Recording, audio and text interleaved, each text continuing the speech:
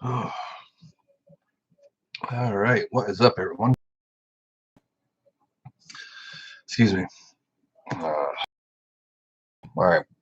Finally back after 3 days. It feels like it's been like, I don't know, 3 weeks. It's been a few days since I've been online. I've been doing it like counting almost every day, sometimes twice a day since I started this. And now I just took like a 3-day break. And that's longest break I've taken since we started this whole thing. Um, Not so much for myself. Well, yeah, for myself, for my health. Not feeling good. I was not feeling good the last 3 days and did not get out of bed basically. Uh, I don't have COVID or anything like that. I actually decided to quit smoking and smoking cigarettes. And um, I did a cold turkey and I just decided I'm done, just did a cold turkey. Didn't feel like I need, help as far as, like breaking down the urges and stuff like that. Like I just felt like I was done. But your body, and your mind are two different things. So my mind said, you're doing good, you can quit. But my body says, no, you need nicotine still, basically. I haven't really broke down as far as that goes, but like I had a very bad withdrawal as far as like I had a migraine, like a level 10 migraine. I've never had a migraine in my life. I've had headaches before, never a migraine, but I had a just severe migraine, like level 10, where it was unbearable, completely unbearable. And that lasted for like 2 days straight. Just like I did not sleep for 2 days, barely ate, just tossed and turned in the bed. Um, it was a horrible experience, very horrible. So yeah, my body was going through withdrawals from nicotine withdrawals, and it was not fun. With that said, I think I'm over it now, both physically and mentally. So that's good. Finally kicked the habit, I think, and I'm very proud of myself for that. But at the same time, holy crap. Um, yeah, so I mean, I actually try to come just to count, just to get my mind busy and stuff, but I couldn't even look at a screen. I couldn't look at my phone. I couldn't even like I had to, make sure the blinds were completely shut, all the lights in the house were off. Like it was bad. So didn't neglect you guys. I literally physically cannot do this. So, but anyway, gonna try to get back in the swing today. Could have started off small just because I still do have like not a slight tension headache, I guess. It's more like it's like a hot car that's been on for too long. Now it's cooling down, but it's still kind of warm. Like that's how it feels. Like all like the if you ever had a migraine before, it just feels like there's like popping all over the head, just like constantly. And anyway, that feeling has resided, but now it just feels like my whole brain is just like warm, like it's been basically just like running in overtime. So it's definitely cooling down, and I just want to take it a little bit easy, but I did want to get some numbers out though because I want to keep on track for this thing, um, and I think I can, physically handle it. So plan on only probably counting 1 or 2 thousand a day. I don't plan on trying to hit 5 or 6 after the week I had or the last 3 days I've had. So again, trying to just kind of get in the back in the swing of things, ease into it and not jump back into it. So again, thank you everybody for your support.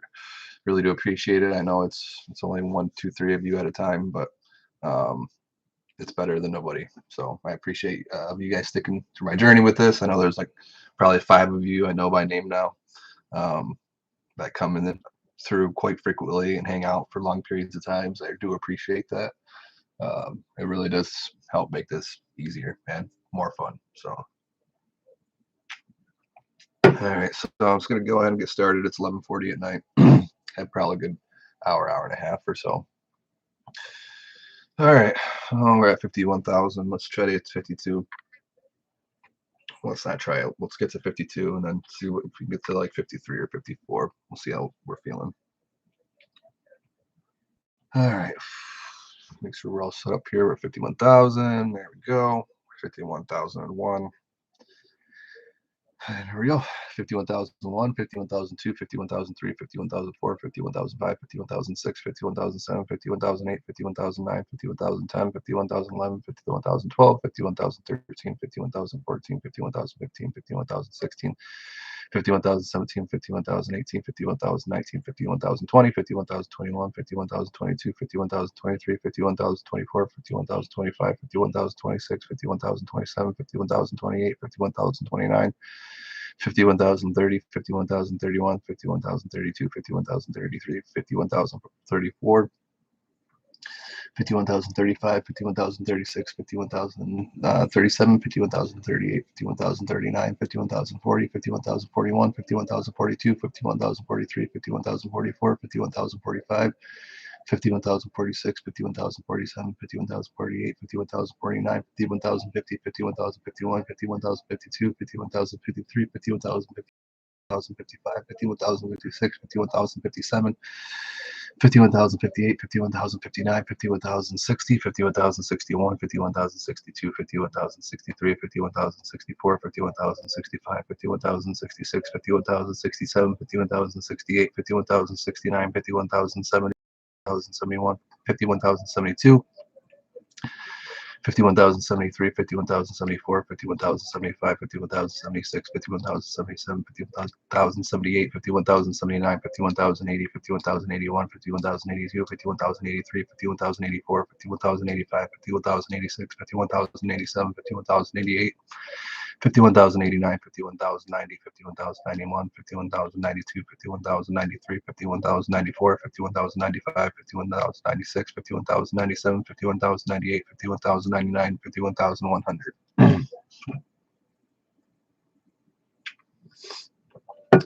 51,101, 51,102, 51,103, 51,104, 51,105, 51,106, 51,107, 51,108, 51,109, 51,110, 51,111, 51,112, 51,113, 51,114, 51,115, 51,116, 51,117, 51,118, 51,119, 51,120, 51,121, 51,122, 51,123, 51,124, 51,125.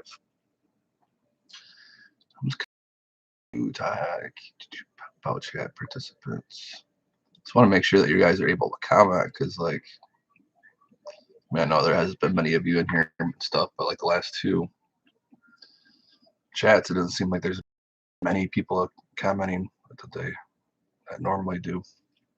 I don't know if it's because my algorithm's starting to pick up now and like, hey, yep, this guy sucks.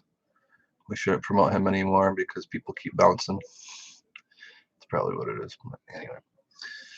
All right, so if you can comment, let me know if you can. I don't know if I turned that off or not. All right, 51,125. 51,150.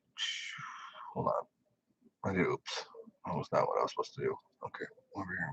51,126, 51,127, 51,128, 51,129, 51,130, 51,131, 51,132, 51,133, 51,134, 51,135. Here we go. 51,136, 51,137, 51,138, 51,139, 51,140. 51,141, 51,142, 51,143, 51,144, 51,146, 51,147, 51,148, 51,149, 51,150, 51,151, 51,152, 51,153, 51,154, 51,155, 51,156, 51,157, 51,158, 51,159, 51,160, 51,161, 51,162, 51,163, 51,164, 51,165, 51,166, 51,167, 51,600, 51,168, 51,169, 51,170, 51,171, 51,172, 51,173, 51,174, 51,174, 51,175, 51,176, 51,177, 51,178, 51,179, 51,180, 51,181, 51,182, 51,183, 51,184, 51,185, 51,186, 51,187, 51,188, 51,189, 51,190, 51,193, 51,196. I'm going to pause there for just a second because it looks like my internet's going out again. Oh, gotta love doing this. I'm not sure if you guys can hear me or not. Alright, looks like it's back. My internet likes to pretty much pause my screen and it gives me this little error saying trouble connecting, so I don't know if I'm completely dead to the world at that time. So I tend just to stop counting just in case, so it doesn't, not get recorded. Speaking of that, I came up a couple, I'm going to go back a couple numbers just in case. I love having crappy internet. Alright, 51,193, 51,194, 51,195, 51,196, 51,197, 51,198, 51,199, 51,200, 51,201, 51,202, 51,203, 51,204, 51,205, 51,206, 51,208, 51,209, 51,211, 10.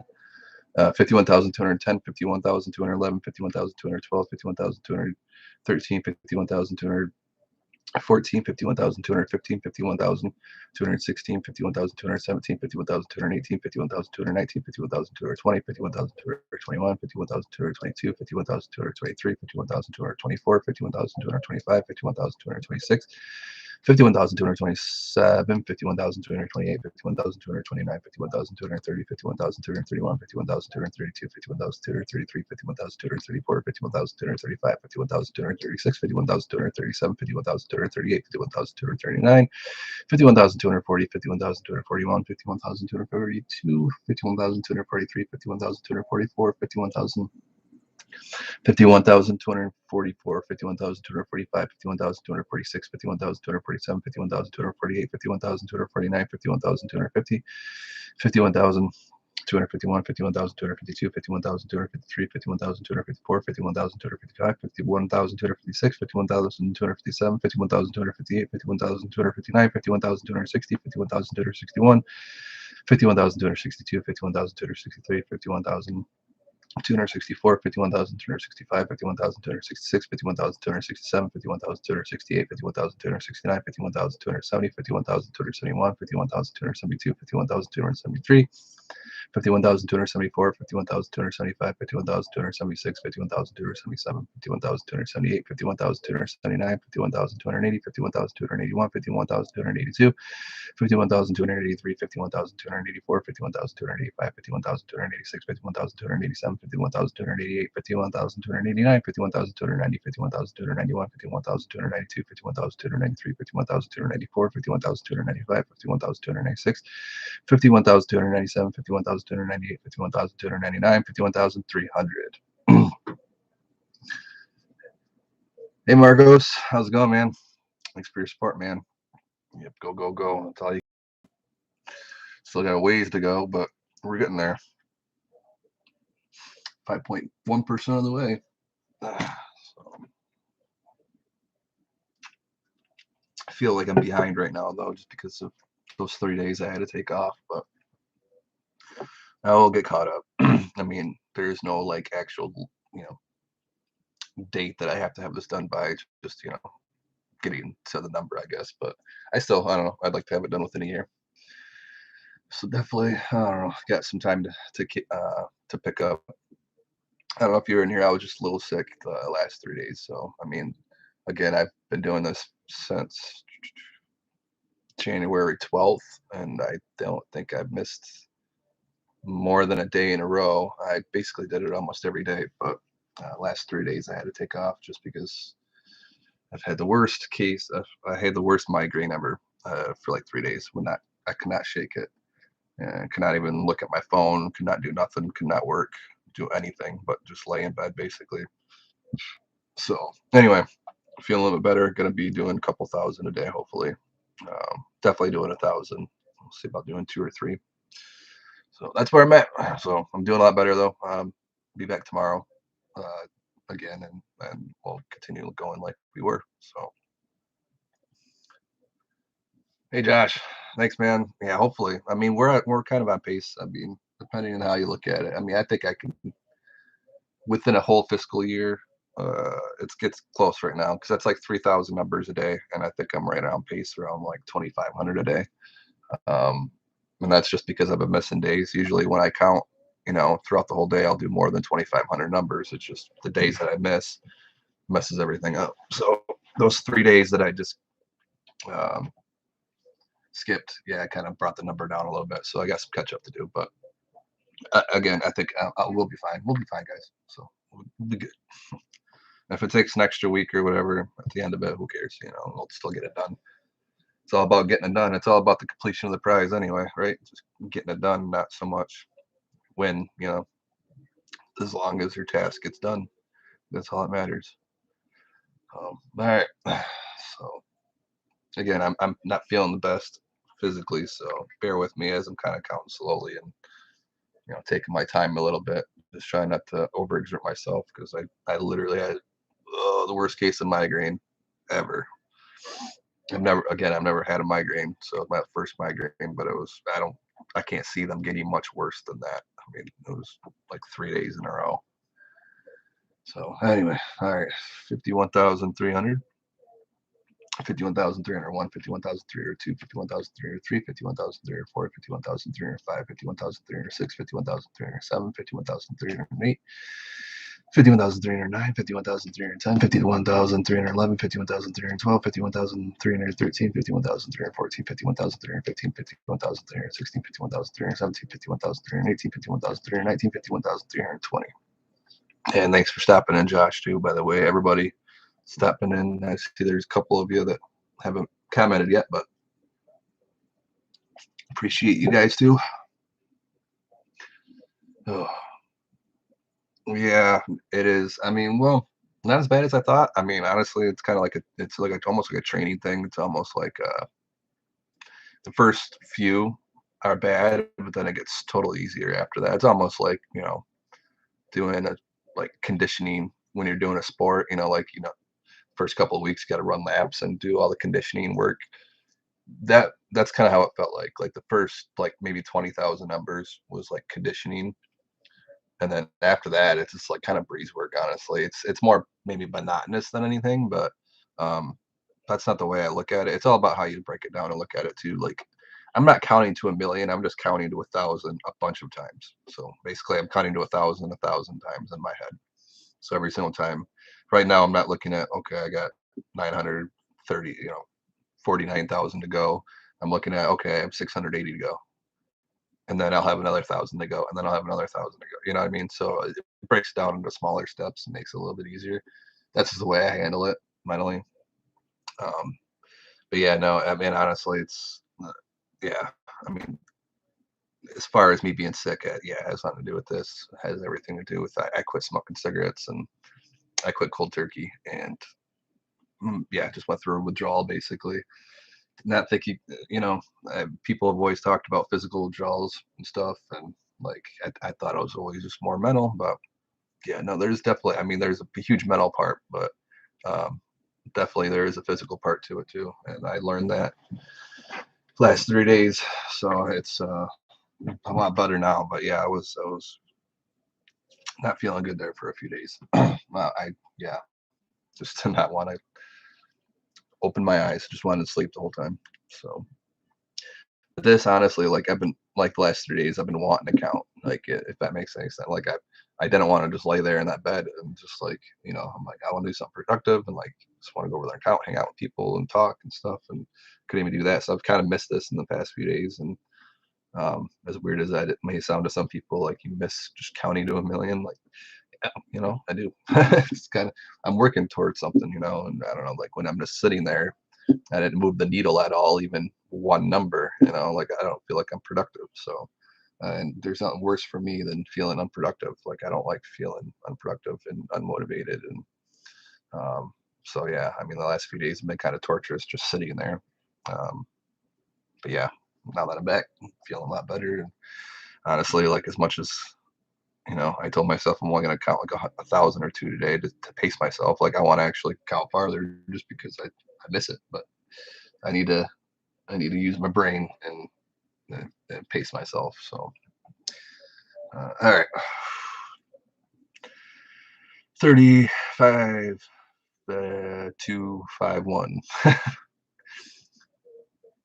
I'll get my brain back in order so I can start reading the numbers. All right, 51,320, 51,000. 321, 51,322, 51,323, 51,324, 51,325, 51,326, 51,327, 51,328, 51,329, 51,330, 51,331, 51,332, 51,333, 51,334, 51,335, 51,336, 51,337, 51,338, 51,339, 51,340, 51,341, 51,341. 51,343, 51,344, 51,345, 51,346, 51,347, 51,348, 51,349, 51,350.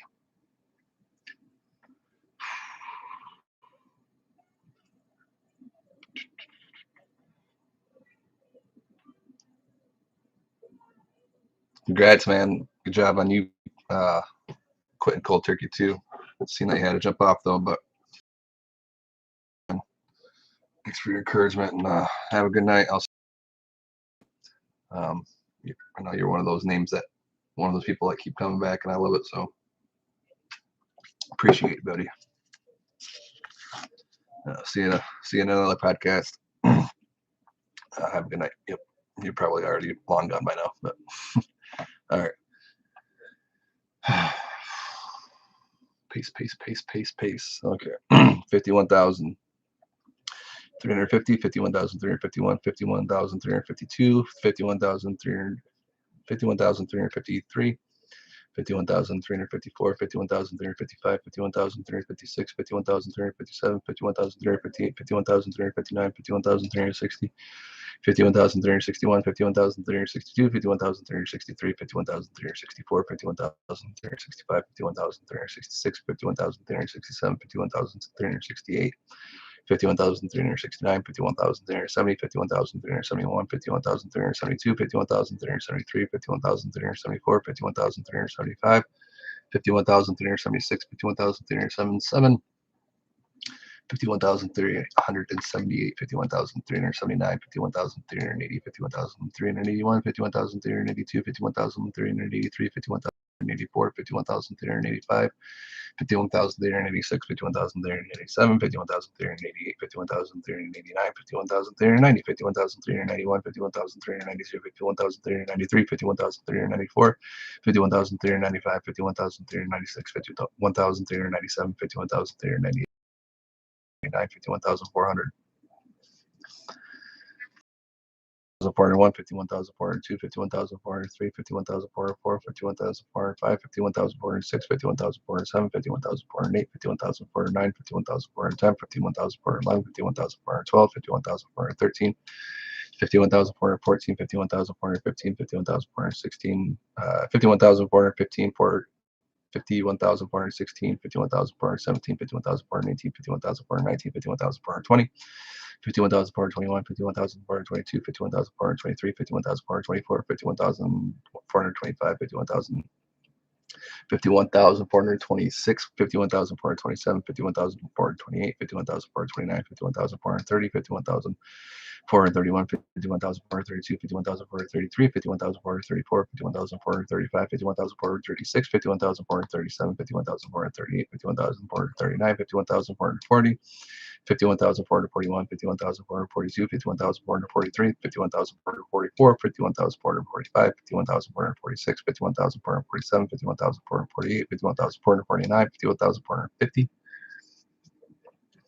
51,451, 51,452, 51,440, 51,453, 51,454, 51,455, 51,456, 51,457, 51,458, 51,459, 51,460, 51,461, 51,462, 51,463, 51,464, 51,465, 51,466, 51,467, 51,468, 51,469, 51,470, 51,471, 51,472, 51,473, 51,474, 51,475, 51,476, 51,477, 51,478, 51,479, 51,480, 51,481, 51,482, 51,483, 51,484, 51,485, 51,486, 51,487, 51,488, 51,489, 51,490, 51,491, 51,492, 51,493, 51,494, 51,495, 51,496, 51,497, 51,498, 51,499, 51,500, 51,501, 51,502, 51,503, 51,504, 51,505, 51,506, 51,507, 51,508, 51,509, 51,510, 51,511, 51,512, 51,013, 51,514, 51,515, 51,560, 51,570, 17, 51,518, 51,519, 51,520, 51,521, 51,522, 51,523, 51,524, 51,525, 51,526, 51,527, 51,528, 51,529, 51,530, 51,531, 51,532, 51,533, 51,534, 51,535, 51,536, 51,537, 51,538, 51,539, 51,540, 51,541, 51,542, 51,543, 51,544, 51,545, 51,546, 51,547, 51,548, 51,549, 51,550, 51,551, 51,552, 51,553, 51,554, 51,555, 51,556, 51,557, 51,558, 51,559, 51,560, 51,561, 51,562, 51,563, 51,564, 51,565, 51,566, 51,567, 51,568, 51,569, 51,570, 51,571, 51,572, 51,573, 51,574, 51,575, 51,576, 51,577, 51,578, 51,579, 51,580, 51,581, 51,582, 51,583, 51,584, 51,585, 51,586, 51,587, 51,588, 51,589, 51,590, 51,591, 51,592, 51,593, 51,594, 51,595, 51,596, 51,597, 51,598, 51,599, 51,600. 51,602, 51,603, 51,604, 51,605, 51,606, 51,607, 51,608, 51,609, 51,610, 51,611, 51,612, 51,613, 51,614, 51,614, 51,615, 51,616, 51,617, 51,618, 51,619, 51,620, 51,621, 51,622, 51,623, 51,624, 51,625, 51,626, 51,627, 51,628, 51,629, 51,630. 51,631, 51,632, 51,633, 51,634, 51,635, 51,636, 51,637, 51,638, 51,639, 51,640, 51,641, 51,642, 51,643, 51,644, 51,645, 51,646, 51,647, 51,648, 649, 51,650, 51,651, 51,652, 51,653, 51,654, 51,655, 51,656, 51,657, 51,658, 51,659, 51,660, 51,661, 51,662, 51,663, 51,664, 51,665, 51,666, 51,667, 51,668, 51,669, 51,670, 51,671, 51,672, 51,673, 51,674, 51,675, 51,676, 51,677, 51,678, 51,679, 51,680. 51,681, 51,682, 51,683, 51,684, 51,685, 51,686, 51,687, 51,688, 51,689, 51,690, 51,691, 51,692, 51,693, 51,694, 51,695, 51,696, 51,697, 51,698, 51,699, 51,700. 51,701, 51,702, 51,703, 51,704, 51,705, 51,706, 51,707, 51,708, 51,709, 51,710, 51,711, 51,712, 51,713, 51,714, 51,715, 51,716, 51,717, 51,718, 51,719, 51,720. All right.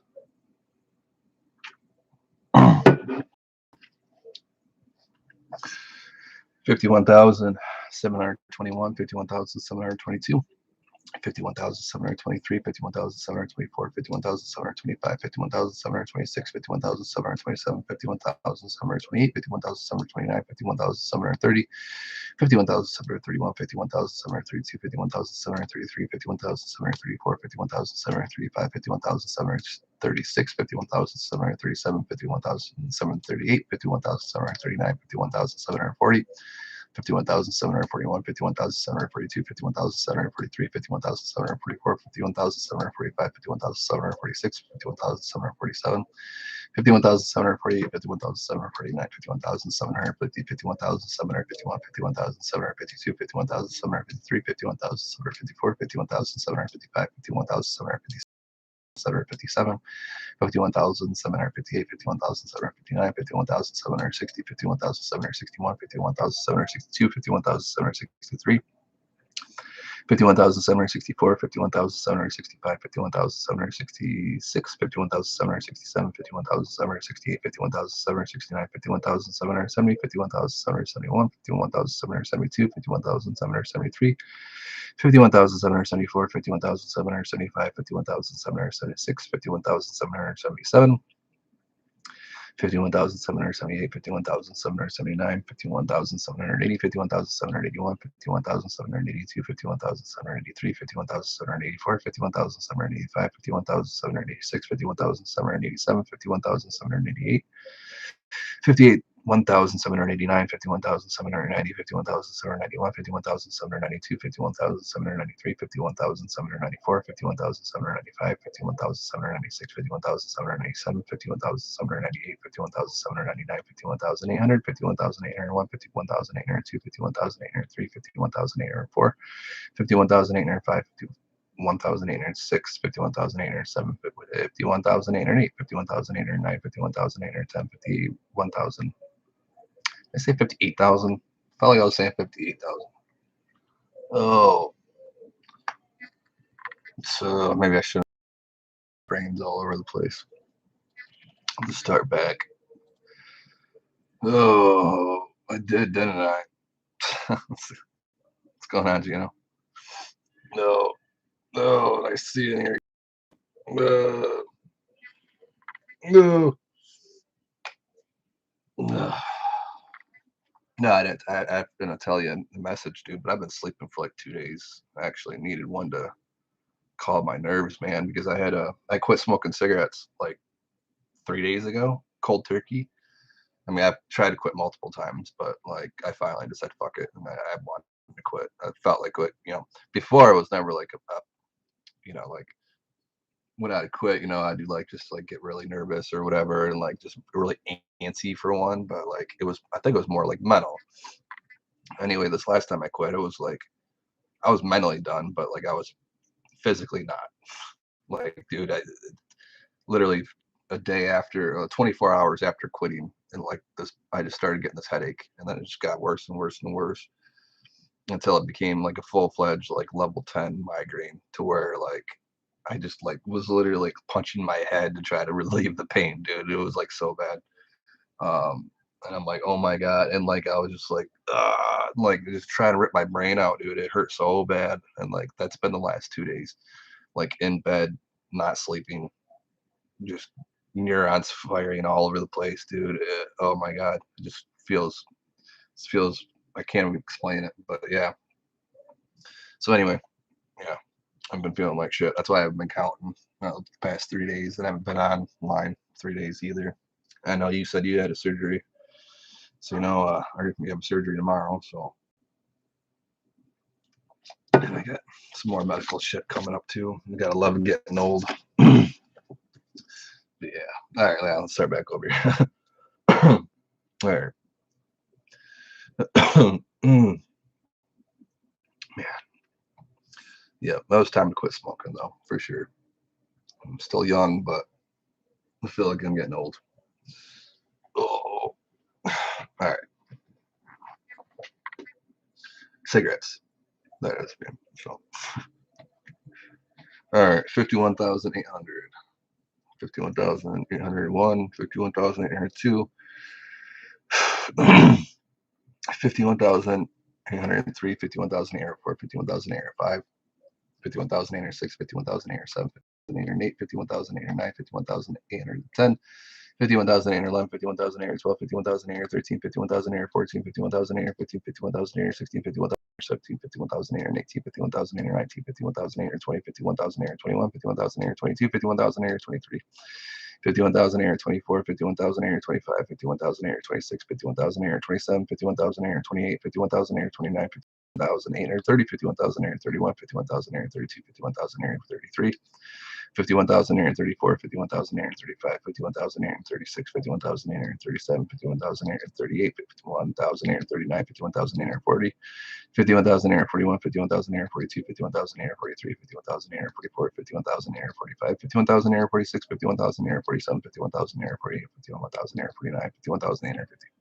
I actually need to jump back onto Facebook here. I can't do multiple windows though, because this is my window. So if I jump on Facebook, then you won't be able to see that. Okay.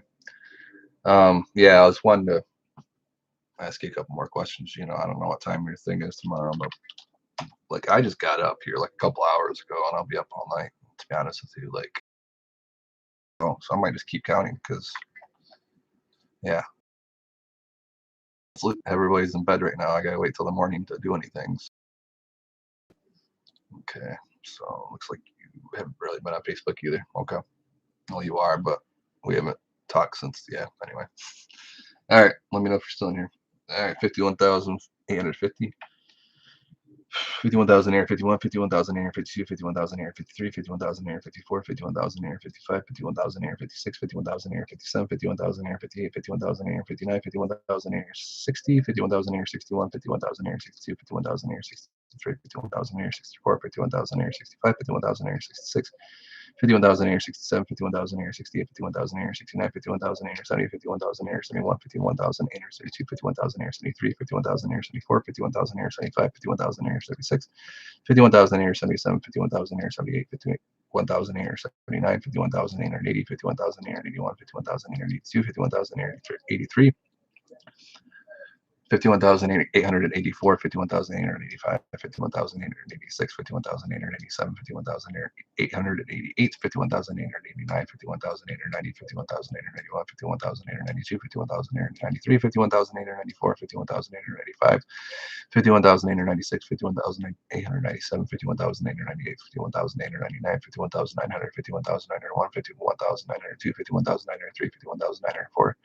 51,905, 51,906, 51,907, 51,908, 51,909, 51,911, 51,911, 51,912, 51,913, 51,914, 51,915, 51,960, 51,917, 51,918, 51,919, 51,920, 51,921, 51,922, 51,923, 51,924, 51,925, 51,926, 51,927, 51,930, 51,931, 51,932, 51,933, 51,934, 51,935, 51,936, 51,937, 51,940, 51,941, 51,944, 51,945,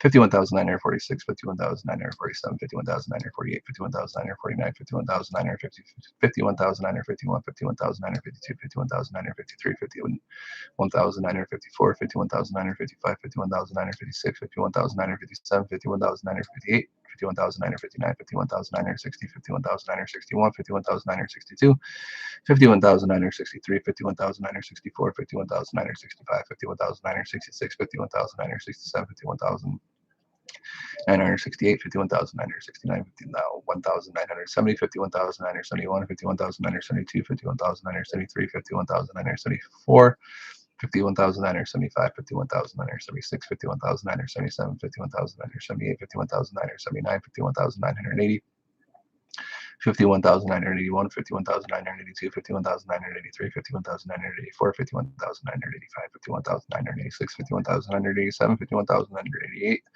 51,989, 51,989, 51,990, 51,991, 51,992, 51,993, 51,994, 51,995, 51,996, 51,997, 51,998, 51,999, and 52,000.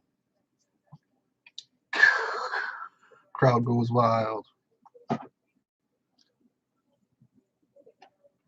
right, another 1,000 down. Only 948 of them to go. 52, 5.2%. Hey, Dylan, how's it going, man? Nice seeing you today. Oh, oh, I don't know how much more I'm going to go today. Probably another 1,000. Let's make it even 2 today because I'm oh,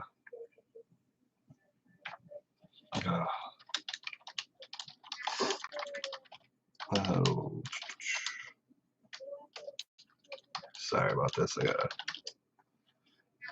left a buddy a message real quick. Yeah, all right. Yeah, I know. All right, let's try to get another 1,000 in just because I feel weird just doing 1,000 in the whole podcast. It doesn't seem like it moves the needle enough. And if I did that every podcast, it would take literally 1,000 podcasts. So I mean, that would be like, if I did that every day, it'd be three years. So I don't like doing it like that.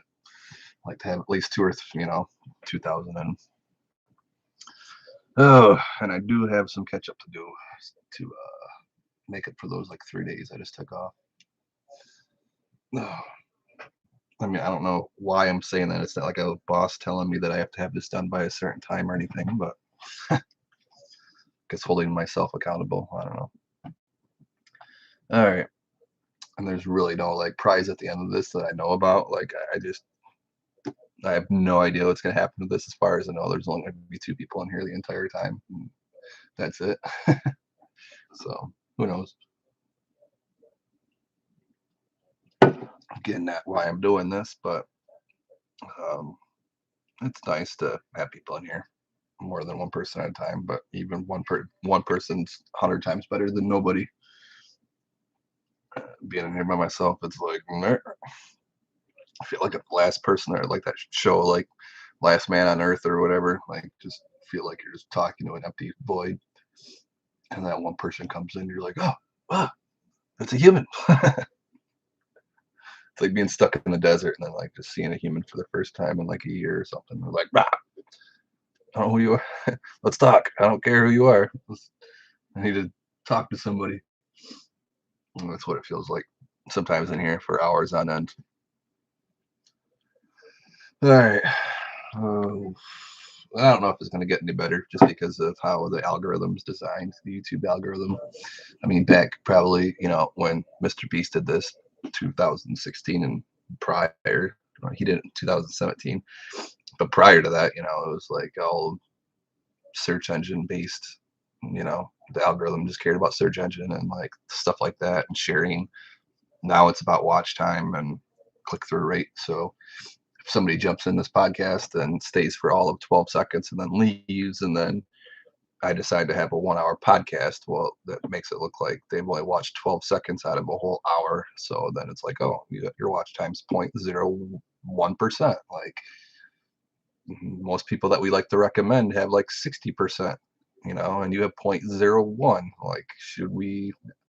So the algorithm's like, yeah, let's not promote that because it makes no sense. So that's kind of where this is at, I think. It's like unless people stay for hours, it's never going to tell the algorithm, or unless people stay for like 60 to 70% of the time that I'm online, then it's not going to really recommend it. I don't know how they treat these lives, if it's like the same as videos or not. I'm going to guess so, but that's just from my understanding of it. YouTube likes to change, and they don't tell people about their changes. That's for sure. This platform since 2010 and 2011ish, and every change that they've ever made, they're very transparent on them. Like they'll tell you. Sometimes they don't tell you at all that they're changing anything, and then other times when they tell you they're going to change it, they're just like, oh yeah, we're going to change this thing, but then they don't tell you like how they're going to change it. And then other times they like will tell you that they're going to change something and then change it, but for a completely different reason why that they're telling you. Like we can go on and on for that, but anyway, yeah. So I don't know if this will ever take off, but yeah, high hopes for it. But yeah, not high hopes, I guess, but I mean, yeah, high hopes, hoping for the best, expecting the worst. It's how I live most of my life, I guess. But with this, I mean, it's no exception for sure. I mean, I don't think I honestly like be very surprised if it does, you know, take off. At least while I'm doing it, it might take off like years down the road or something. But I don't see it like getting big where it's gonna be like, a bunch of people in here. Like at any given time, I think it's only probably have less than 10 people. I mean, it's not like I'm playing a video game or doing anything that's exciting. I'm not like, I don't know, filming an eagle's nest or something. I don't know, just counting. But I don't know. I mean, I think it's cool or interesting, and I would follow something like this. But you know, I don't know. I'm weird, I guess. Maybe I just have to find all the weirdos out there. I don't know. Yeah, I don't know. Let me know your guys' thoughts on that. Do you think this will ever, or do you think it's worthy of, the the eighth page of the newspaper, or anything like that, worth talking about, or how to make this even more like interesting? Like, is it just like, is this boring just because it's me counting, or like if I actually had a reason to count, like if I gave you guys a reason to count, like it'd make it more exciting, like, oh, this guy's counting for such and such, like we need to encourage him, like, or whatever. But if it's like somebody comes in here and they're like, oh, what are you counting for? I'm like, I'll tell you at the end. They're like, oh, well, I don't really want to support you then. I feel like that's kind of a thing, right? So like people need a reason to stay and support me, not like, oh, okay, I know what you're doing, but why are you doing it? And I don't know, I feel like that's like a big thing now, right? Because like if you ever watch like a show called Shark Tank, that's what they always ask the businesses when they first get on there. They're like, oh, what's your mission statement? Like what are you doing? Like, oh, you're a shoe company, so how about you do like you sell a pair and then you donate a pair or something like that, you know what I mean? Giving back to the community.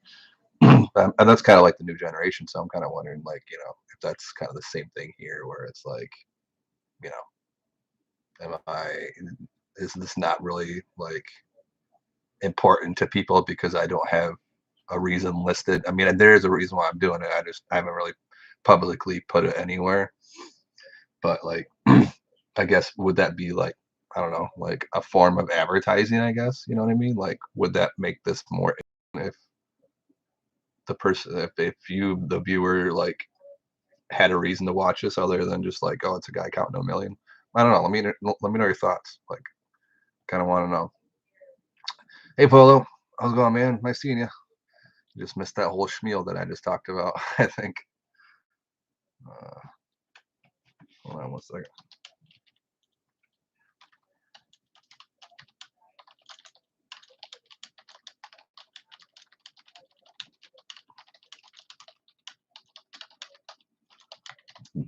Excuse me. Yeah, no. So anyway, um, okay, yeah. Well, yeah. If you want to rewind, so I don't have to really repeat it all over again, I guess. Um, I'll probably miss out some of that. Yeah, if you want to rewind really quick, actually, and listen to that, and then I'll keep counting here, so that way I can get caught up on some numbers because I want to get at least another 1,000 done here, and then let me know once you get back. Because yeah, I don't know. All right, so 52,000, 52,001, 51, 2002, 52,003, 52,004, 52,005, 52,000. Geez, the twos are bit. I'm still stuck in ones. 52,005, 52,006, 52,007, 52,008, 52,009, 52,010, 52,011, 52,012, 52,013, 52,014, 50,015, 52,015, 52,016, 52,017, 52,018, 52,019, 52,020, 52,021, 52,022, 52,023, 52,024, 52,025, 52,026. 27, 52,028, 52,029, 52,030, 52,031, 52,032, 52,033, 52,034, 52,035, 52,036, 52,037, 52,038, 52,039, 52,040, 52,041, 52,042, 52,043, 52,044, 52,045, 52,046, 52,047, 52,048, 52,049, 52,050. 52,051. Here we go. 52, 52,053, 52,054, 52,055, 52,056, 52,057, 52,058, 52,059, 52,060, 52,061, 52,062, 52,063, 52,064, 52,065, 52,066, 52,067, 52,068, 52,069, 52,070. 52,071, 52,072, 52,073, 52,074, 52,075, 52,076, 52,077, 52,079, 52,080, 52,081, 52,082, 52,083, 52,084, 52,085, 52,086, 52,087, 52,088, 52,089, 52,090, 52,091, 52,092, 52,093. 52,094, 52,095, 52,096, 52,097, 52,098, 52,099, 52,100, 52,101, 52,102, 52,103, 52,104, 52,105, 52,106, 52,107, 52,108, 52,109, 52,110, 52,111, 52,112, 52,113, 52,114, 52,115, 52,115, 52,116, 52,117, 52,118, 52,119, 52,120, 52,121, 52,122, 52,123, 52,124, 52,125, 52,126, 52,127, 52,128, 52,129, 52,130, 52,131, 52,132, 52,133, 52,134, 52,135, 52,136, 52,137, 52,138, 52,139, 52,140, 52,141, 52,142, 52,143, 52,144. 52,145, 52,146, 52,147, 52,148, 52,149, 52,150.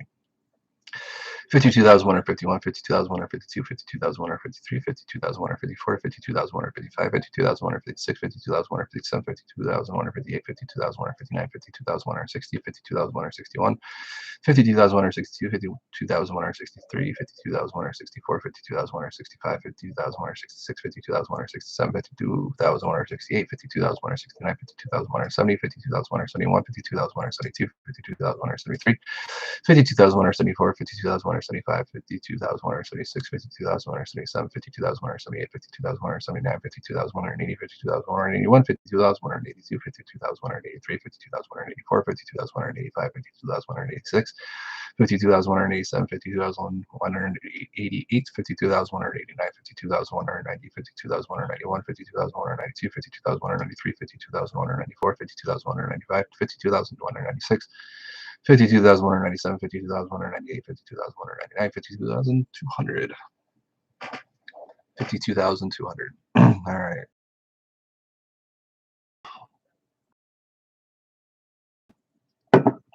Man, this little cup holds a lot, I swear. All right, it looks like my connection is unstable again. So I'm going to hang out for just a second before counting, just to make sure that I'm still alive. All right. Here we go. It looks like it went back to normal. Oh, I hate seeing that little sign. A little sign pops up. Basically just says your connection's slow, blah, blah, blah. Your internet sucks. Go fuck yourself. Oh, counting your crypto profits going backwards. Or counting your crypto profits from, what was it? Up until about a month ago when it crashed. Man, everybody made so much money. Everybody was a genius this year. And then it crashed. I like tripled my money, and then it went right back down to, well, I mean, I didn't go back under what my investment was, but it went from like, I don't know, 300% gains total to like, I don't know, maybe like 150% gains or something, 125%. And then it's slowly going back up now, but it's like every day just check your crypto for like months there, and it was like, oh yes, up another 5%, up another 5%, up another 5%, like every single day. And you're like, this is easy. Then all of a sudden we wake up, what the hell's going on? Uh,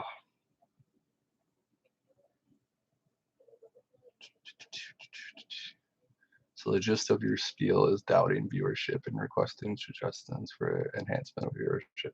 Pretty much, yeah. That, and like, yeah, I mean that's pretty much in a nutshell. And just kind of like again, I don't know why. Like I know why I'm doing this, but like I feel like I'm wasting it. You know what I mean? Like something as big as this, I feel like, if we had a good reason behind it, that we can really use this for something huge. And like I don't know what that could be used for. Like I just feel like the reason why I'm doing it is not going to really matter, and people aren't going to really care about it. And like, that's why I was thinking like doing it for charity. Like, yeah, well, like people know who Mr. Beast is, and they, blah blah charity. So it's like they, do it for that, and then not blah blah blah charity, but I mean, like just, um, I mean, I just like, if I don't know what I'm trying to say. I'm basically just saying like I feel like I'm wasting this moment. You know what I mean? Like I'm just because of my lack of marketing skills, like I'm not utilizing this moment properly. If that makes any sense. Like I don't know. I just feel like for something like this, like we could really, really make something out of it. You know, um, like raise awareness.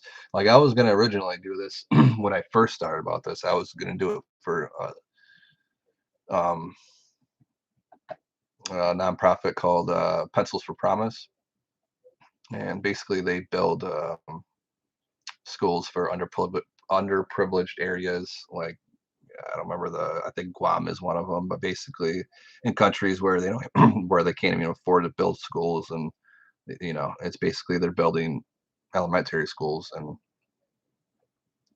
for sound effects when you're right, something like that. Yeah, no, like a big goal and lights and stuff behind me. Like I definitely try to make this area more interactive, I think. But yeah, I mean, as far as that goes, I mean, we definitely, that's definitely needs to be done too. But at the same time, I guess the message for the reason why I'm doing this, like I keep getting asked like, why are you counting to a million? And like I have zero elevator pitch for that. Like I have a different answer for everybody, but like It's not that it's because I have so many different reasons why I'm doing this, and it's again, I'd have like no elevator pitch for it as far as like this is like exactly why I'm doing it. You know what I mean? It's like, well, it's kind of hard to explain. So let me start back over from the beginning. You know what I mean? And like, I don't want that. Like, I want to be able to like elevator pitch somebody. Like, this is why I'm doing it. This, you know what I mean? And again, like I had my reasons for doing this, and I think that they're good reasons to share with everybody. But I don't feel like people are gonna care. You know what I mean? Like, I don't know. It's just like I don't know. I just don't want to waste this time. You know what I mean? And waste this moment. And I really want us all to kind of like you know to cure boredom, right? I mean, I like the idea, like, make every day count, like somebody said that on a comment. I mean, like, it's not obviously a reason, just like it's a good, it's like kind of like some good news with John Krasinski, like it just like, or how do I re say his last name, from The Office. Um, like his show, it's just kind of like, it's there for what it's there for. It's there to make everybody, just it's something that's needed. I don't feel like this is something that's needed, but I feel like it could be. How do I turn that into something positive? I just don't want to be the guy sitting here in his room counting. I want to be like, I don't know. I want to again. I don't like wasting things. I don't like wasting time, and that's how I am with everything. Not just time, but like materials too. Like I'll save freaking plastic bags. Just that's something small like grocery bags, but like I mean, I save pretty much anything if I think I can use it later for something else. Like I'm just very frugal in that aspect, and like I just don't. I want to make the best of everything. You know what I mean? So like when it comes to this, I just jumped into it, and I didn't really think of like what the whole goal was or plan. I'm like, well, just start counting a million, and I'll figure it out along the way. And yeah, I mean, so yeah, I mean, the originally started with, and this is like 2 years ago when I first had this idea. Um, 2 years ago, I'm like, I'm gonna count, and I'm gonna count for this charity called Pencils for Promise. And the whole idea is that I'm counting because they can't. And what I mean by that, like most of these kids can't even count to 10. They don't know how. Because they don't have school. They don't have that they're illiterate. They don't, they want to count, but there's no teachers, there's no schools. So it's like I'm counting because they can't, and I think that's like the whole premise that I started with. And then I heard a couple bad things, which you don't know, right? But I heard like just a couple bad rumors about you know, not maybe I don't want to put them under the water. I don't want to get sued, blah blah blah. But like just in I wasn't hearing the best things about certain nonprofits, right? So it kind of scared me a bit into wanting to work with them because it's like, wow, like something as good as this is still a little bit corrupt or whatever. I don't want to put my name associated with that. So that kind of like that was actually kind of why I put this idea on the shelf for 2 years because I was like, well, that's kind of the reason why I wanted to count. But if I'm not going to count for that, then why am I going to count? You know what I mean? Again, there's a million reasons why I'm doing this, but that that's kind of I want something to benefit from this other than just me getting a record. I want something. Whether it's blind kids getting books or just anything. I mean, it just I want somebody to benefit from this that otherwise can't help themselves.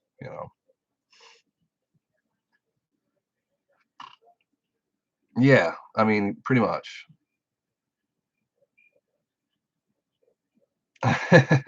Like I said, like I have social marketing skills, but not for myself. I don't understand it. Like I cannot. It's like one of those things, like I do have social marketing, but like um, yeah, I know. Like get a girl to do this or something.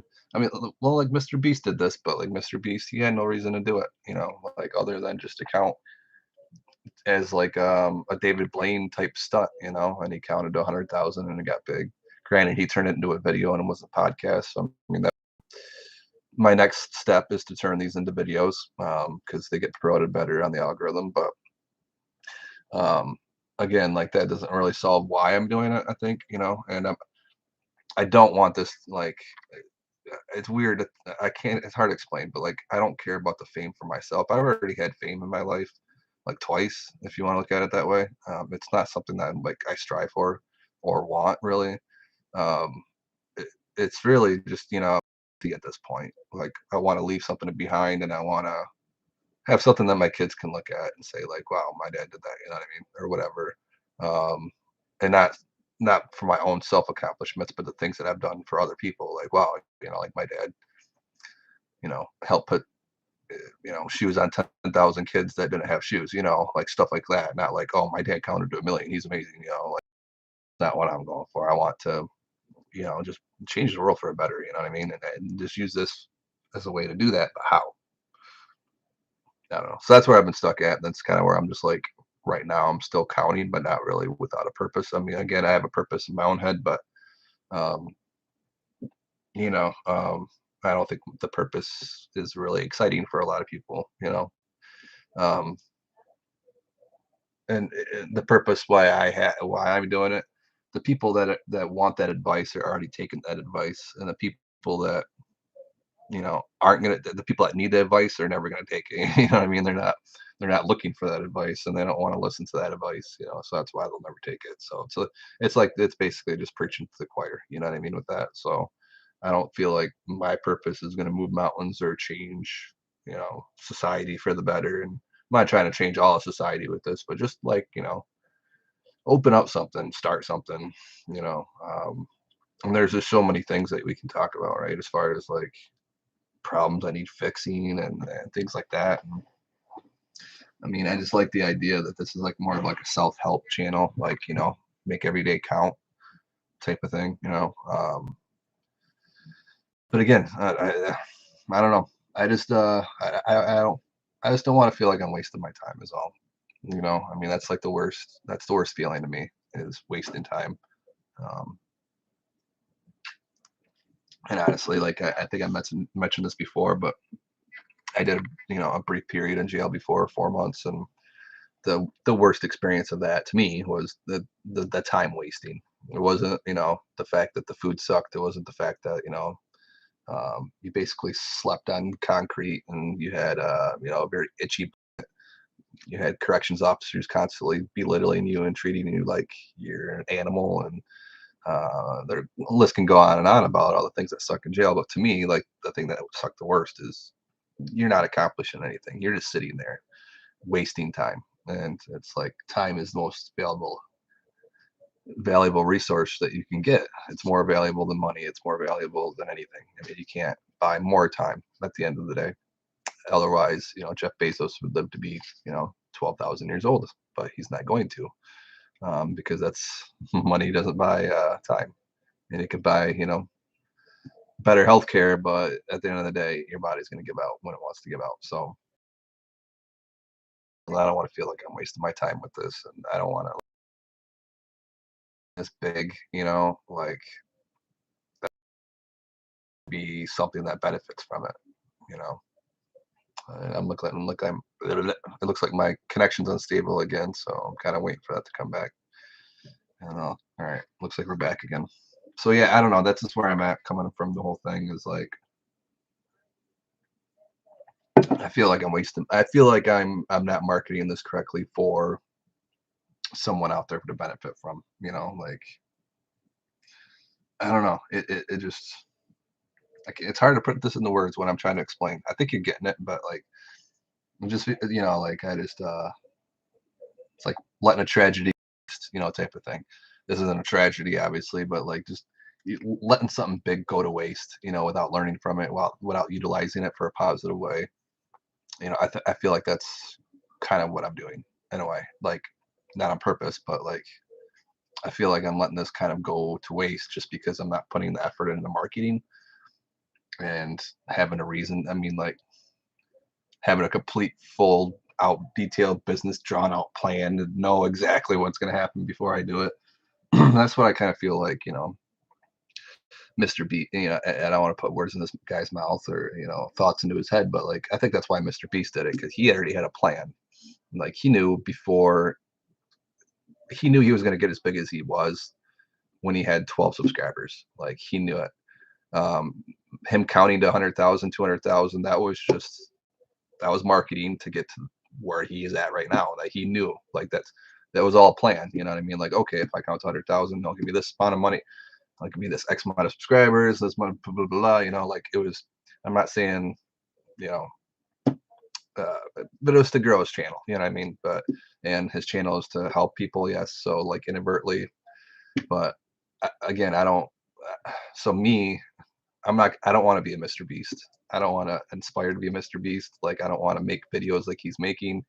After this podcast, I don't want to make those types of videos. So there's nothing next. As far as like what I plan to do with the audience I get from this. So I mean that. So yeah, I don't know. That's kind of. Yeah, it pretty much is, right? I know that's what I've been trying to. I was kind of thinking it was just going to come to me and stuff. And again, like I have a couple ideas. I just don't know if I don't know. Marketing's weird, and I don't know. It's weird. I mean, like again, I'm just doing this for the reasons I've mentioned before on here, but I feel like it's a waste. I feel like it's been like almost selfish in a way because I feel like I'm wasting my time. You know what I mean? And wasting a good opportunity for people. You know what I mean? Like there's I don't know. There's this kind of hard to explain. I was going through some midlife crisis stuff here, guys. I don't know. I'm gonna break down his turk right, and I can't figure it out.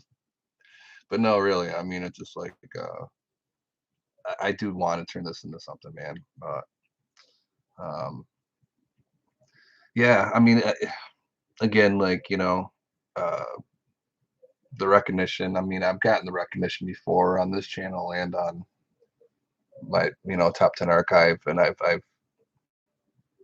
like I said, I've got stopped in the streets. I've had autographs. I've had like selfies. I've met bigger YouTuber. I've had all of that, and I mean, that's not what I'm looking for with this. But I feel like the recognition is going to go in the wrong spot. Like I feel like at the end of the day, like the recognition will be mine or whatever, and it's not going to be for what for what it's all about, or I want it to go to somebody else. You know what I mean? Like I don't know if I get invited onto a podcast, let's say whoever, you know what I mean? Theo Vaughn invites me on to his podcast, and he asks me like, "Oh, why'd you do it?" I don't want to sit there and be like, "Oh, because I just got bored one day and I counted 1 million." You know, I'd be like, no, I want to say like, well, yeah, I started for myself and I realized, like, blah, blah, there, there's people piling in that wanted to watch it, and a lot of them seem passionate about this one topic, and I don't know, it just, I want, the a leverage to go to something good. You know what I mean? Like if it's there, then utilize it. You know what I mean? Like so if just theoretically, like yeah, I know. That's what I've been kind of just thinking about. Just whatever happens, happens, right? Just don't think too hard about it, right? And then whatever will happen, and it'll fall into place. But I don't know. Like again, I'm not the best marketer because I've just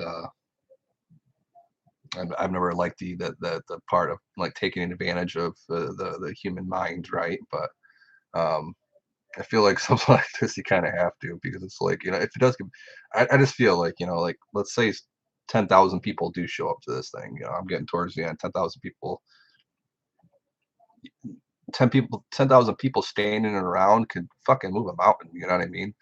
Um, I mean, whatever you want to do with 10,000 people. I mean, like if all of them donated $10, that's what $100,000. So like I mean that's what can $100,000 do? I mean a lot. I mean maybe pick your thing. Or it can make a park. It could clean up a lot of trash. It could plant a lot of trees. It could feed a lot of homeless children. It could do a lot of things. You know what I mean? And I feel like if I if I'm not utilizing that audience that might come, then I feel like it's a big waste, you know. Because I don't want 10,000 people standing around clapping me on, cheering me on to get to a million. I want 10,000 people standing around as a family,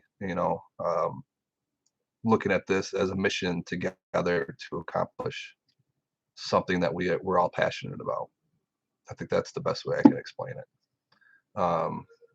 So yeah, I mean that's where I'm at right now. I have no reason of actually wanting to do this. Like as far as like, I mean I do for myself, but for like again for what's coming next, I have no plan. so yep, buy a lot of Doge, right? Maybe I should start my own coin or something. I actually just found out that an old buddy, old coworker of mine, well, an old employee of mine started his own coin, a video editor I used to have for Archive. We just talked about the other day. He's like, "Oh yeah," I'd messaged him out of the blue, just asking how it was going because I haven't talked to him in like 4 years, and it's like, "Oh, just getting in the crypto game, like investing." He's like, "No, creating. Like we have our own coin and we have our own platform and blah blah blah." I'm like, what? It's amazing. He's got his own coin now, but it's pretty small still. It's not on many exchanges. You have to like buy it directly through their wallet or their main net. Blah blah blah. I forgot what the word's called, but anyway, Shiba Inu. I've lost well, funny story on that coin, but I bought it the first all-time high, like at the very peak. I bought it the first all-time high, Shiba, and I dropped like $200 just for like a gamble. And like within 3 days, my $200 went down to like 25. Like it got cut by an eighth, or 7/8. It was almost down to nothing. And I'm like, yeah. Then I held out to the $25 for like 6 months. I'm like, well, there's no point in selling it because you're already at like 90% loss. Like, why sell at that point? You might as well hang on to it, right? And then all of a sudden, here, like, well, the last, a couple months ago, it hit a new all-time high, and my 200, so my $25, it went back up to like 280. So I ended up making $80 profit. But I held on to that. I diamond hands that thing for for like 6 or 7 months. 'Cause I mean, not that I wanted to. It was just like, yeah, well, there's no point in selling it. So I just held out long enough and actually ended up profiting. But like I was down like for a long time on that thing, and I was waiting and waiting and waiting, and it finally did. But and then as soon as I sold it, I literally sold it at the all-time high. I mean, I don't think it went up maybe like less than a 0.5% more than where I sold it at. Um, and then it crashed again, and now it's kind of like trying to come back. But I'm like, I'm done with that. I'm done with that game. So now I'm just my portfolio. I have a lot of Crow coin, which is crypto.com's main coin. I stake for I have like a couple $1,000s in that. I think I stake for their debit card. Um, they have a really good rewards program there at crypto.com. But yeah, so that's like probably I don't know 25% of my portfolio, and then I'd say 20% of my portfolio is Matic or Polywog, which is like kind of like ADA. It's just another, you guys have heard of it. And then another probably about 10 to 15% of my portfolio is ADA, Cardano. And then let's say 30 to 40% is Ethereum, and then the rest is Bitcoin. So like those are my big.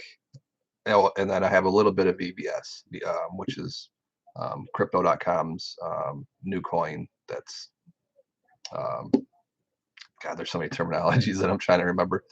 But yeah, it's their new coin that has something, their DeFi wallet or whatever. I don't know. But yeah, and Crow will explode, dude. I mean, it's. I bought it at the perfect time too. Like I bought it when it was like 13 cents, and then it went up to like 80 cents within like a month or two or something like that. And I had like $400 invested at 13 cents, and then when it went up to like 80, 7 times the money, from $400 went to like 3 grand. And then yeah, so I'm sitting pretty good on Crow. That's a lot of my gains right now, but it's gonna go back up. Um, definitely made some bad choices this year on crypto. I'd like to know what your guys' worst decision was of this year when it comes to trading crypto. Um, yeah, I ended up my worst trade this year. I bought Ethereum Classic when it went up to like $150 um, a share when it hit its all-time high. The all-time high. I think I bought it at like $141 of the 150 or whatever. It was like almost up there. And I went all in on that thing. I put like, well, I traded all my Algorand. So I had like $3,000 in Algorand that I did good on. I only put like, I think $1,000 into that and I got that up to 3 grand.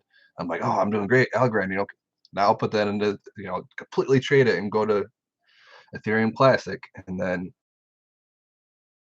I mean, that $3,000 turned into like 400 bucks. And I'm like, yeah, I got screwed. So I'm like, we'll just write that one off. And like that's what I'm going to show to the IRS this year. Like exactly, fear of missing out. And that was my biggest lesson of this year. Like do not FOMO, man. I mean, it was like, and it hasn't. I mean, I held on to it for a little bit and it did come back a little bit because it crashed hard. It went down like 20s and 30s. Oh man. So I mean, I held on to it for a little bit, and then it really bounced back, and then I ended up getting out of it. And I think I don't remember what I traded. I think I bought more Crow with it or something. But anyway, I'm still up on the year. I don't know how you guys are doing, but I think a lot of people seem to be up. But then again, like if you hold crypto more than 3 months, you're probably up. It's the people that try to day trade and like they're in and out of a the next coin like every week. Those are the ones that end up losing money. Time in the market is better than timing the market every time. It's the way it is because there's 80% of people want to make that, they want to make 20% profits every single day because they see that a coin, at one point some coin goes up 20% every day. So they're trying to hit that coin every day. And the thing is that half the time they end up hitting a coin that goes negative 20, and then they what do you call it? Not FOMO, but the opposite of when you FUD out or whatever, fear, uncertainty, doubt. Yeah, yeah, Doge. It still is, man. I mean, I've been following Doge since the Dogecoin Millionaire, and like, God, he had such a good opportunity to get out, like during Saturday Night Live. I don't know if you guys watch Andre Jink on YouTube. He's American, but he's Russian. Um, American accent, but I think he was born Russian. It came over, but he's very, very smart when it comes to crypto and finance. He runs a crypto finance channel. He's got over probably close to 2 million subscribers now. But Andre Jink, check him out. Really smart guy. I've made some money off of watching his channel. He was the one that actually really convinced me to get into Ethereum back when Ethereum was before Ethereum exploded, when it was at like, well, not too far behind. I mean, because I've been looking at Ethereum since like 2015, but this year when Ethereum was like 14, 1500 bucks, he was like, you guys got to get into it. It's about to double, like, and he said that like literally a month or two before it happened. And I made some money because of that decision. So, I mean, he's a smart guy. Not saying he's right. Nobody's right all the time, right? It's all speculation and predictions, right? But he really does dive into things, and he explains why he tells you the things, not just tells you and say just take it for whatever it's worth, But yeah, no, even 3 months.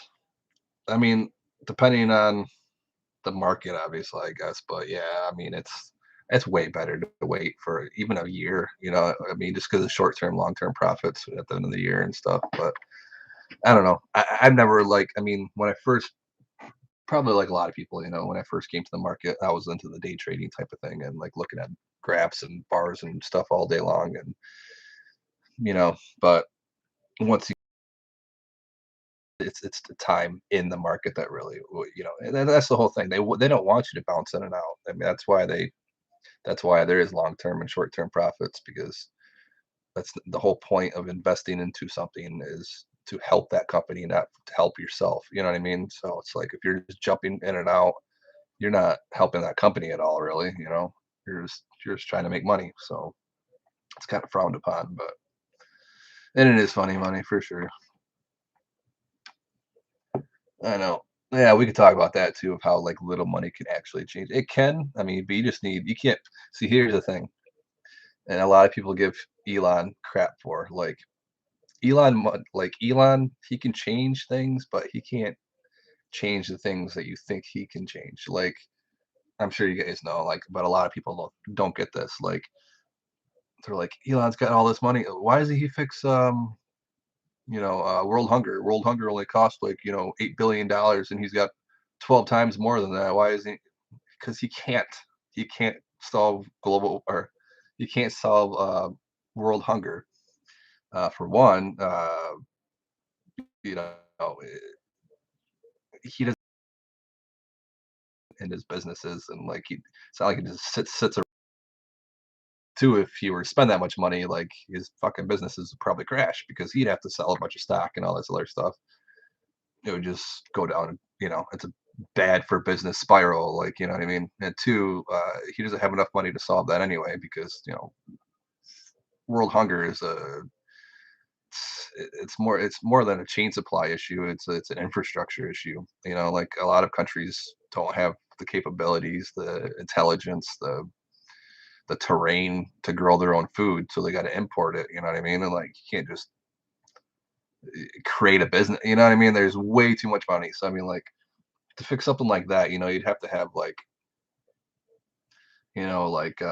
Rockefeller family type money, not like Elon Musk money. You know what I mean? So like, yes, money can change things, but like you just need an ungodly amount of money to do it. A lot more than people think. So I mean, like, yes, he can do like little things, like send rockets to space and do stuff like that. But like, as far as like actually changing the whole world, like, oh, I don't like this issue, so I'm going to solve it. It's not that easy, and he would have if it was that easy. You know what I mean?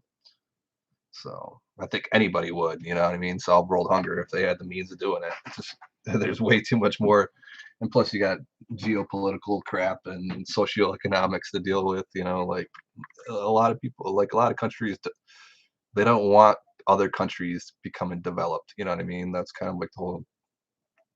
We're going way into politics now, but yeah, I mean, there's a reason why some countries are struggling to eat because I mean that's the way that other big countries want them to be. You know what I mean? They don't. It's not like it's how a world's designed. But yeah,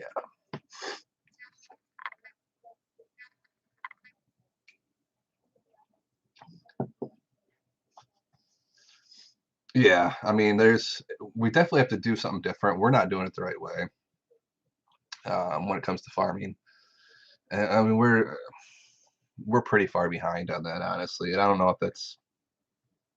I mean, shit. In America, just 100 years ago, we learned that with the Dust Bowl, that you can over farm land and that you have to actually rotate your crops. And like something like corn is a very high nitrogen eating, where if you just can't keep growing it over and over in the same soil, or else you're going to deplete it of all its nitrogen. And that soil was once black and fertile is now sand. And what happens when a big comes? Well, that sand's going in you got a dust bowl. And that's what happened in the dust bowl. They completely messed up the land. So I mean, yeah. And now today we don't have that any more figured out than we did back then. We know that how to stop the dust bowl from happening, but now we have opposite problems where we're over fertilizing fields, and the fertilizer is running off into streams and creating all kinds of havoc that way. It's getting into our water supply. It's just the natural ecology. You know what I mean? Like um, look into blooming. What is it? The algae blooms. Like they feed on nitrogen, excess nitrogen. Once they get into streams, once that extra nitrogen gets in the stream, like the whole thing, it kills everything. Like these blooms will just completely choke out the oxygen in the water, and it'll kill everything. It'll kill all the stuff, like all the plant life and fish in that stream, all because there's too much nitrogen, and it's coming from us, from coming off of the fields. So it's like we don't have this figured out still. And Yeah, and that's another thing too, man. I mean, it's we still don't know anything about how this world works. We're still figuring it out. I mean, that's the thing. We don't even really know much about earthquakes yet. Still, I mean, we do, but we don't. Like we still don't know that much about earthquakes. We can't predict them. Um, it was only within the last 100 years that we actually knew like why earthquakes were earthquakes. Before, like I think the 1910s, um, the best explanation for an earthquake was like hell is about to break open. Like that's what they literally thought, that it was just like demons were pissed off and they were shaking the ground to let us know that we're doing something bad. Like that's what they thought. Like so we still don't know, and that was only 100 years ago. I mean, there's people that are alive that knew people that were alive that, I mean, I do. Like my great grandpa was alive during that time period. So um, yeah. So I mean, it's just, we're still kind of really dumb as far as how this whole thing works. And I know, yeah, definitely chemicals are not the answer. I mean, that's just everything's already here naturally, and that could be yeah, anything's done natural is actually kind of like better long term too. I learned that just with growing, like it's almost good to let the plant naturally like develop its own immunity system, like a spider might attack or something. It's almost better in a way to just like use a very natural like just water, and spray them off and just remove them that way, and then let your plant just like naturally. And that's a bad example, but I mean, it's just like natural immunity actually does a lot more than just pumping yourself full of or whatever it is, full of chemicals that because then you get weaker, right? So I mean, and then it's almost like a tree. So like you have to have wind, right? If you have a tree that's in the middle of nowhere and there's like no wind whatsoever, I mean, it's probably gonna at some point it's probably gonna fall over at its on its own weight because it's not gonna have that structure. It's not gonna have that durability. It's not gonna. And then same thing, that same tree, like if it's in a zero wind climate for its whole life, and then all of a sudden it gets a 10-mile-an-hour wind, that thing's toppling over. It doesn't know how to handle it. It hasn't used. It's like humans. Like when you go through hard times, it makes those hard times easier when you go through them again, or something similar, right? And that's kind of the same thing with like nature and trees, right? So it's like if they don't know what wind is, then they're not going to know how to handle it when they do hit it. So that's why it's good to have a lot of fans on indoor plants because they don't get that from the outside, and they need that. It's not so much the wind. I mean, yes, the wind does displace the oxygen and carbon dioxide and stuff, but um, the main purpose of that honestly is to strengthen the stem walls of the plant, to make it so it can keep itself upright by itself. It's learning to walk basically. So I think it's just it's definitely, there's nature has given us the things that we need. It's just we've learned to, I don't know, make profit out of it or something. I don't know where we went wrong there, but now everything's kind of synthetic, and we don't know. We learned that with weed, right? With people are taking all the CBD or all the THC out of the plant and just had CBD. And then they were like, why isn't it working? Oh, because the plant actually does need a little bit of THC in order for the CBD to be, to have an impact. We didn't know that. So like it's almost like, the plants have already figured this out. You know what I mean? So it's like, I don't know.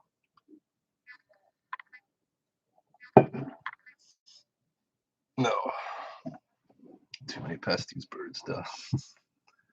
Build a solid base before you stretch. Yep, exactly. Yeah, because otherwise, and they knew that. I mean, there was actually, oh, what was that? I think it was a Vsauce episode I was actually watching that on. But he was explaining like that they didn't know that until like 30 or 40 years ago. That plants actually do need wind. That plants use wind to strengthen their cell walls. They didn't know that 30 years ago. I'm like, that's how long it's been. Like no, I should say like 50 years ago. I think it was 1970s or so when they discovered that. Feels like 30. Everything's 2000s now. It's not 2020. Um, but no, so it hasn't been that long since we've known that. And there's a lot of things that we don't know, like dinosaurs. Like this trips me out. Do you guys have any idea when dinosaurs were discovered? Like the first time we discovered a dinosaur bone? Like this trips me out. I thought it was a lot longer than it was. But so you guys don't have to look it up. It's eight. I think it's 1820 or 1821 was the first discovery of a dinosaur bone. That's 200 years. Like America is older than the discovery of dinosaur bones. So like George Washington had no idea that dinosaurs existed. It was another 40 years, 50 years before they even discovered the first dinosaur bone.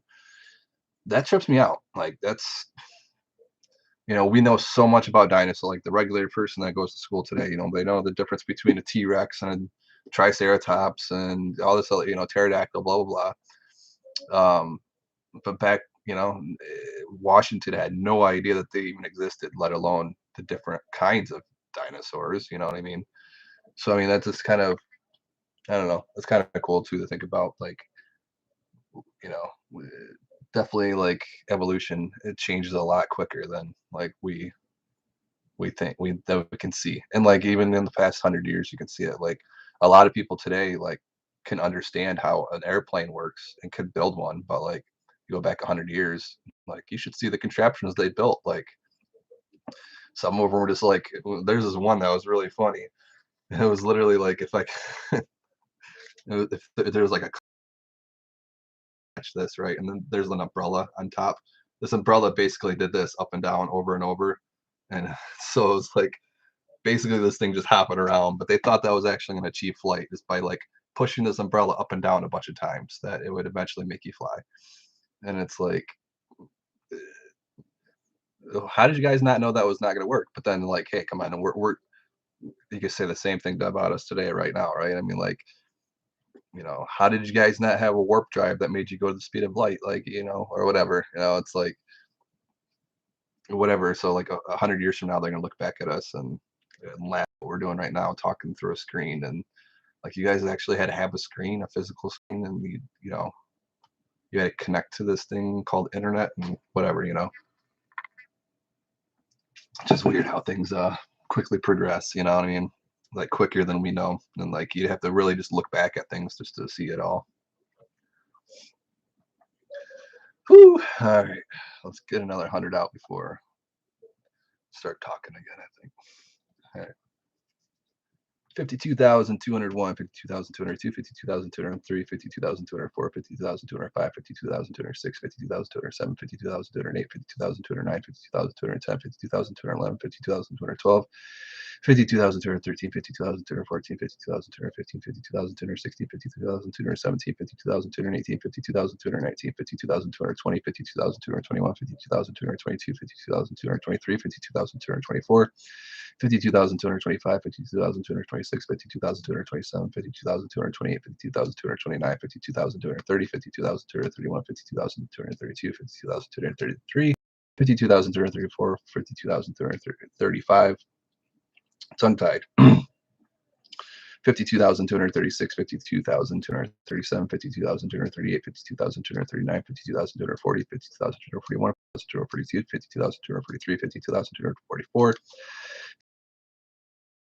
52,247, 52,248, 52,049, 52,250, 52,251, 52,252, 52,253, 52,254, 52,255, 52,256, 52,257, 52,258, 52,259, 52,260, 52,261, 52,262, 52,263, 52,260. 265, 52,266, 52,267, 52,268, 52,269, 52,270, 52,271, 52,272, 52,273, 52,274, 52,275, 52,276, 52,277, 52,278, 52,279. 280, 52,281, 52,282, 52,283, 52,284, 52,285, 52,286, 52,287, 52,288, 50,000, 52,289, 52,290, 52,291, 52,292, 52,293, 52,294, 52,295, 52,296, 52,297, 52,298, 52,299, 52,300. Neuralink. Is it Neuralink or Neuralink? I thought it was Neuralink, unless you're talking about something different. Yeah, Neuralink. I think you're talking about. Same thing. I know what you're talking about. Yeah, it's called. I think it's pronounced Neura. Neura. Yeah, Neura. Link. Yeah, that's the one of two chips that are coming out. Yeah. There's another one, the Samsung one or something like that, or is that the Neuralink, the Samsung? Yeah, there's two of them that are out, kind of competing with one another, but I think they kind of do two different things. But yeah, that's it's definitely something that we've been talking about for a really long time. That's finally starting to make real world applications and stuff. But definitely scared about it. I mean, we're always scared with new technology, right? Every generation will be, has been. And yeah, I get it. I mean, it's scary for us, but at the same time, it's going to be like probably completely normal for them.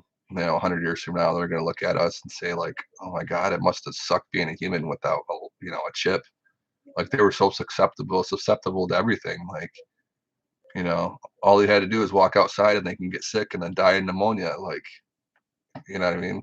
And this chip all will do detect, like, oh, there's something wrong in your system. Boop, not anymore. You know what I mean? Like type of thing. And so, I mean, I don't know. You can go on and on about that, like going back and forth on,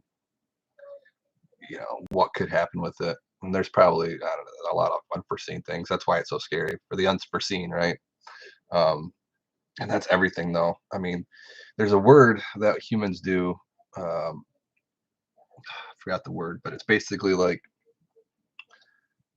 we can't progress unless we destruct. There's a term for it, but it's like destruction, progressive destruction, or something like that. I don't remember what it was, but basically, we can't evolve. We can't get better without destroying something else in the process. So, like, we can't build a house without chopping out a bunch of trees, right? We can't do anything, right, without destroying something. So, I mean, something like that, I think it would just obviously destroy some aspects of society, and it would definitely change a lot of things. But at the same time, it could lead to a better world. We don't know. But that's how everything is. It could lead to a worse world or a better one. Like, and it could lead to both at the same time. Um, Constructive destruction, basically. I mean, I think there's an actual term for it. I don't remember what the term was, but that's basically the gist of it. Um, but yeah, like, I mean, you could say that about anything, like cars, for example. I mean, it's probably one of the best inventions we've ever had as far as, I mean, dude, like moving products. I mean, it's helped, with it's helped with everything, right? Because I mean, you're able to move stuff quicker. You know what I mean? And moving stuff quicker means now you can get fresh water over here. Now you can get fresh food over there. Now you can get medicine over here. You know what I mean? So like that helped a lot. The invention of cars and semi trucks and stuff like that. But at the same time, what else did it give us? They gave us the destruction part of it, where it's debatable, right? But just through pollution and through just the global warming thing, right? So again, that's debatable for a lot of people, right? But don't want to go too much into that. But that's just the trade-off. That's just one of the things, one example, right? And I mean, you can go that with anything. Like anything that we invent, there's a negative trade-off to it. It's about like weighing the negative and the positive. And I think that's probably what the Neuralink is going to be about. Like the brain chip. The thing that bothers me about it, I mean, it's different than wearing a pair of eyeglasses, where it's like, oh, well, you're visually impaired. This is going to help you be normal. You know what I mean? Like the Neuralink is not going to be really so much that, I don't think, or at least in the future, it's not going to be like that. I don't think. I think what it's going to be, it's like it's going to be an addition to you, not to make you as good as other people. It's going to make you better than other people. You know what I mean? Like you're basically going to have the internet like connected to your brain at all times. Any answer you want, boom, or whatever. And that creates a problem, I think, that it's basically you're forcing people to have it at that point, because if you can't beat somebody, you got to join them, right? So it's like, imagine if there's only 10 people that live in this world, and 9 people have the neurochip and you don't. You're at a major disadvantage, like in everything. You know what I mean? A major disadvantage. So you have to get it in order to survive. You know what I mean? And I think that's going to be the point where it's going to really test a lot of people's everything. And basically that could lead to a lot of things, right? I mean, obviously, and we can go back and forth on that too, but like, yeah, and well, I mean, that's and this is going deep, deep, deep, deep. We can go deep on this, right? So like, you know, there's actually a really good show that I like. It's called The Orville. New season's coming out. It's kind of along the same lines of a lot of those episodes that Seth MacFarlane wrote, but um, there's one episode in particular where they found this new. I don't know if you guys are familiar with the show, but it's basically like Family Guy meets Star Wars. It's like it's a comedy like space travel thing, right? So anyway, there's an episode where they find this new planet, and they basically see that they're very like undeveloped, right? They're very like in the early stages of evolution of the human, and they're like, well, we can just help you, help them get past all this and help them progress, blah blah blah. And they found out that they're very religious, right? That they were in. It wasn't really so much religion, but I think it was like they just had like this god that they bowed down to, that was like that they had no premise of doing it, right? But then they basically try to help them, and then like they realized what they're them trying to help them was just destroying the whole evolutionary process of their species. It's like the whole premise of the concept of it all was, you just have to let a species evolve naturally. You can't artificially make it evolve faster, because it's not ready for the next step. It has to make to the next step to make to the next step. It can't just jump over 8 steps. And I feel like that could happen with us, with technology, something with like the neural chip, like, because I mean, we still do have what like, and this is, I'm not trying to divide anybody here, but like what's our world like, 60 or 70, maybe even 80% religious, like as far as our population, like how many people are like, registered Christian, all the other ones or whatever. It's something like 60 or 70, 80%. It's a high number. So I mean, if you were to, like install this neurochip, and all of a sudden like people were realizing that, maybe, you know, there's more to it than their religion.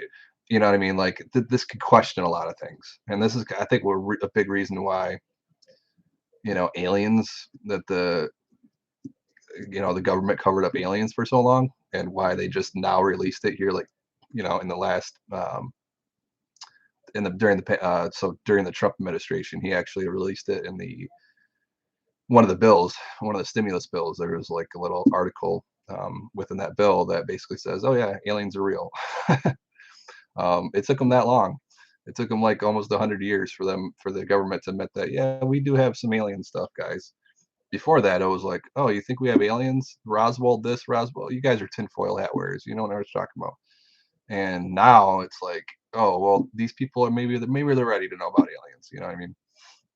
It just, before they weren't ready for it. You know what I mean? Because it's like, and maybe now is a good time to talk about it, because there's so much going on that, like, if the aliens existed like back in the 1950s, it might have caused a nuclear war, right? Because I mean, it's like aliens kind of go against religion, right? I mean, as far as most religions, they don't believe that aliens exist, or they think that we're the chosen ones and all this other stuff. And so, I mean, if you were, if the government were to come out and say, no, we're telling you, like, we have that, here's evidence of aliens, like, a lot of religious people are going to be like, holy crap, like, You know what I mean? I don't know. It's just almost like a too big of a change too quickly, I would think. And that's kind of, you know, where I think, evolution and progress have to follow this like linear like path. It can't just like make steps and jumps. And if it did, then it could have drastic effects. So they didn't. Okay, so yep. So they didn't say that they were real. Yeah, but those UFOs were just secret aircraft developed by the Syrian. I don't want to admit it. Yeah. So they didn't admit that they're real. They admitted that. Well, at least this is the narrative that they've given us. They didn't say the aliens are real, but they did say that, well, we do have footage of some aircraft that we have no idea what they are. Like we think it might be, Russia or, just some other military technology we don't know about yet. But I don't know. I'm a skeptic on that because of what the videos show. Especially like I think it's the Tic Tac one that it goes from like zero feet sea level to like 30,000 feet within like a half a second. Like it just doesn't. I don't. We don't have. It doesn't. I don't know. It just completely screws with the laws of physics, in my opinion. But I'm sure they do. Yeah, I mean, like that's not a conspiracy thing, but like every truth is stranger than fiction. It is.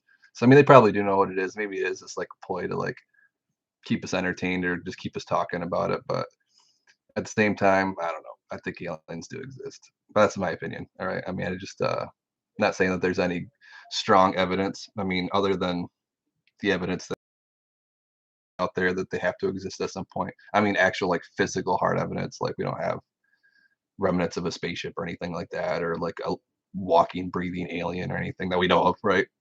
Um, because they're all reptilian, right? So they can look like humans if they want to.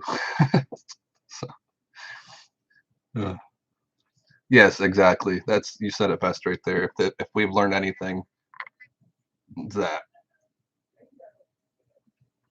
I kind of just had that conversation with the.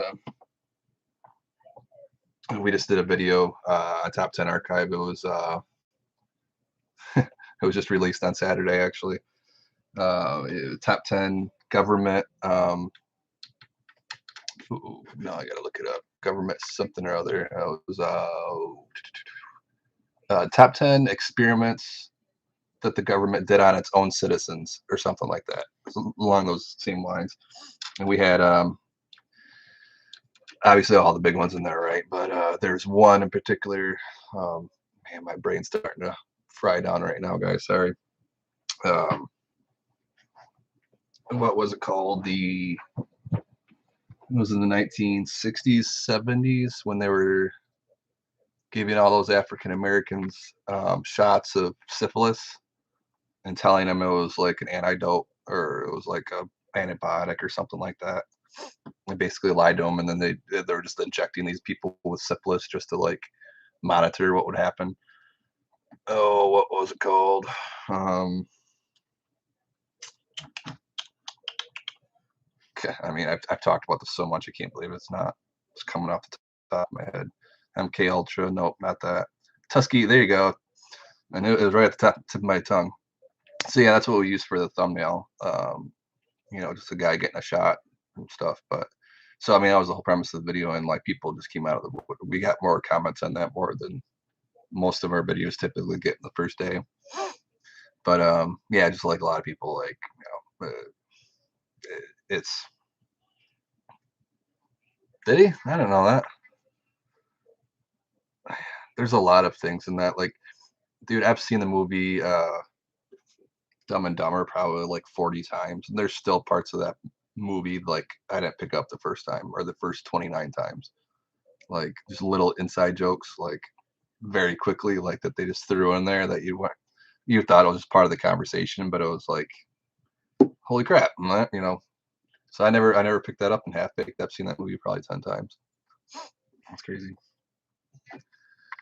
Oh, but yeah, I know. But yeah,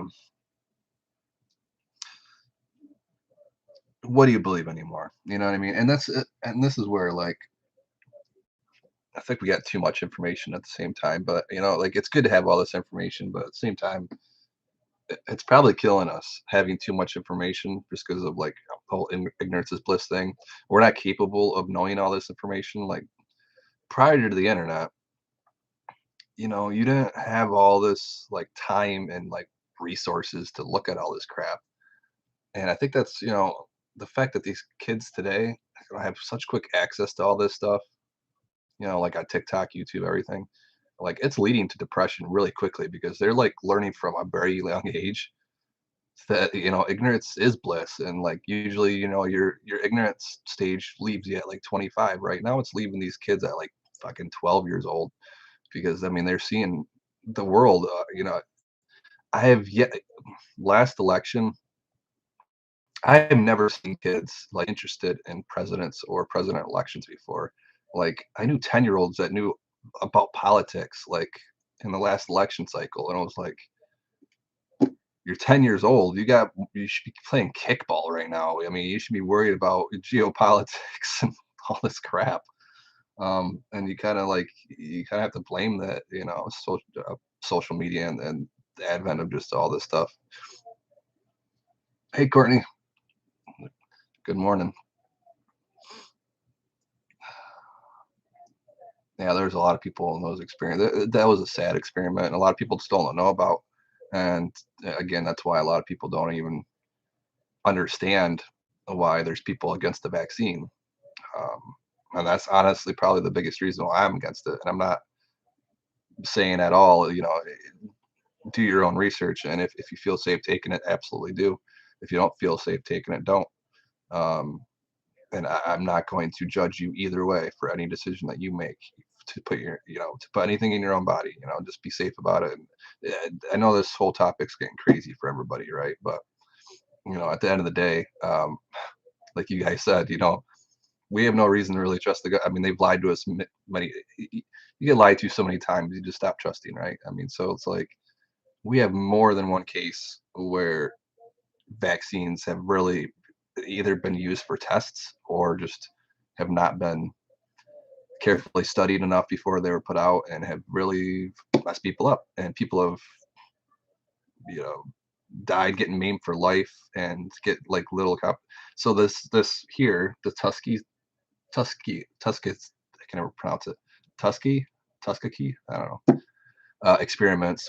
Basically, a bunch of people died there, and all the government did was give them free burial service. Like their families weren't awarded like any kind of money. Like oh sorry, we lied to your grandfather and we gave him syphilis and he died as a result. And here's a fucking hole you can put him in. Like that's basically all they gave him. I mean, it was so yeah. I mean, it's to say that things have changed. I mean, have they changed or have they just got better at lying? You know what I mean? So I don't know. I don't feel like anybody's a conspiracy theorist by saying you shouldn't, immediately just trust, you know, a government giving you something. But at the same time, that's the thing. We have too much information now too, and that kind of makes it even harder, right? So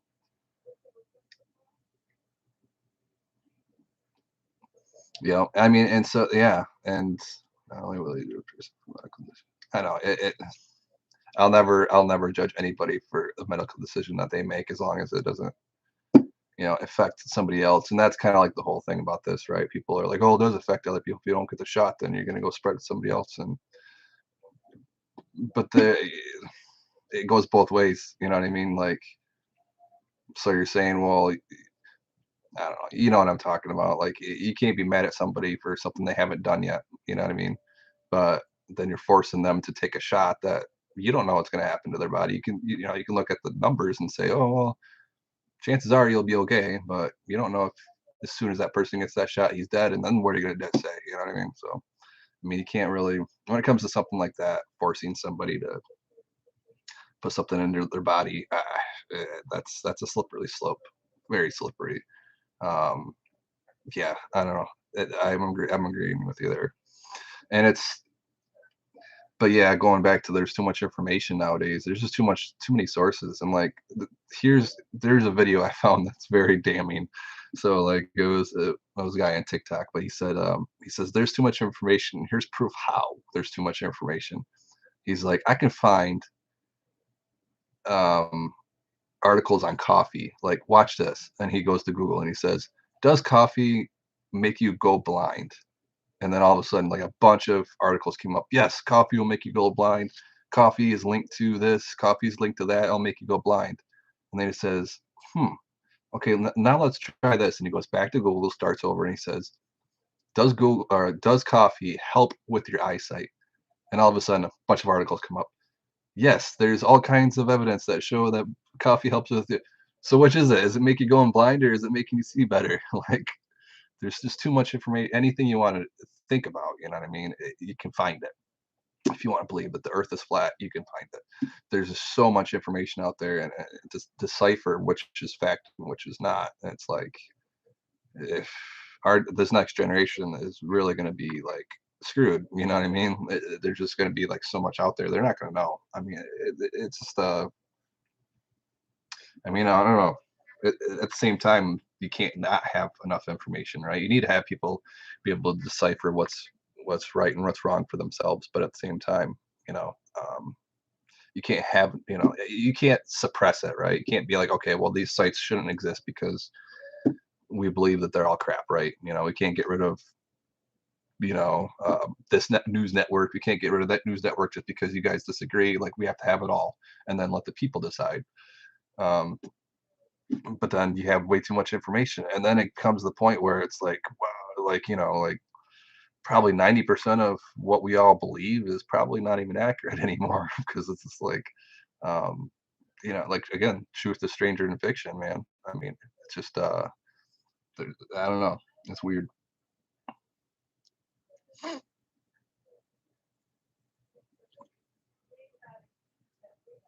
Echo chamber effect on the internet. Not familiar with what that is. Also, fill me in. Echo chamber effect.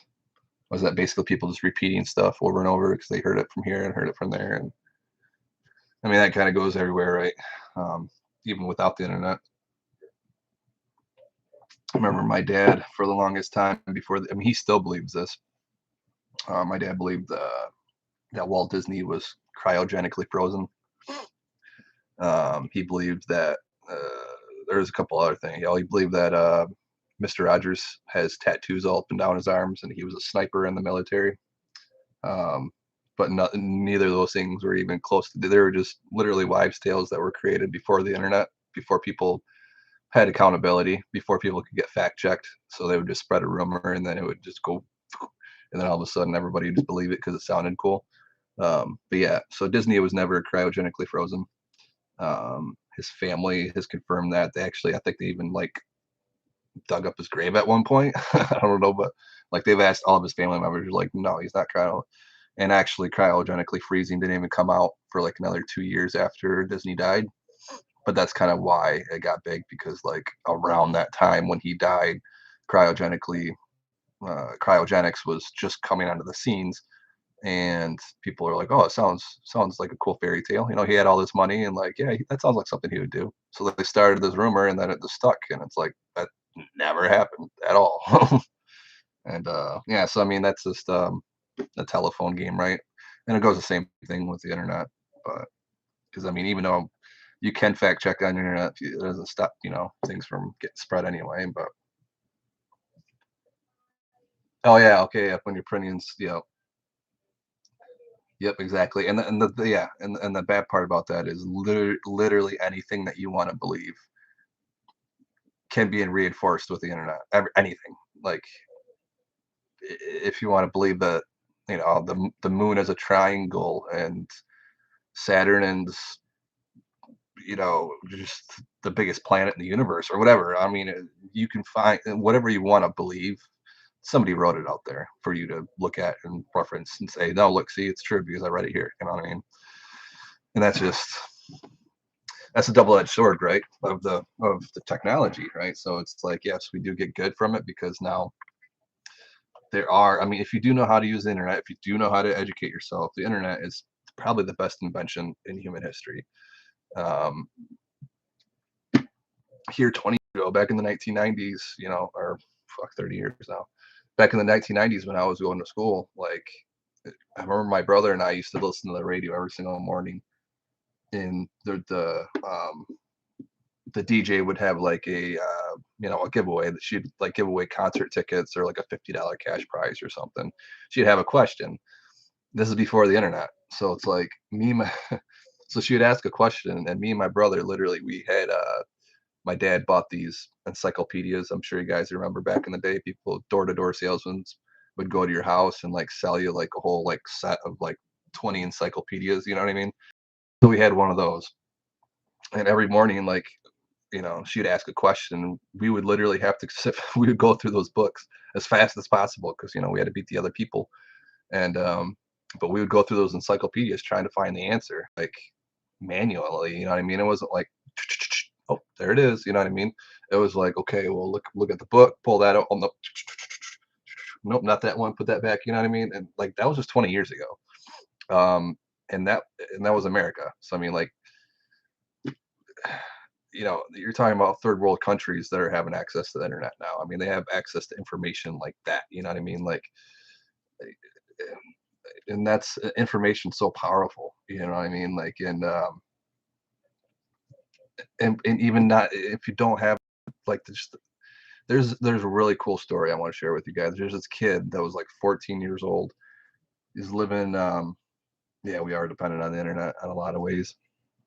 But it could be great. So I mean, there's this one story that really fascinated me. It was this kid that was like I don't know, like 12, 14 years old, really young, living in Africa, small village, which was like surrounded by lions basically, and they were having cattle and everything just was getting their everything was getting destroyed and killed and eaten by lions, and they couldn't really figure out a way to defend themselves. At night the lions would come in when everybody was sleeping, and then they just get screwed, right? So anyway, this kid figured out on his own that what deters a lion is not like a flashing light, but an inconsistency. So like they were figuring out like, yeah, I got a bunch of books, honestly, no, for sure. But yeah, so he figured out like what the lions didn't like was inconsistency. So like if you just shine a light like this, you know it'll deter them, but it won't stop them, because what they'll just do is the lion will just sit there and look at it, and then they'll watch the pattern, and as long as it stays in a pattern, they get comfortable, they get used to it.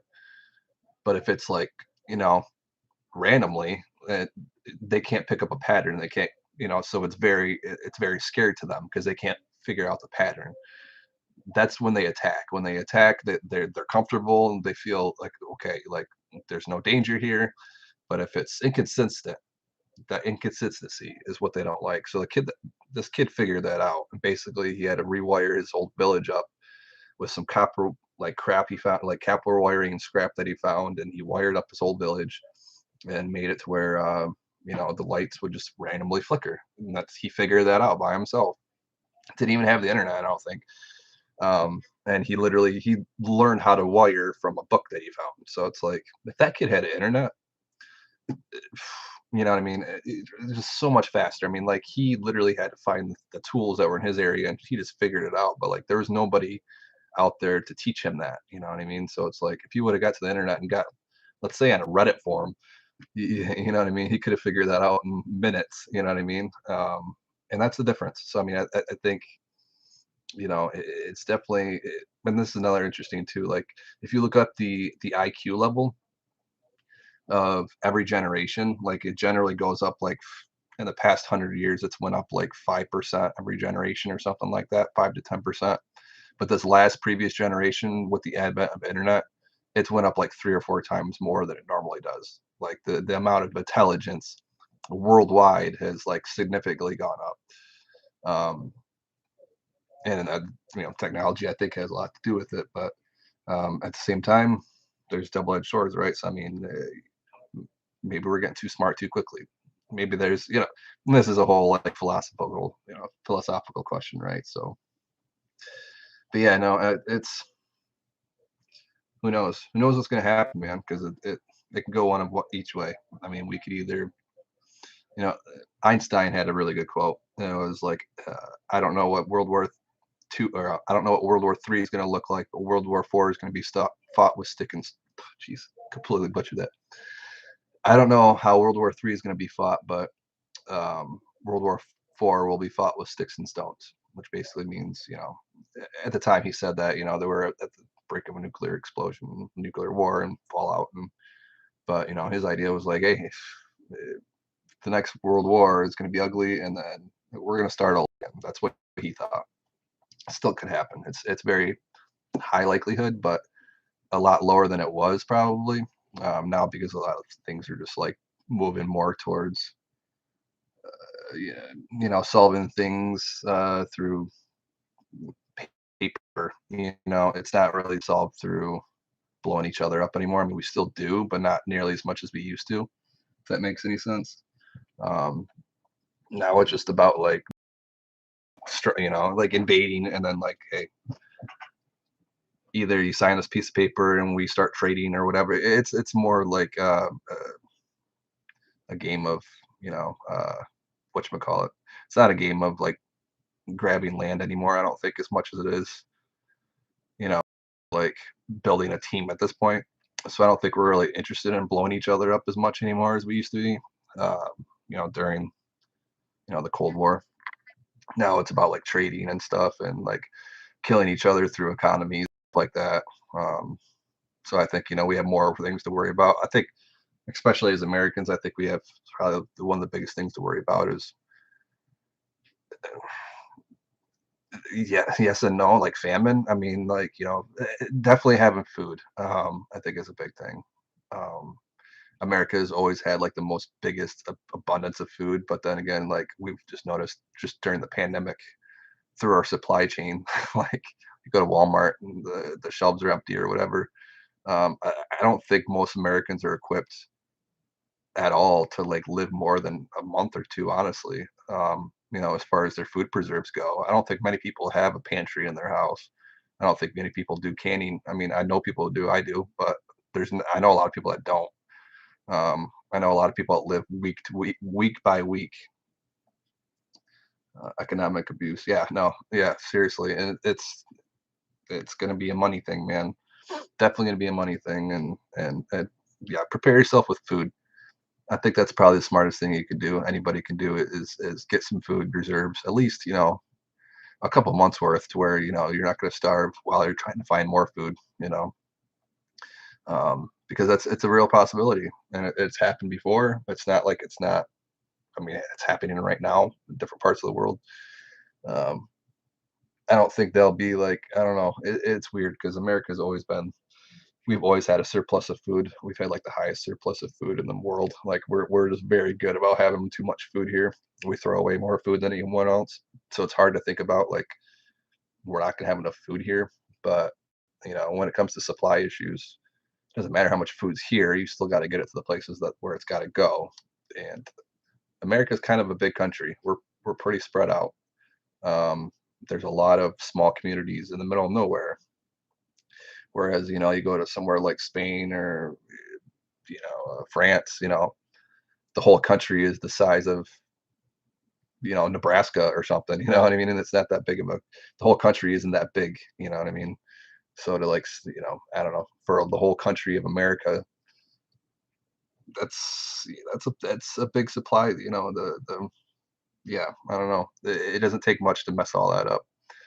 And we see it already, like, the shortages of like, oh, can't get, this or that or whatever. Um, that could easily be affected with food. And yeah, so I mean that's probably my biggest concern, honestly, going forward for the next couple of years is making sure you have food. Um, at the end of the day, you can't eat money, you can't eat bullets. I mean, yes, bullets are protection, but if you want to really, really stock up on something that you're going to absolutely need and you're not going to regret, food's one of them.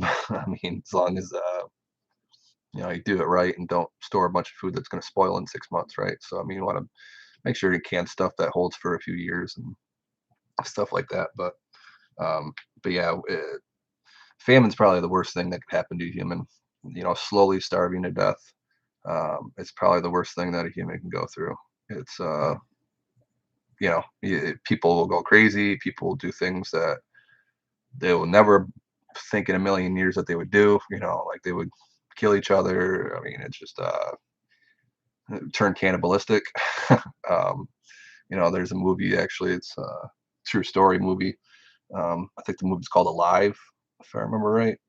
It was about the soccer team back in the 1990s, 1980s, 70s, maybe. I don't remember now, but it was a good movie. But anyway, yeah. So they crashed in I think the Andes Mountains, and there's like something like 20 people that survived the crash, and then they kind of slowly died off. But when they found them, like a month later or whatever, 2 months later, there was only a few of them are still alive. But there was a couple survivors. But the people that did survive literally survived off of being cannibals. They were eating the bodies of the dead, and that's how they survived. So I mean, like that, me and you can't even begin to comprehend that, right? Like eating a dead body, like to survive. Like I would rather be dead, right? But once you get into that position, and like we're humans are built to survive, right? We're here like to survive. Like it's in our DNA to survive.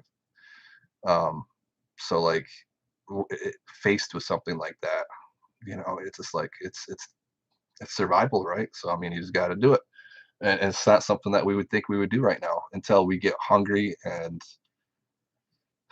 I mean, we can see this in other countries too. Like there's pictures out there you guys can see where like you know poor kids in other countries are eating dirt. You know what I mean? Literally just eating rocks and dirt because they're trying to find anything and anything that they can to eat. And it's like there's nothing in dirt. Like it's got to be the worst thing to put in your mouth. Like it's gonna dry it out. There's nothing there. But it's like to them, it's like I'd rather eat dirt than nothing. Like so. Anyway, that's just yeah, that's the rant. That's the 200 to 300 rant. I guess we'll start going to another 100 and then we'll rant about something else. Mike, hey, how's it going, man? Why am I doing this? Dude, I so need to make a T-shirt that just says that. Why are you counting? Because that's a question I've gotten so many times. And I'm gonna have it like a million times over. But I have honestly no elevator pitch for that. That was actually one of the conversations we had earlier in this podcast. Paul was laughing as we were just talking about it. Um, yeah, no, I don't have a reason to tell you. Honestly, that's what I'm trying to figure out and kind of if you have a reason for what I do have a reason, but I don't feel like it's a really good one for anybody to get excited about. So, um, I guess I'm doing that for my own personal mindset, I guess. But, um, I guess, yeah, I don't know. Let me know like what good reason why I could do this. But I guess the reason why I'm doing it is, just to show like the power of, um, doing something in little amounts every day that could add up to something big. Like I literally just count like 2,000 numbers a day, 3,000 numbers a day. And then over the course of, a year, basically it's going to be a million. And it's going to be like, wow, that happened quick. It only takes 2 to 3,000 a day or whatever. And so it's like, yeah, little pieces, adding up together make up a big picture. And a lot of people don't, myself included, it's hard to look at that and measure it with a lot of things, like, no matter what you do, it's, example that I kind of used is, I can film myself playing hacky sack every single day on here. And if you started, at day one and then finished with me at, day 365, you're not going to really notice any, major increase of my abilities to play hacky sack unless you took the first video and the last video and put them side by side and then watch me, right? But like something like this, you don't even need to watch the first video and last video. You can just literally look at my videos and look at the title of the videos and then look at the date of the videos and then see, wow, like that's the progress right there. You know what I mean? Like you can see it within numbers too. Like numbers are very black and white. You know what I mean? everybody can kind of understand him. Like, wow, he went from 52,000 to 55,000 and 55,000 to 58,000. It's very easy to track. You know what I mean? So it's like, to me, it's almost kind of like, you know, not a life lesson, but more of like an encouragement slash, training mechanism for people to use to like, achieve their goals. I mean, it's something that we learned in high school, well, learned in grade school actually, but we never really continued on using it. It was just like an exercise we had in one of our classes, and then that was it. But it's actually like a really good.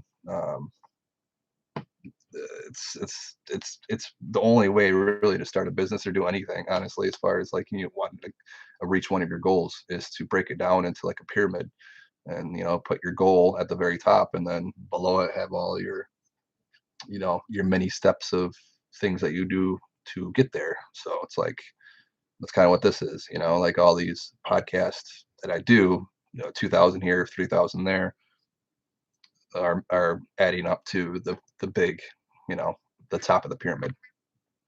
So I guess that's what I'm doing that for. But like I said, that's kind of a boring reason for a lot of people. So I don't really, you know, I guess advertise it or whatever. And I don't know. So it's just, again, Polo and I were talking about it earlier. We're just kind of trying to figure out some kind of way that this is excitable other than it's just like me, counting, and like when I explain that to somebody, they're like, oh, okay, that's cool. Like, have fun with that. Like I want to be able to like elevator pitch somebody to this, and like they're like, oh, I love this idea, and yeah, no, like let's change the world together, but like I don't know if the idea of why I'm counting is really going to change anything as far as, like it's one of those things where it's like Gary V, who Gary V is, like the inspirational speaker. Like nobody watches Gary V unless they're already looking to be inspired. Like you don't just like, you know, if you don't want to be inspired, you're not going to. You know what I mean? So it's like I feel like that's the idea that I have like around this. It's not going to be like it's only going to attract people that are already there, and you know what I mean. Like it's the people that are already on board with the idea. That's the only thing it's going to attract. It's not going to attract new people to change their ways. You know what I mean? Or so I'm just kind of like I want to educate. I want to bring something new to the world where people can like say, hey, wow, like I never thought about it that way or whatever. You know what I mean? Like it's just not. I don't want to preach to the choir, if that makes sense.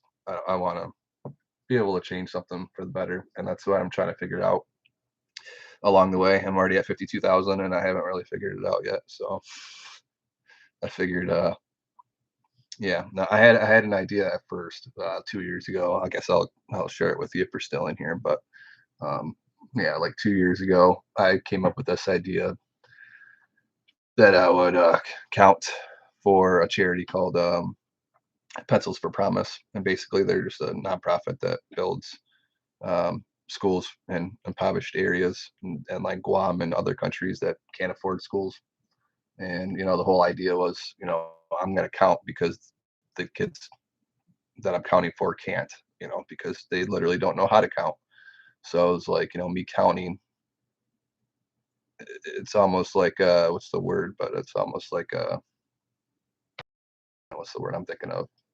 Um, Not irony, a kind of irony, I guess, but like it's almost irony, you know what I mean? Like I'm counting for a charity for kids who can't count, you know what I mean? Like so it's like it's kind of a like, oh, why are you counting? Well, because there's kids in the world that can't do this, you know what I mean? So I mean, and they'll be like, wow, like that's powerful, you know what I mean? But then I kind of backed up out of that because I found a couple bad articles on I don't want to say their names, but yeah. Anyway, the whole idea of charity kind of set me back a little bit, as far as just knowing how it all works now, and doing my due diligent research and how, as far as like international charities go, you're really rolling the dice. I mean, more oftentimes than not, it's not nowhere what you think it is. Local charities, smaller charities, are a little bit different. It's just kind of like politics, I guess. The higher you go in the level, the more corrupt it gets. um, or at least it seems that way, right? So, but like you can, I don't know. There's more accountability, I think. It seems like that at the lower level. So like, I've donated to different charities that you can tell that they're not out to screw anybody. Like one of them, just they donate, or they raise money to buy books for blind people, like for blind kids, and I didn't know this, but like a book for Braille, like to turn a book into Braille. Some of those books are like 2, 3, $400 for one book.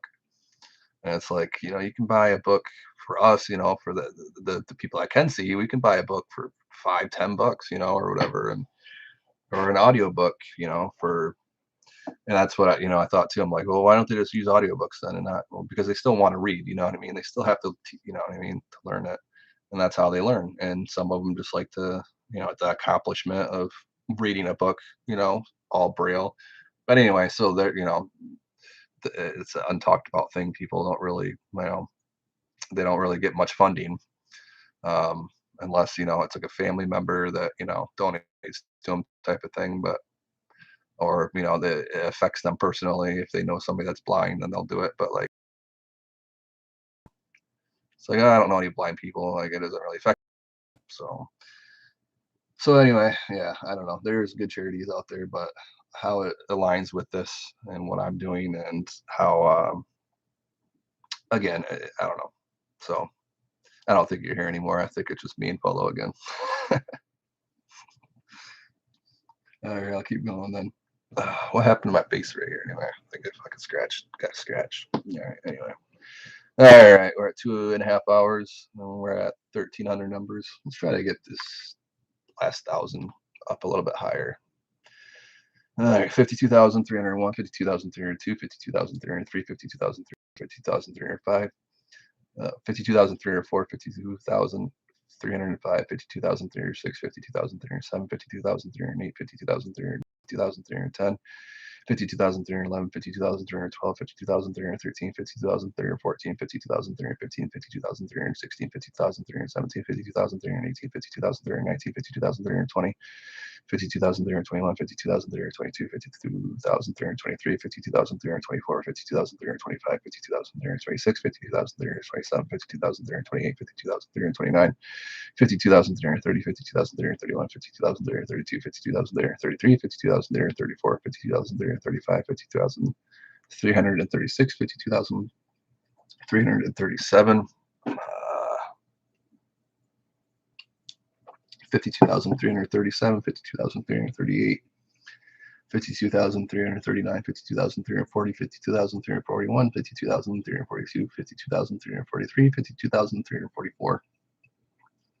52,345, 52,346, 52,347, 52,348, 52,349, 52,350, 52,351, 52,352, 52,353, 52,354, 52,355, 52,356, 52,357, 52,358, 52,359, 52,360, 52,361, 52,362, 52,363, 52,364, 52,365, 52,366, 52,367, 52,368, 52,369, 52,370, 52,371, 52,372, 52,373, 52,374, 52,375, 376, 52,377, 52,378, 52,379, 52,380, 52,381, 52,382,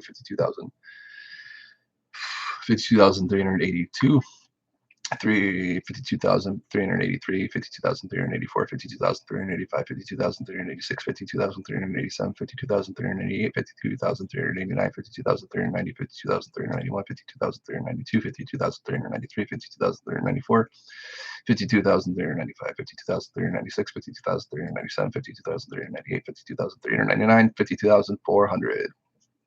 I'll be right back. I gotta get some water. Finally. I know it doesn't look like much, but it's like fucking, yeah. It was deep. I don't know. It's weird. Like, it doesn't look like it holds that much, but that's probably like, I don't know, 20 ounces or something like that. It looks like a 12-ounce cup, but it's like twice as big.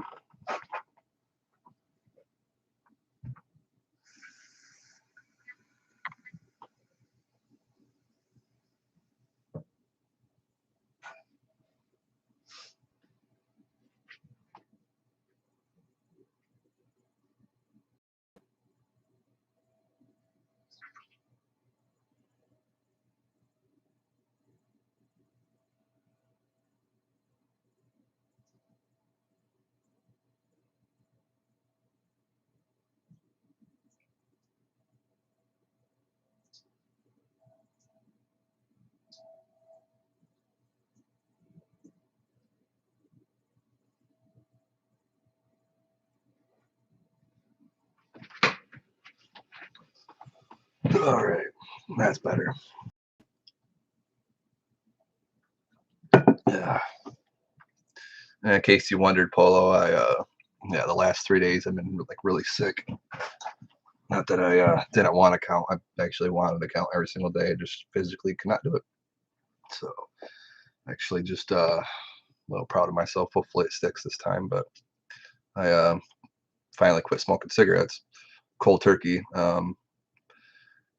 Probably shouldn't have did it that way, but I've tried quit multiple times and over the years, and there's been times where I took quite a long break, and um, I'd go like a week or two or a couple days or whatever. And it was always a mental thing. Like I always like couldn't break the mental addiction of it. Just the habit of going to buy the pack, the habit of packing the pack, the habit of having something in my fingers when I'm working on something. You know what I mean? That habit was really hard to break, and I finally broke that habit. But then, like once I quit, I'm like, I just woke up. I'm like, holy crap! Here's the physical part of it. Like I didn't really know that there was going to be a physical part. Like people have always talked about the physical part, right? But I'm like, yeah, I'll be fine. I ain't gonna be what a tummy ache or whatever. Nope, a lot worse than that. Um, oh, I right, exactly.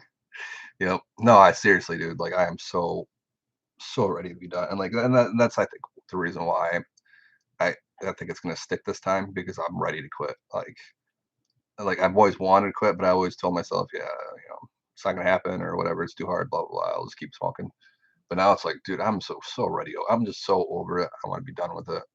And I got to that point, and then that made it a lot easier. Um, but no, I actually had like a really bad uh, physical reaction to it, like coming off of it cold turkey.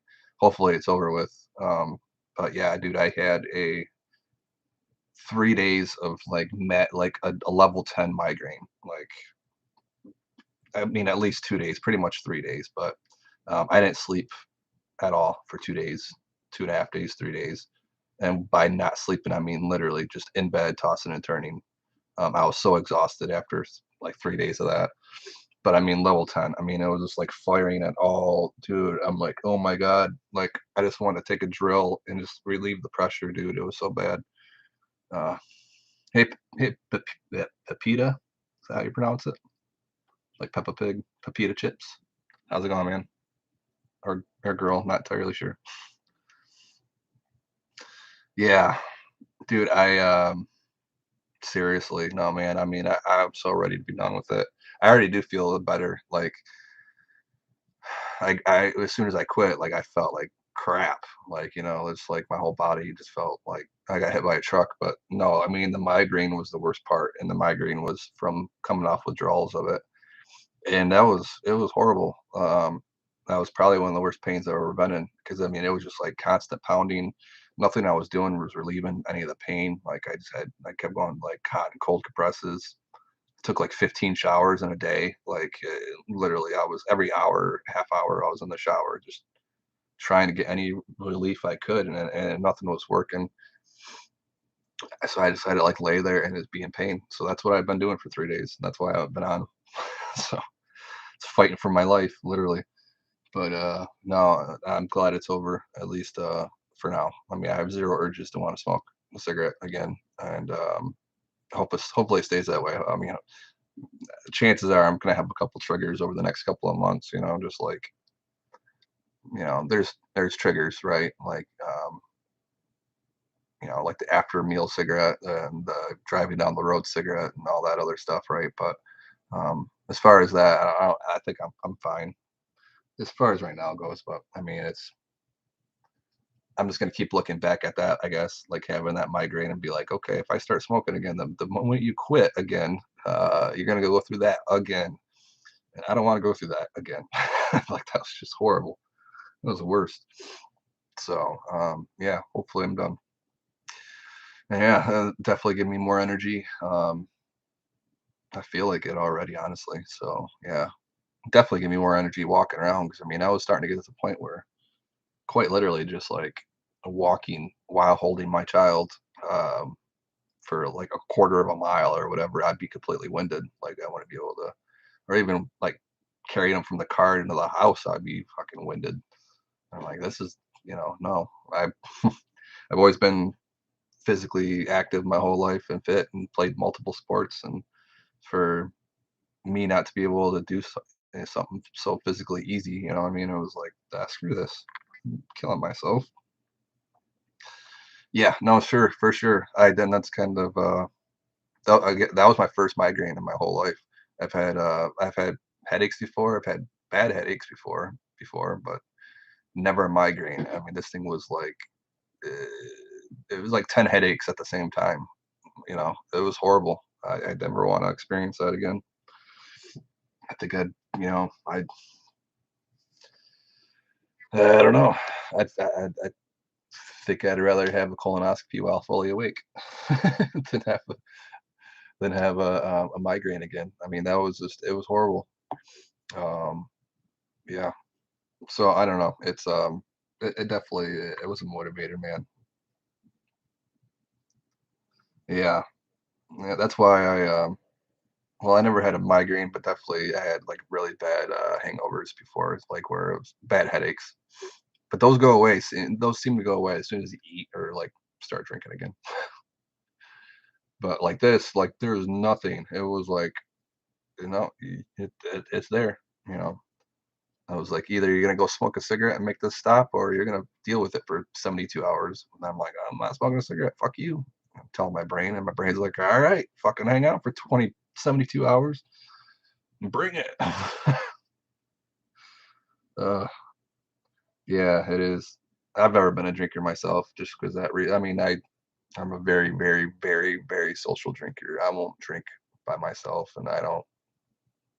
It doesn't really excite me to get drunk anymore, especially being older. But I never was that way with alcohol, honestly, because just I always got sick.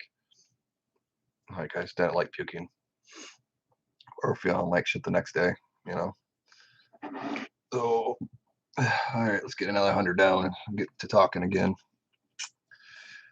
Who for 52,401, 52,402, 52,403, 52,404, 52,405, 52,406, 52,407, 52,408, 52,409, 52,410, 52,411, 52,412, 52,413, 52,414, 52,415, 52,416, 52,417, 52,418, 52,419, 52,420.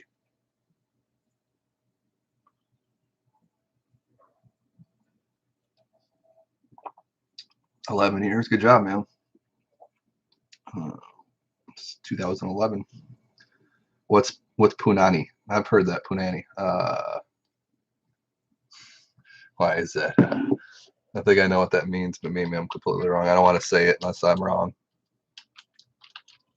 Okay, yep, I was wrong. Well, no, I wasn't wrong. It does mean vagina. Yep. Caribbean slang for vagina. I knew that. You just made me say it. I knew it. That's what you're trying to get me to do. Punani. I've heard of punta before. That's Spanish, right? Um, I think it's punta, punta, punta. I think that's what that means. Same thing, pussy. I learned that, and actually, that was one of the only words I retained from Spanish class in high school. I remember one word in one sentence, and that was punta or punta, and then the sentence. Hold on one second, my cat's about to knock over.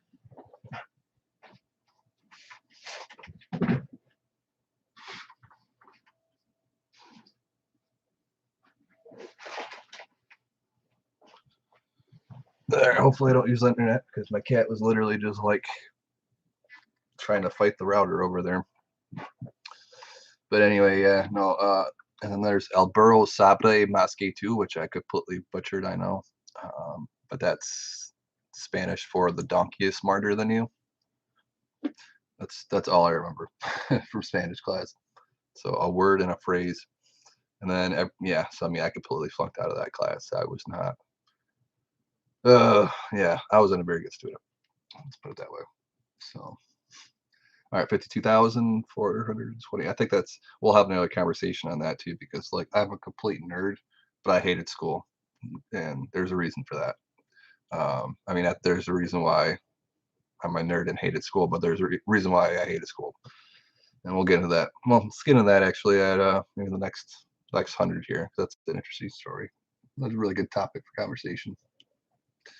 All right, 52,420, 52,421, 52,422, 52,423, 52,424, 52,425, 52,426, 52,427, 52,429, 52,430, 52,431, 52,432, 52,433, 52,435, 50,000.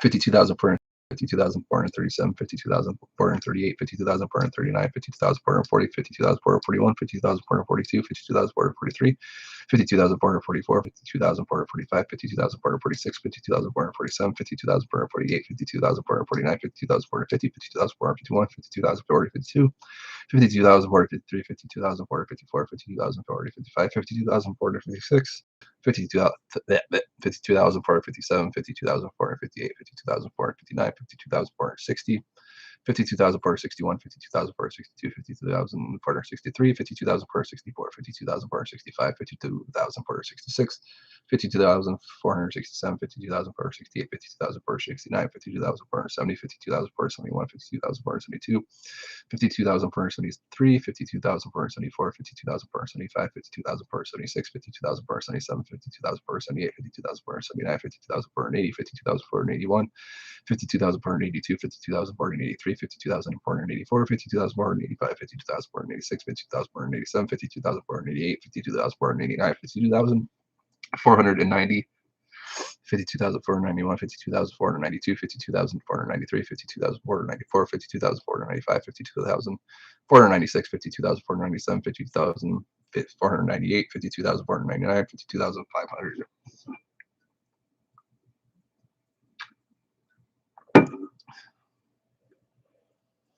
Oh, okay. I didn't know that. Interesting. So they changed it and then actually changed the meaning too, huh? That's interesting. Words are a whole like complicated history, like where they originated from and like how they're used now. And like it's weird how like it's ever progressing too. Like well like quite literally every generation will have their own set of slang words. Like and that's where you know you're old when you start hearing slang words that you have like no idea what they mean or like you don't like you want to use them, you know, yourself. Like I don't know. Like I'm 35 now, right? So like I don't know, a lot of words that I use are obviously like from the 90s, you know, and the 2000s and stuff. And like sometimes like the younger generation won't even know what those words mean. Like they're like, "What? Why would you say that?" You know, like oh yeah, you know, I don't know. And I guess it's every generation too, right? Because remember my dad, you know, he used to say groovy, you know, groovy and cool. Like cool was always cool, but it's like for them, cool was like the cool word to use. You know what I mean? Like it's like, oh yeah, you're only cool if you use the word cool. You know what I mean? Like now it's like that's just a word. You know, like nobody. So now if you want to be cool, you got to use words like I don't know what else new generation use nowadays. There's so many I can't even think. But what's the one that I don't like? Oh, sus. Like that's the one I don't like at all. Like it just well I don't know. I've heard too many like 12-year-olds use it like 18 times in one sentence. Like this is so sus. I can't believe how sus this is. This is so sus. This is sus. Sus, sus. It's like you don't even, you know, you're just wanting to use the word like, or they'll just use it like. No, they'll use it multiple times like within a conversation, right? So you'll have a 5-minute conversation with them, and they'll somehow manage to use the word sus like 18 times. They're like it's almost like every single time you were thinking about saying something, you're like, how do I put the word sus in this sentence? Even if it doesn't make sense, I just need to use the word, you know? And it's like, I don't know, it gets a little carried away nowadays, but yeah, see, I mean, dude has always been a word, you know what I mean? Well, there's dude perfect, I guess, but yeah, you know, yeah, yeah. Oh, dude, you'll feel it. Funny story, dude. Like, and I say, dude, tells you how old I am. All right, so yeah, no, funny story. So I'm 35, just turned 35. I've been a YouTuber since I was 24, 25. Um, started 10 years ago, 11 years ago. Anyway, I here probably about a year ago, I went into a gas station. It was a Speedway gas station, and this kid at the counter, he was probably 18, 19 years old, maybe 20, and he see me wearing my hoodie on. I have a YouTube hoodie, not from YouTube. I made it myself, professional, obviously. I didn't just like make it, Anyway, so it has big YouTube logo on it, then it has my channel logo on it. And anyway, he's seen it and he's like, "Oh, dude," he's like, "You're a YouTuber?" I'm like, "Yeah, I'm a YouTuber." And he's like, "Oh, dude, like, hit me up. I want to learn how to become a YouTuber too, And I've been wanting to do this podcast for a really long time, and hit me up." And I'm like, "Oh, okay, sure." So I pull out my wallet and I have my business cards in there, so I give him my business card, and I'm just like, "Yeah, hit me up, and I'll be happy to help you out. I'm always happy to, help a newcomer and grassroots person. It's like it's amazing. I love people that are willing to start their own businesses and work for themselves. I'd love to help you out. And so yeah, so I end up leaving, and like 5 minutes later, I get a message, an email from him. And he's still working, obviously, and he must be. He sent me an email, on his phone while he's there, his downtime, but it was only like 5 minutes. So I mean, yeah, he did it pretty quickly. But like the whole email, and I'm driving on the road, and I just like I probably should have waited, obviously, to read it, but I was like, I just want to see what he said. So anyway, I open up the email, and it's like, yeah, so the guy came into my shop and or into my store, and he says he's a YouTuber, and he said he was gonna help me out and all this stuff, but the guy looked way too old to be a YouTuber. Like I just want to make sure that you're that you are who he said he was. Basically like he has my email address, but he didn't believe that I was the guy that. You know, so what am I just handing out business cards of other people? I mean, so anyway, like he's like, but that was like the whole thing. It was like, so yeah. So he says, and this is almost verbatim, but he's like, yeah, he's way too old to be a YouTuber. Like he must be in his like 40s or 50s. He said 40s or 50s or 50s or 60s. And I'm like, I think it was 40s or 50s. And at the time I like was like 31, maybe 32, or 33 maybe. That's a couple of years ago now. But I'm like, you just aged me like 25 years, dude. Like, you think I'm 50? Like, there's a big difference between 30 and 50. Like, that's the difference between a newborn and a 20-year-old. Like, 20 years is a big difference. Like, how do you not know the difference between a 30-year-old and a 50-year-old? But then I got to thinking, I'm like, dude's like 18 years old, like anybody over the age of 30 minus will be fucking 90. You know what I mean? Like everybody's old. Like everybody just is all in the same demographic. Like there's the 20 and younger people that just get everything, they're the smart ones, and then everybody past that just old fuck that shouldn't vote anymore. You know what I mean? It's like that was the premise I was getting from him. I was like, it's like, dude, like I have underwear older than you. I don't know, it's funny, but I don't know. So that kind of like that made me that was the day I felt old. Like I literally felt, and there's another day too where I felt old when I was like, you go to a gas station and they'll have like a little piece of paper behind the counter saying, in order to buy, alcohol or tobacco or lottery tickets, you have to be born past this date. And it was like once that number hit the year 2000, it's like, oh, you have to be born past 2000 or whatever. And I was like, or born before 2000 in order to buy. I'm like 2000, like I'm like then I'm doing the numbers. I'm like, oh my god, yeah, this is like 2018, right? I'm like, oh my god, yeah, like 18-year-old, yeah, they were born in 2000. Like 18-year-olds were born in the year 2000. Like they don't even really remember 9/11. You know what I mean? And now the 18-year-olds even were even born when 9/11 happened. And I'm like, oh my god, like I remember that happened like it was yesterday. Like I was literally in school, and I was, 10th grade, I think I was, ninth or 10th grade. Anyway, it was just like, it made me feel old really quickly. And I was like, holy crap, like, that's nuts. Like, oh my gosh. Like, and now it's the point where it's almost, yeah, 17 years. So, like, The kids that can buy cigarettes, well, now it's 21, so they can't, but, like, lottery tickets, 18 years old, like, they can almost buy them now, and, like, I was already out of high school, like, I graduated 2005, so, like, next year, like, the kids that can buy that are legal adults were born when I graduated, like, I don't feel that old. I feel like I'm still 18, 25 years old. I don't feel like I'm like, I don't know. I relate more to I guess I relate to both generations, right? The Gen X and but, like, 'cause I did have a different childhood that the kids do now. Like, it's weird because I grew up with internet.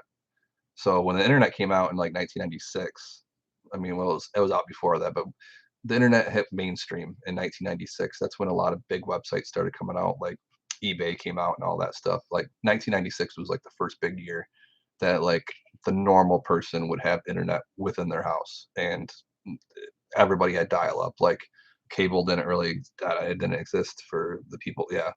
I mean, it might have been for, the military and government, but, like, as far as people like me and you, we didn't have cable internet. It was all dial-up. It was all 56K, 28K even. I think some people even had 14K. It was really slow. Anyway, so I seen that whole progression. I know, like, I'm an internet kid, right? But at the same time, like, prior to that, like, or even at that time period, like, I was a latchkey kid. I don't know if you know what a latchkey kid is, but they don't really exist anymore. But basically, a latchkey kid is, they come home from school and then they lock the door behind them, meaning that the parents were home. The parents were either at work or just doing something else, and you took care of yourself.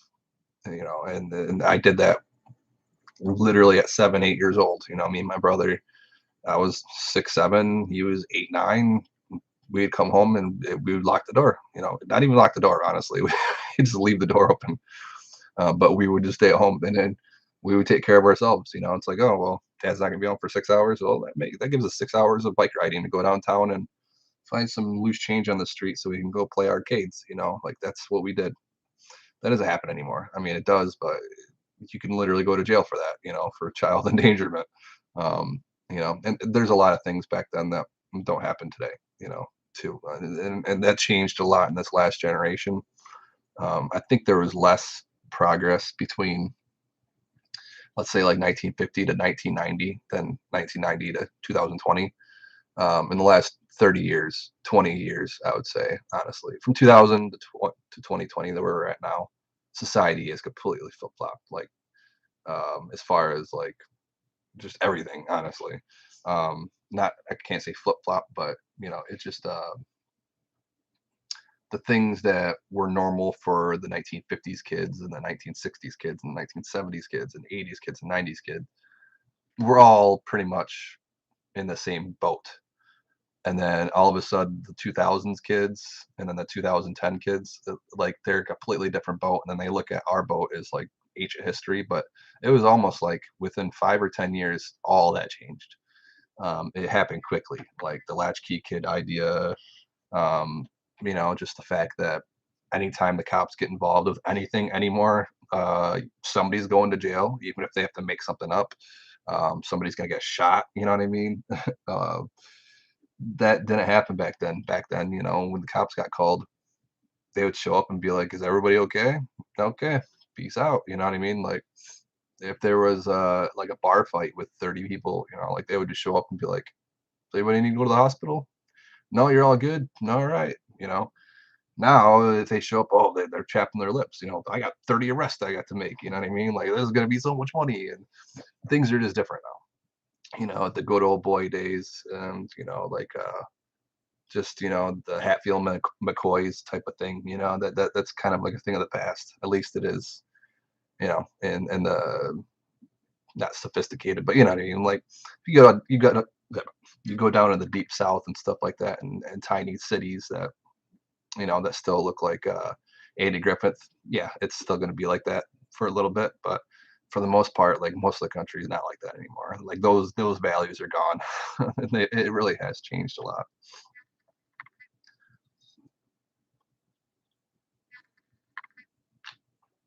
Where was that at? I hope so, but it's so small peanuts. That's the thing too.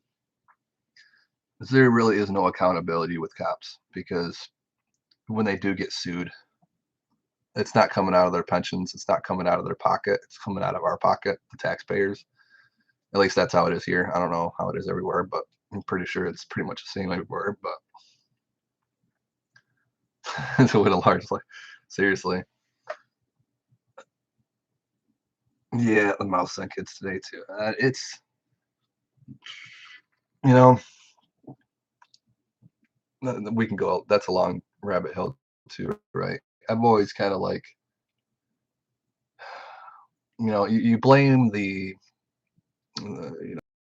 result or the well, what's I'm trying to say here. It's like if a kid comes out bad, do you blame the kid or do you blame the parent? You know what I mean? Like, and you can't blame both.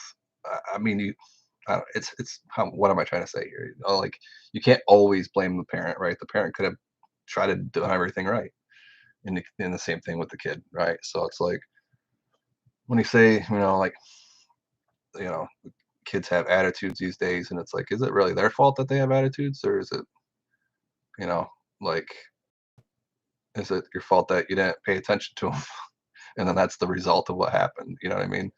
Um, and then, like, that was like one big thing. I remember there's a big viral video that made the rounds on YouTube years ago.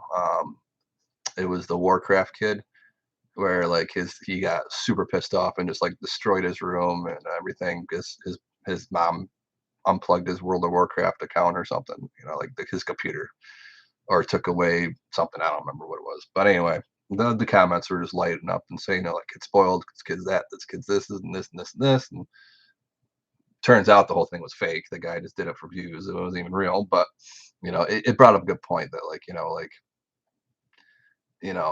it did that kid act that way because, again, it was fake, so he was acting, right? But if it was real, I mean, which there are kids out there like that. But if he acts that way, that's because of how he was taught. You know what I mean? He was taught that behavior was okay, acceptable. You know what I mean? Um, and again, so there's another video too. Like, it was years ago, but I was on MTV where this girl, it was My Sweet 16, and it was basically when they would show, like, really rich kids, like 16-year-olds, having like amazing birthday parties, and then they would just show like how ungrateful they are and everything. And there's this one girl that got like a fucking 50,000, $100,000 car. I don't remember what it was, but she just threw the biggest fit, and it was a brand new car. I mean, just right off the lot. You know what I mean? Dream car, even for like adults, it would be a dream car. But she just threw a fit and got pissed off because it was the wrong color. It was like, this is fucking white and not pink, blah, blah, blah. And she just threw the biggest fit. And then the parent was sitting there apologizing, saying, I'm sorry, sweetie, I should have known. Like, she's acting that way because that's the way you taught her to act. You know what I mean? It's not, you can't blame the kid. I mean, you want to blame the kid. You want to choke the kid out because it's so like, how can it be so like out of touch with the world? You know how many kids out there would love to have that car? Like, if you don't like it because of the color, then go find somebody to give it to that will appreciate. You know what I mean? You can't be mad at the kid for that. I mean, it's like if the parent has always accepted that behavior and like instigated it, you know what I mean? They are instigating it. They're enabling it. It's enabled behavior, and if you're gonna allow your kid to act that way, then they're going to.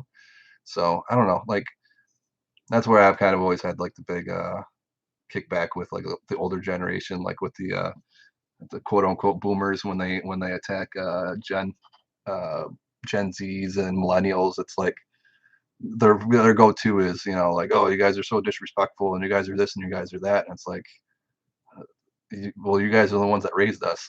You know what I mean? Like, I mean, do you want to blame our generation for something that, like, you guys had the opportunity to teach us all these things? You know what I mean? Like, so I don't know. That's just the way I look at it. It's like, you can, what do you blame? You know what I mean?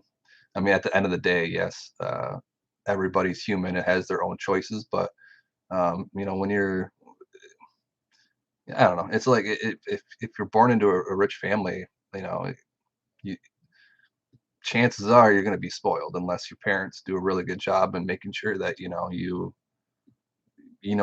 the what position you're in and how lucky you are to have those things. You know what I mean? It's up to your parents to really install those into you. And You know, and I'm like Kevin Hart, he's a good example. Yeah, I'll put the politics up your kid. Hmm. And yeah, so where was I going with that? I think I'll wrap that one up really quick. Just get to another 100, but so we're at 3 hours now. But no, Kevin Hart he was a good example. You know, like he's just like a hard ass worker, one of the hardest working, ethic working people. I mean, he's just constantly working, right? And he has a really strong work ethic. And you know, he's talked about it in a couple different interviews. It's like, dude, like my kids are so spoiled, like they don't even know it. And like he's like, I try to teach them, and you know, it's like but he's never home, right? He's almost always on the road. He's not there to like install those things in them. So it's like, you know, he just for the longest time he literally just bought his love from his kids. You know, like, oh, if the kids need this, well, I'll buy their love. You know, and that kind of neglected the whole like him being a father part of it. And his kids have always had everything handed to them to where like they don't really appreciate anything. And so it's like you can't blame the kids for that, right? I mean, it was kind of Kevin Hart's, but Kevin like admitted to it, like, yeah, he's like, it was my fault. You know, like, you know, it's like I can't blame my kids for being out of touch with how to, you know, righty tighty, lefty loosey. You know, I can't blame my kids for, you know, knowing more about how to work a cell phone than you know how to drive a car or whatever. You know what I mean? It's like they weren't taught those things. You know, I mean, who are you gonna blame if they can't expect to know something that you're never taught? You know. Especially when you're not 18 yet, you know, when you're not in the real world, you know, when you're still under, you know, you still think that, you know, bills don't really exist and all that stuff. You know, you do almost everybody as soon as they hit the real world is if they don't have a security blanket, that you know, it's the world slaps you in the face really quickly. For the people that do have security blankets, they usually don't. But for those that don't, um, you know, as soon as you walk into the real world and see that nobody cares. You're whatever you decide to do is going to affect your life. You know what I mean? And nobody's going to be there to catch you. It changes the paradigm. So I mean, like rich kids, they don't have that. They don't have that worry. They don't have, you know, there's a lot of things they don't have, you know, right? So they don't have to worry about failing. I mean, if they wanted to start a business, they don't really have to worry about losing money. They don't have to worry about the failure part of it. They can just go out and do it. Um, whereas like somebody like us, you know, we have to count our pennies. We have to make sure we're getting the ROI. We're making sure that the business is going to be open tomorrow. You know what I mean? So there's a lot more to it. But dad havers, I get that 100%. Yeah. Yep. I didn't have a mom, so I mean I did, but well she's gone now. But she actually just died here back in October of this year, last year, 5 months ago. But yeah, no, she was never there as well. I was one single parent kid. Yep, they don't. No, they don't, and they'll never learn unless they go through it, which they never will. So yeah, I mean, that's kind of you know, it's funny you bring that up because that's a big hang up I have on a lot of people that want to feel bad for themselves, and it's like you still have both of your parents, and like not only I mean do you still have both of your parents, they both are there for you still. They're still both married. You know, like I don't know. I always go down my road. Like, dude, my mom left when I was 5, and then now she's dead, and I don't even talk to my dad anymore, so I don't have any parents. Like, you know, I don't have any support. Like, literally, you guys have supported me more than my own dad. Like, through on this, you know, and that support's big. Um, and that's kind of a little way, you know, to go a little bit deep, honestly, that I didn't think I'd be really sharing. But since there's only a couple of you in here, I'll share it with you. I mean, that's honestly like one of the reasons why I'm doing this, because a part of me needs support from somebody. You know what I mean? Um, and I don't know. So I mean, it's weird, but yeah, I mean, I've done this YouTube thing for 10 years, and when I first started it, that was like that wasn't what I was looking for when I first started, but then like that was something that was just like a aftermath of what happened. You know what I mean? It was like, oh wow, this is a good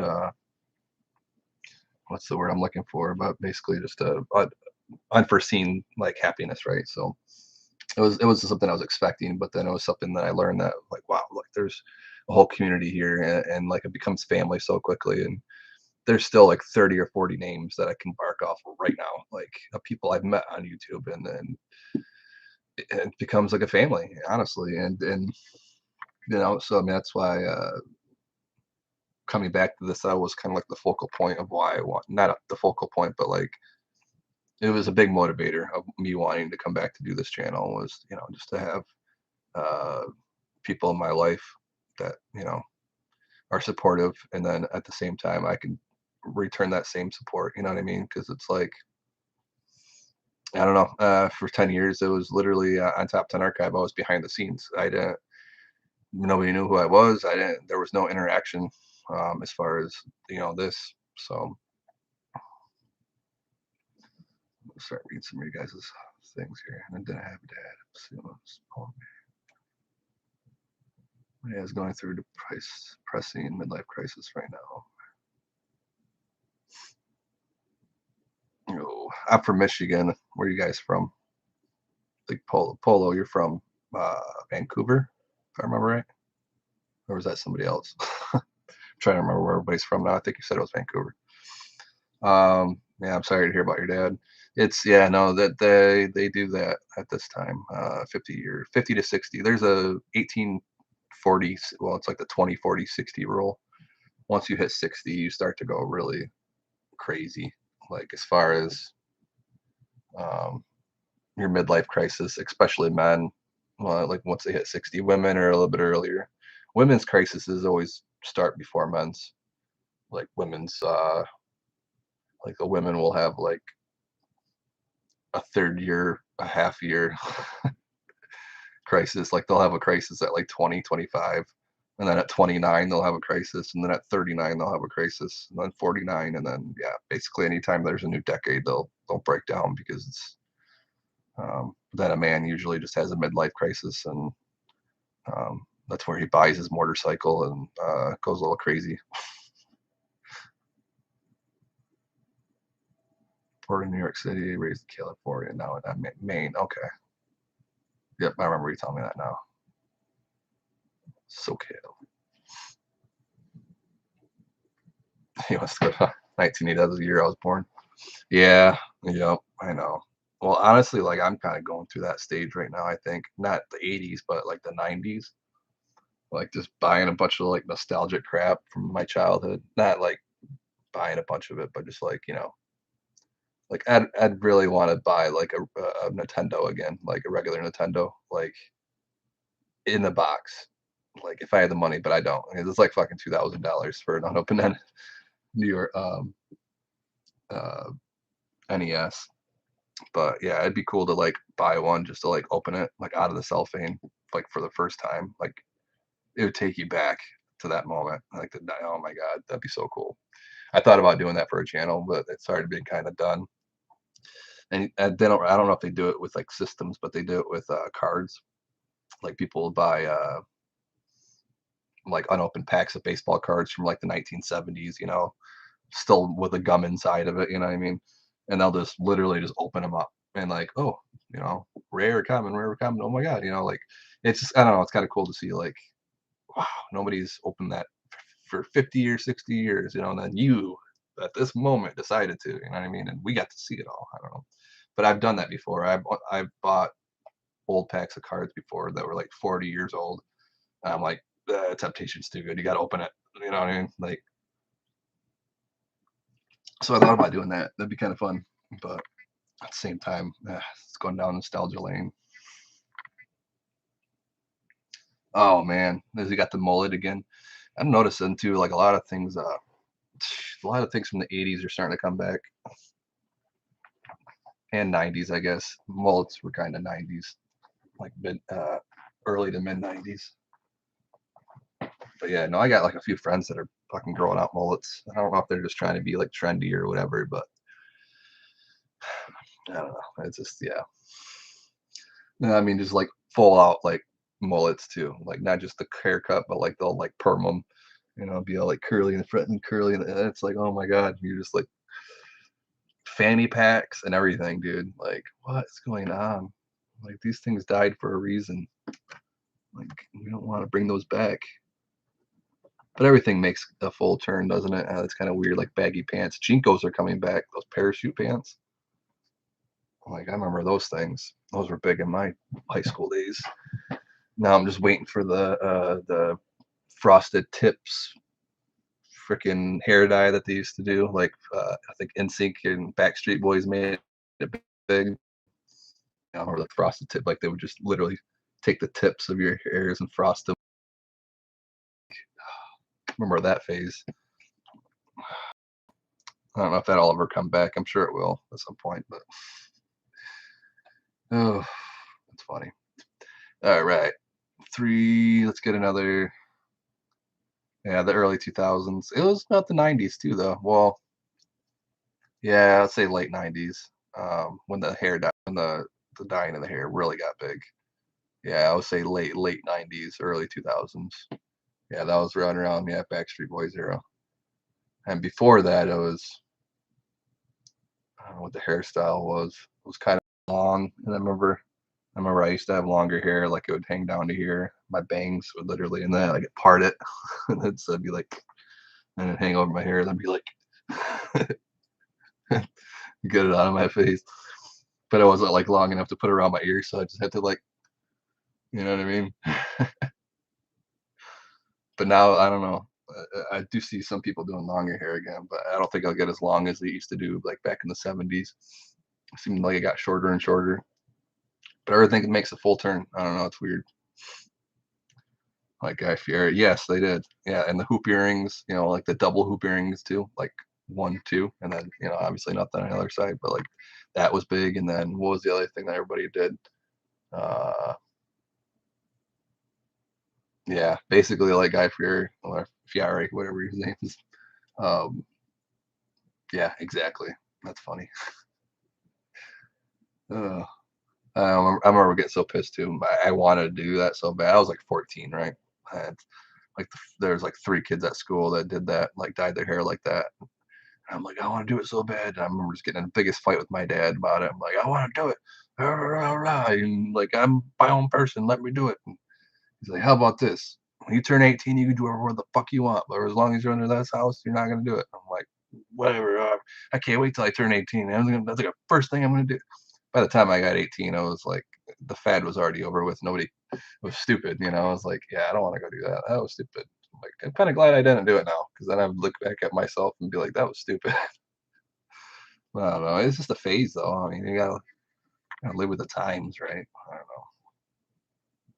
Band-Aid on the cheek, yeah, right. And what's it? Left Eye Lopez, Lisa Left Eye Lopez. Then they used to put like a little star. The girls would put like a little like star or something, not star, but like a little piece of jewelry. Those things that stick to the face, bedazzles. Remember those are big. Uh, there's a lot of things back then.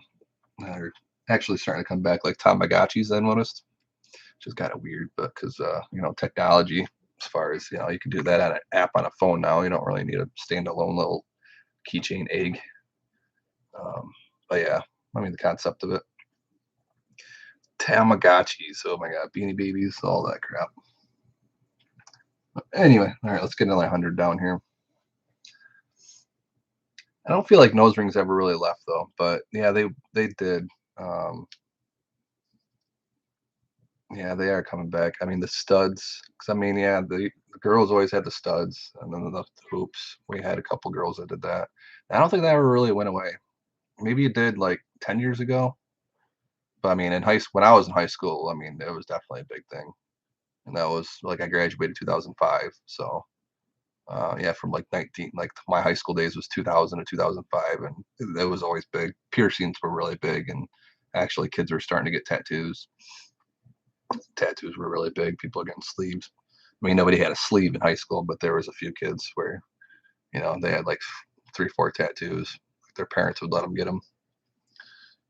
But yeah, I don't know. That was like the Marilyn Manson days. Like that was definitely like I want to say like the first round of goths or whatever, but like it was probably the bigger stage of goths. as far as like punk rockers and got. I mean, like that started like the '80s, but like the '90s really got big, I think, because there was a lot more bands for it. Like it was just more of a, it was more of a an era, you know what I mean? Like just movies that came out, like they like Edward Scissorhands and stuff those types of movies were starting to come out more. It was there's more of a market for those types of things, like with like A Nightmare Before Christmas, stuff like that. Like there was a genre for it, and there was Hot Topic, and then there was all these things were coming out for the goth, you know what I mean? So I think, my generation really like the 90s, 2000s, I would say more the 90s, but was really like the big era of like goth. And that was like literally like for my school there was like three factions. There was goths, preps, and stoners. Like and then the fourth faction, which is the everybody else that doesn't belong into a group. But I mean, like the goths were like a, probably a fifth of the school. Honestly, there was a lot of them, and it was just a big thing. And I think it still is, but I don't know if it's as big. Not more. It's kind of like more of a fashion statement. But back then it was like a whole like I don't know. I could be wrong. It's probably just as big now, but it seemed like it was really getting big then. Like the wearing of chains and just the yeah um, mohawks and all that. I mean, that doesn't all associate with just goths, but I don't know. It's just like the Marilyn Manson, the Nine Inch Nails group. That was really prevalent and really got big. And ICP too. ICP made it happen. Insane Clown Posse. They really spearheaded that movement. Um, even though they're more like the Juggalos, right? But I mean, it's the same kind of group that goes, side by side type of thing. But I was too young for the Goths. So are they not around anymore? The Goths? I mean, I thought they were the punk rockers, right? But maybe just not as much as they used to be.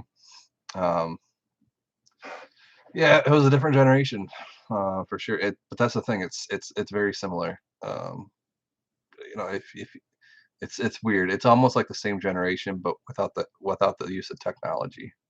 Um, it's like the mindset. It's like I don't know. It's hard to explain because I'm like in the middle between. I'm a millennial, so I'm between Gen Z and Gen X and baby boomers, and like I see similarities from everybody, and I see very vast differences, right? But like that's the only really difference I see between like the Gen Zs and millennials is just technology. Um, but like other than that, like like we relate on the same level on a lot of things, as far as like just a lot of things, but and just how like society works and how we view society. I guess it's very similar, but we did have different childhoods. Like obviously, every kid now has a cell phone at school almost. We didn't have any cell phones at school. I mean, they weren't allowed. I mean, it was just, they weren't around yet. I mean, you know, um, I wish I could show you my first phone. It didn't have any games on it. It was black and white. It was literally like it looked like a cordless phone. Is exactly what it looked like. It didn't. It wasn't a flip phone. It was literally like a box. It was a Nokia. And it was like I don't know, like that big, but it was like that thick. And there's no texting. There's like literally nothing.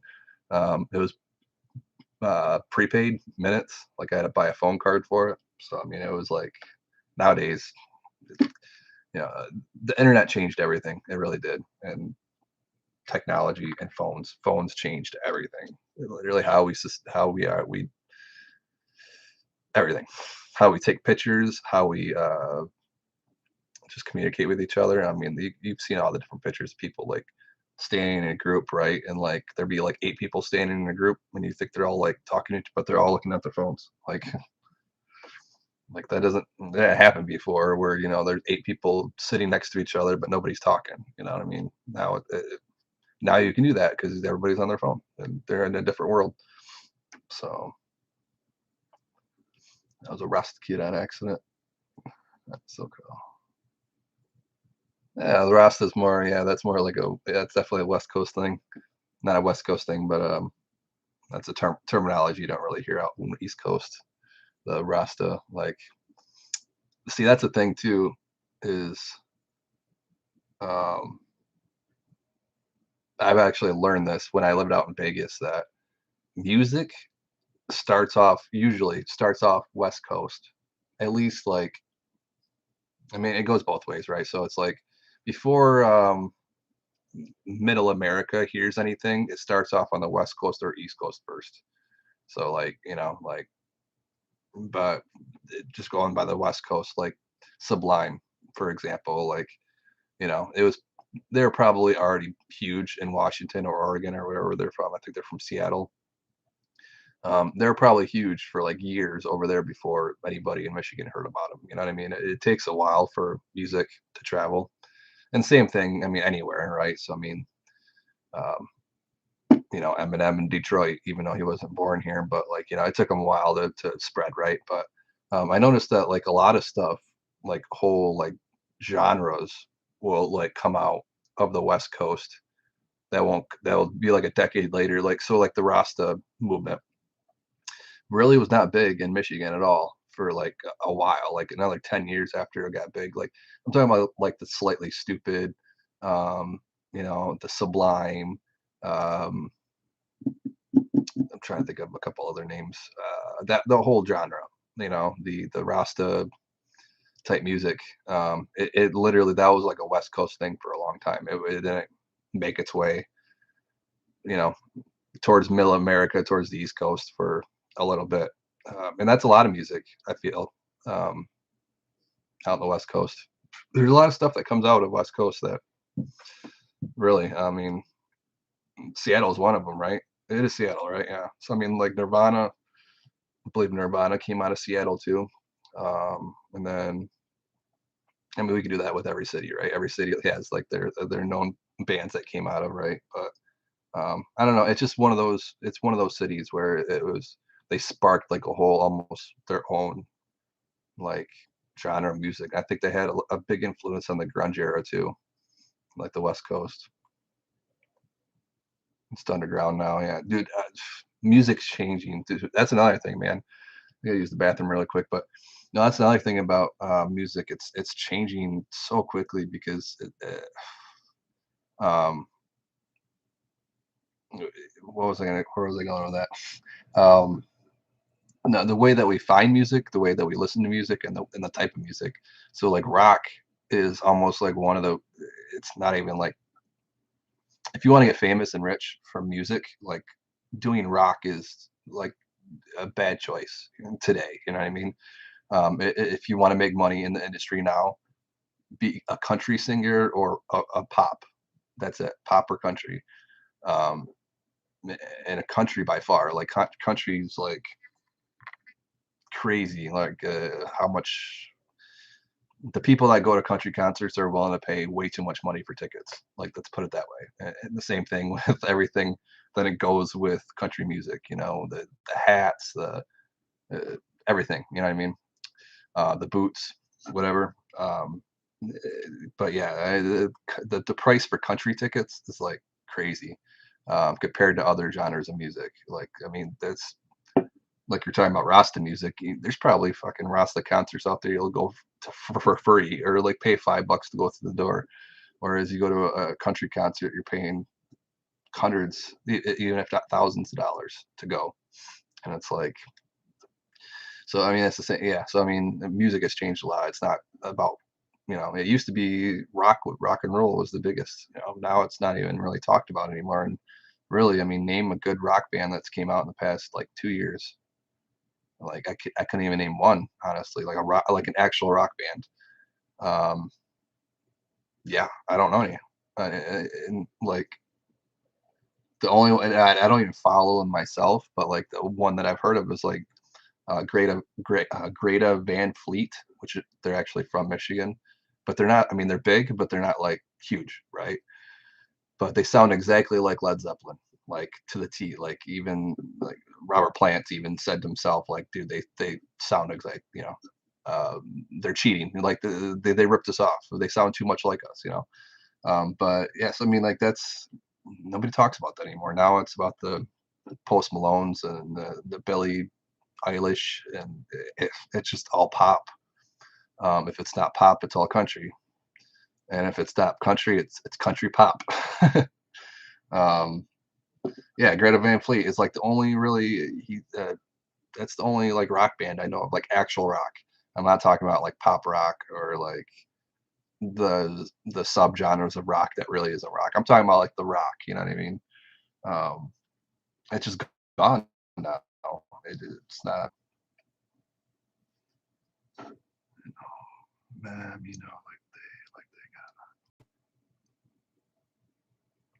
I mean, it's just there's not any good bands anymore. Honestly, I don't know. I feel like I'm getting old when I say that. That there's the music sucks nowadays, but it's like there's good music, but it's definitely different. You know what I mean? It's not the same genres that we grew up on, and like it's just like I don't know. You can just tell the genre, and that's another thing too. How fast they got like old. Like if you look back at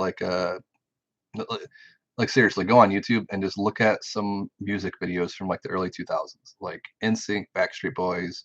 I know you're not gonna like the, but just like look at how the music videos were produced, like how they were shot, what the people look like, the style of the music. You do that with like who's the other one? The girl band. I always forget their name. Damn it. Spice Girls. Like the Spice Girls, or like fucking look at Coldplay, like any of the 90s, 2000s. Look at the music videos, and like it basically told a story of what was going on at that time period. Like I don't know, and it was all like similar, and it was all like I don't know. It was like it was a genre in itself, and now all of those the way that and that's the thing. So I mean, like if you post those, if you see those videos, like you'll see comments from like the younger generation, and I'll be like laughing in the comment section, like, oh my god, like so this is what it looked like, and this is what, oh my god, look at his hair, and look at what I mean. It's like, and then we're looking at it like that's just the way it was, like wow, that's weird. So we're just getting old. But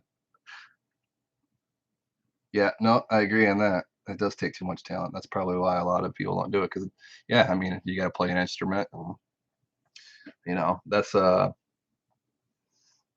those things aren't really cared about. I mean, not to say, I get the kind of a bad example because they're doing really good, but a band I've been wanting to go see. It's not really a band, I guess it is band, but the Trans Siberian Orchestra, which is basically like a classical.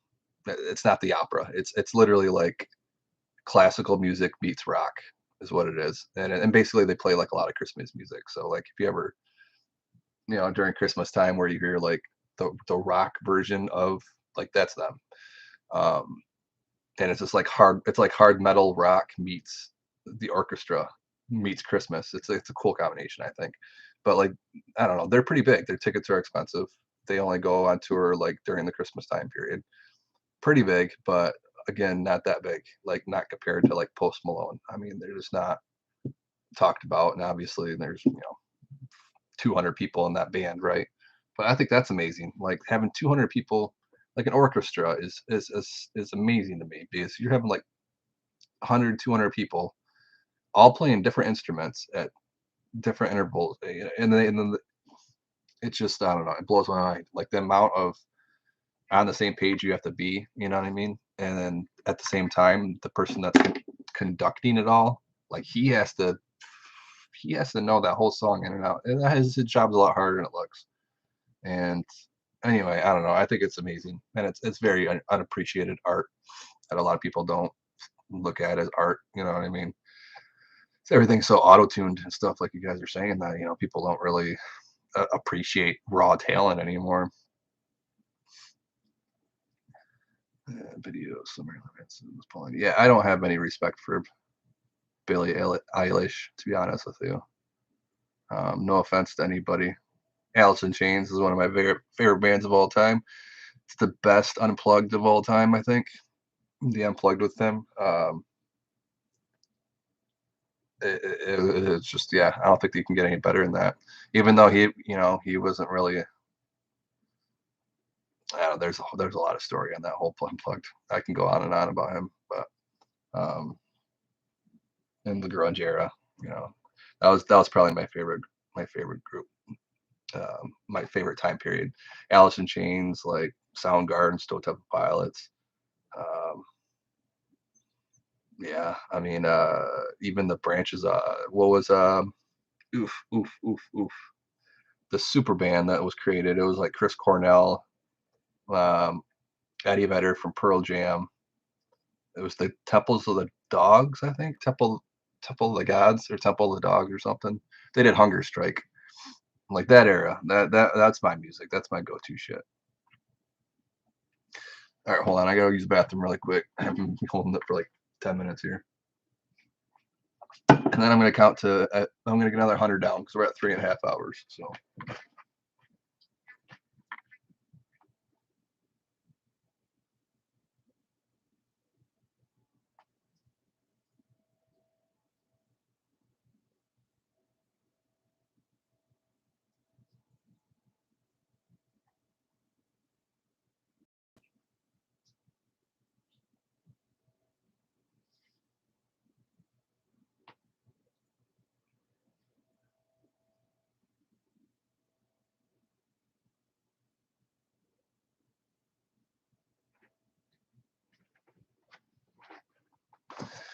actually, one thing I didn't ask you to Audio Slave, yes, Chris Cornell, Sound,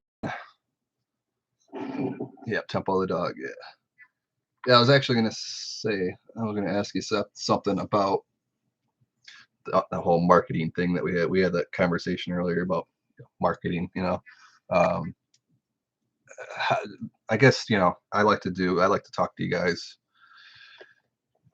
just to get a better understanding of what you guys like and want and how you interact and stuff. But like, anyway, I had a question about how you find this as far as like, do you think it's really important that I have this on a schedule? Like, hey, I'm going to be on at this, to where people know, and because right now, obviously, I've been literally just jumping on when I can, and Polo has been one of the best as far as finding me at like any time of the day. Um, but like, I noticed pretty much the only one that can do that. Everybody else, like, it depends on what time of the part of the day I log on. I'll get like those set of people. Um, I don't know if that's just, because of that's their time to be able to get on, or if that's just the time that they're looking for um, a notification to pop up or whatever. Um, so so that's where, I don't know, because like I thought, because what I can do too is do I don't know if I can do that with live. I think I can do it with live. It's called a premiere. I know you can do it with videos. It's called a premiere, where basically like it'll say like, hey, countdown for him to go live. You know what I mean? And it like tells you like way ahead of time. That way you can anticipate. You can already be in my room before I am, before this even goes live. You know what I mean? Um, I don't know if that would like help at all. I don't know. Yeah, that's what I thought too. If I miss a day, and then with my schedule, honestly, like that's gonna happen. Like it's hard to, yeah, having 3 kids, like 3 different jobs, and just a crazy schedule. So it would be hard, but at the same time, I wonder if it'd help too, because I don't know. Like if I just clear my schedule and know that that's my day to count, then maybe I'll take it. I don't know. Maybe it'll help with my schedule making instead of and just getting shit done like as it comes. Like actually have a schedule. I don't know. It's something I've been thinking about. Just if that'd be, yeah.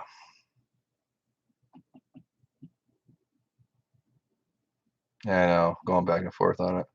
Yeah, I know, because it's like, I don't know. That's always been like one of the big things where people, and so it goes back. Uh, it kind of contradicts what YouTube has said multiple times, that it does not care when you upload a video, like what time or day, because at the end of the day, the thing's going to be up forever, right? Like unless you delete it. So it's like, you know, me uploading this video right now has no impact on somebody watching it at 4 in the afternoon tomorrow, or 4 in the afternoon 6 months from now. You know what I mean? So like the time doesn't, but this is live. We're talking about live. So I mean, it's like lives are a little bit different. They don't get really recommended as much as videos do, so people don't generally go back and watch lives because that's the whole point of a live, right? Is to watch it live, not to watch it recorded.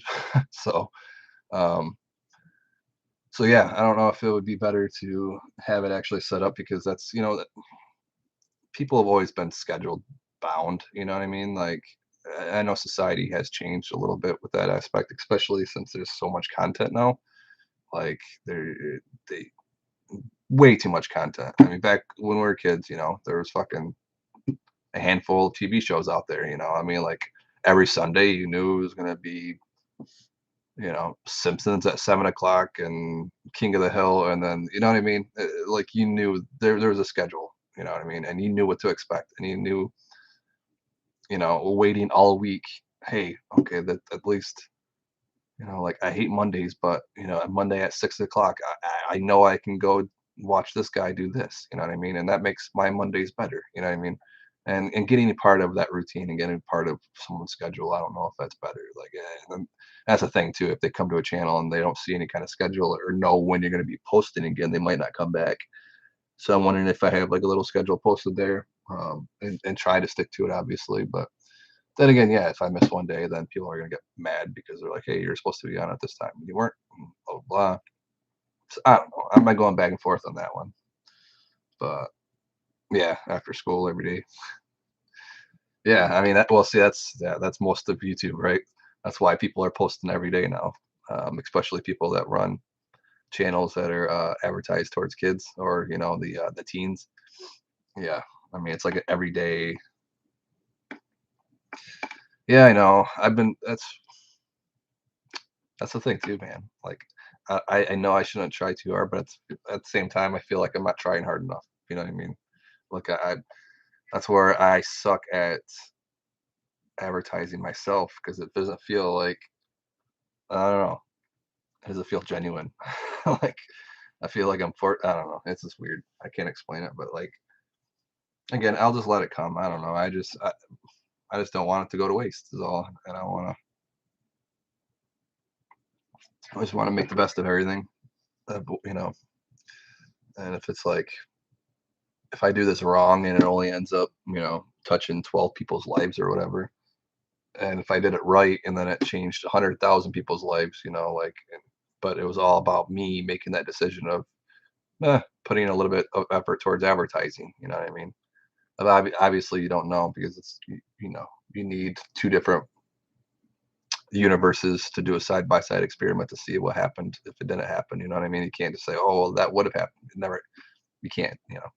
So yeah, I don't know. But yeah, I don't know. Just I don't know. I guess I didn't really do that too much. I didn't really advertise too much at all on Top 10 Archive. Everything was just kind of it was all it did it by itself kind of thing. I mean, I advertised a little bit, but I don't really think any of the advertising honestly had any long term impact on anything. I mean, it helped a little bit, like for that moment or whatever, but it didn't like YouTube's algorithm still did what it was going to do. You know what I mean? Yeah, yeah. Don't harp on it, basically. Yeah, I know. I know. It just I don't know, man. I feel like it's weird because I feel like I'm selfish a lot of times when I'm not. Like perfect example, this channel, how it started off, a little history, honestly. So I didn't this channel I created back in 2000, like what 10 or 11, by complete like accident, really.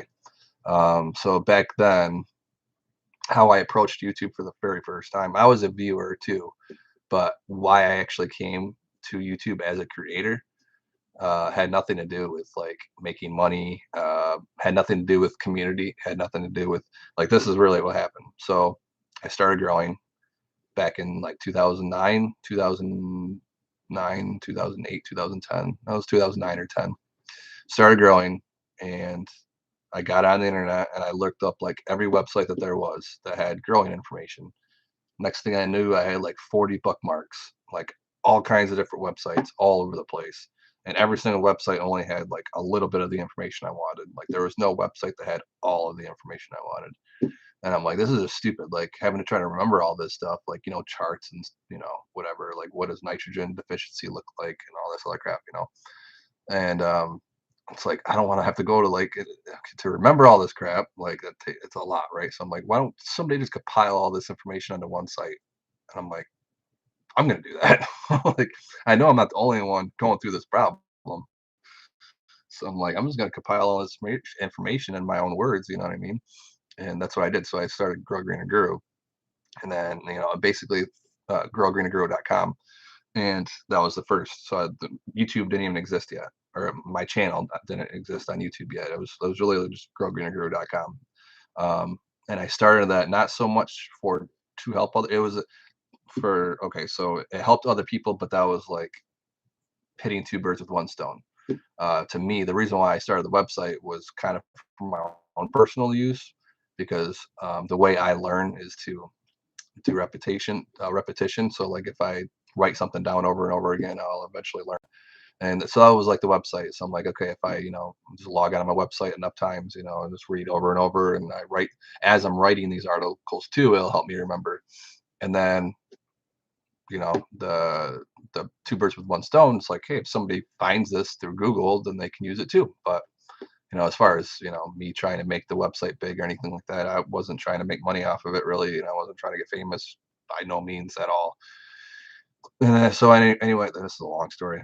Anyway, so I come to YouTube for one reason only, is because there was a bunch of articles and a bunch of stuff that did not exist anywhere. Like I can't specifically think of anything, but there was a lot that like I knew, right, just from learning from my doing myself in the grow room or whatever, like different techniques and stuff, right? And I'm like, there's literally at the time, like 2010, the internet was pretty bare with the information out there. I'm like, there's no pictures, there's no like articles, there's no videos of any of that. I'm like, so I can't copy and paste something if it doesn't exist. So like, okay, so anyway, but there was one specific, I don't remember what it was, but there was something specific that really did need a lot of pictures, and specifically kind of needed a video to really, teach the person that was trying to learn. You couldn't really just learn this specific thing through words. You needed the visual representation, right? It's kind of like what a nitrogen deficiency looks like. You can describe it, but it's better to look at it, right? So like it was something like that, and I'm like, okay, so none of these videos, there's no videos that exist on YouTube anywhere, so I can't like just reference somebody else's video. I can't like copy and paste their URL into my site, let them get the views or whatever. But like it just doesn't exist. So I'm like, okay, well, I'll get a video camera and I'll make it myself then, so it does exist. And then one video led to the next and the next, and literally I was making a video almost every day because I was like, man, there's so much missing out of the internet. There's just none of this exists. And, this is 2010, 2009, 2010. So I'm like, dude, I'm like, okay, this needs to be done. Like, just for the sake of humanity, for the sake of like, I'm not trying to monetize this. It's just this people need this for help. You know what I mean? And then, so then YouTube, I started making a bunch of videos. And next thing I know, this channel, and I'm getting like, I don't know, like 1,000, 1,500 subscribers within the first couple of weeks. I'm like, holy crap, there's a lot of people out there, you know what I mean? And then I learned that you can monetize. I'm like, monetize? Like, okay, so wait a minute. So these videos can actually make money? Like, I didn't even know. Like, I literally was just making the videos just for teaching. I had nothing to do with it and anything else. Long story short, so I ended up Shrimmery. Yeah, I've seen that site. That's a good one. So yeah, no, so at the end of the day, I was like, okay, well, this is like free money, because like I was making videos for free at that point, and I'm like, I feel guilty getting paid for these because that wasn't the intention of why I made them. So I'm like, you're paying me all this money for all these views that my videos are getting. Like I didn't, it's just free money. You know what I mean? And how oblivious I was to it. I thought it was all tax paid. I mean, YouTube didn't pay any of the taxes on it. They just give you here's the money and here's your 1099. You got to tax yourself. I didn't know that. So like literally the whole year I was giving away the money basically. And then at the end of the year, I had to come up with money for to pay the taxes on it. Um, and then year two, I was telling people like, okay, guys, so yeah, I had to pay a bunch of money, so it was nice giving you all that stuff. So I didn't give people money. Well, I pretty much did, but what I did every single time I got an AdSense check, I went down to the grocery store, just spent the whole check on like a bunch of grow supplies. Usually it'd be like a nutrient box starter kit, like a bunch of samples and stuff, like the whole lineup. Those are like 50, 60 bucks, I remember. Yeah, I used to buy a bunch of those and just like literally ship them to my fans, people that were support me. And, I'm like, hey, you supported me and I'm sure you could really use this. And like, I don't need it. Like, it's free money. Like, so I literally just gave it all away. And then that's the whole basis of this channel, how it started. And then that led to like, hey, there's a lot of money on YouTube, and then maybe I can like have a different channel that I can make money off of, and basically have more to put into Grow Greener Grew to like, and that's kind of what happened. I started Top 10 Archive, started making good money on that, but then that turned into a full-time job. And there's a couple other reasons why I abandoned Grow Greener Grew, Alex now. But that was like one big one was I didn't have the time for it anymore. And a couple other things, YouTube was basically silencing the cannabis community and making things. Um, I'm not sure in Canada. I live in Michigan, pretty close to Canada. I heard they're trying to though. I heard that the West Coast it wasn't like Oregon or something, decriminalizing it too. But yeah, anyway, so let's wrap that story up. That's basically how I got here, to the point I'm at now. So yeah, so YouTube was kind of an accident, and then it kind of just turned into my full-time thing. Now it's my career. Um, but yeah, so I got super busy on Top 10 Archive. It literally, I mean, at one point, I think I had like, I think we peaked at like 15 or 16 employees, and I was main manager, so like I had to overlook 15 employees.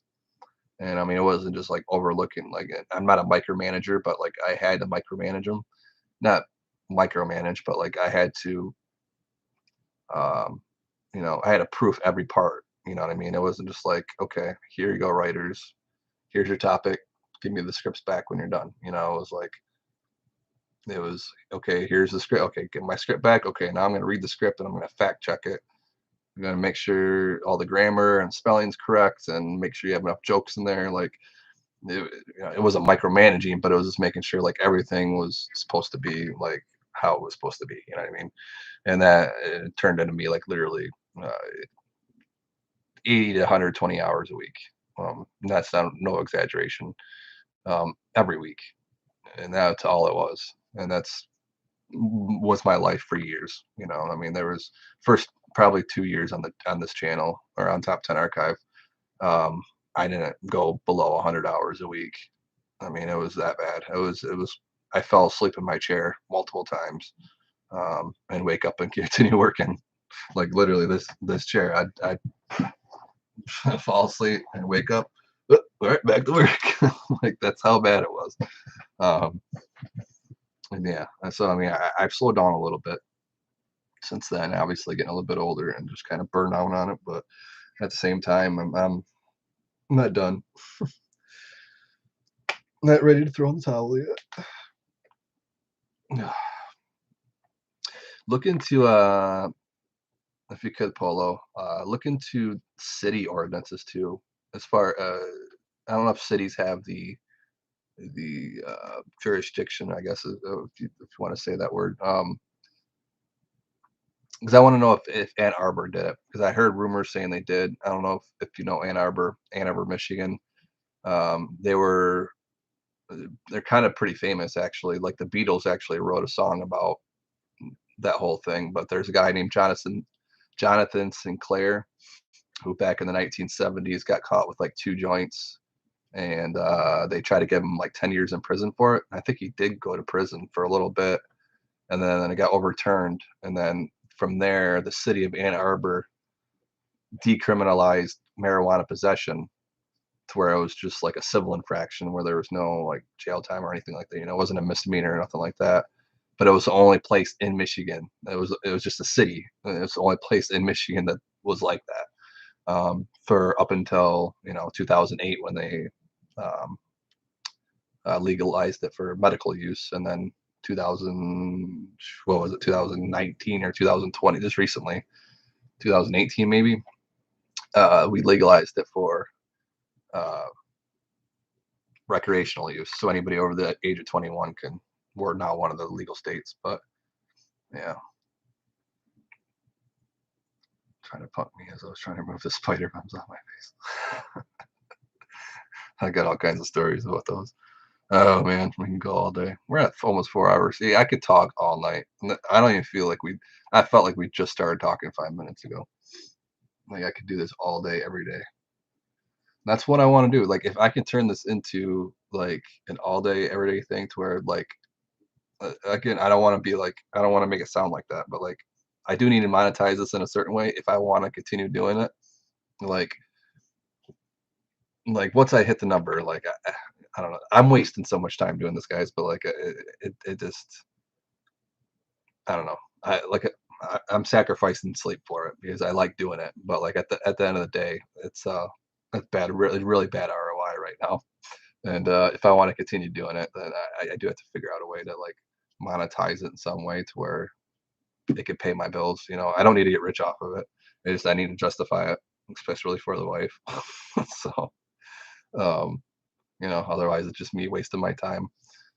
So which isn't a waste of time. I mean, you spend time for that's another thing we'll talk about, but just you gotta spend time for yourself. I mean, spending time for yourself sometimes, a lot of times, honestly, will give you more time for the people that need it from you. You know what I mean? Like if you don't spend time for yourself, you're just gonna get stressed out, and then you're not gonna be the best person that you can be.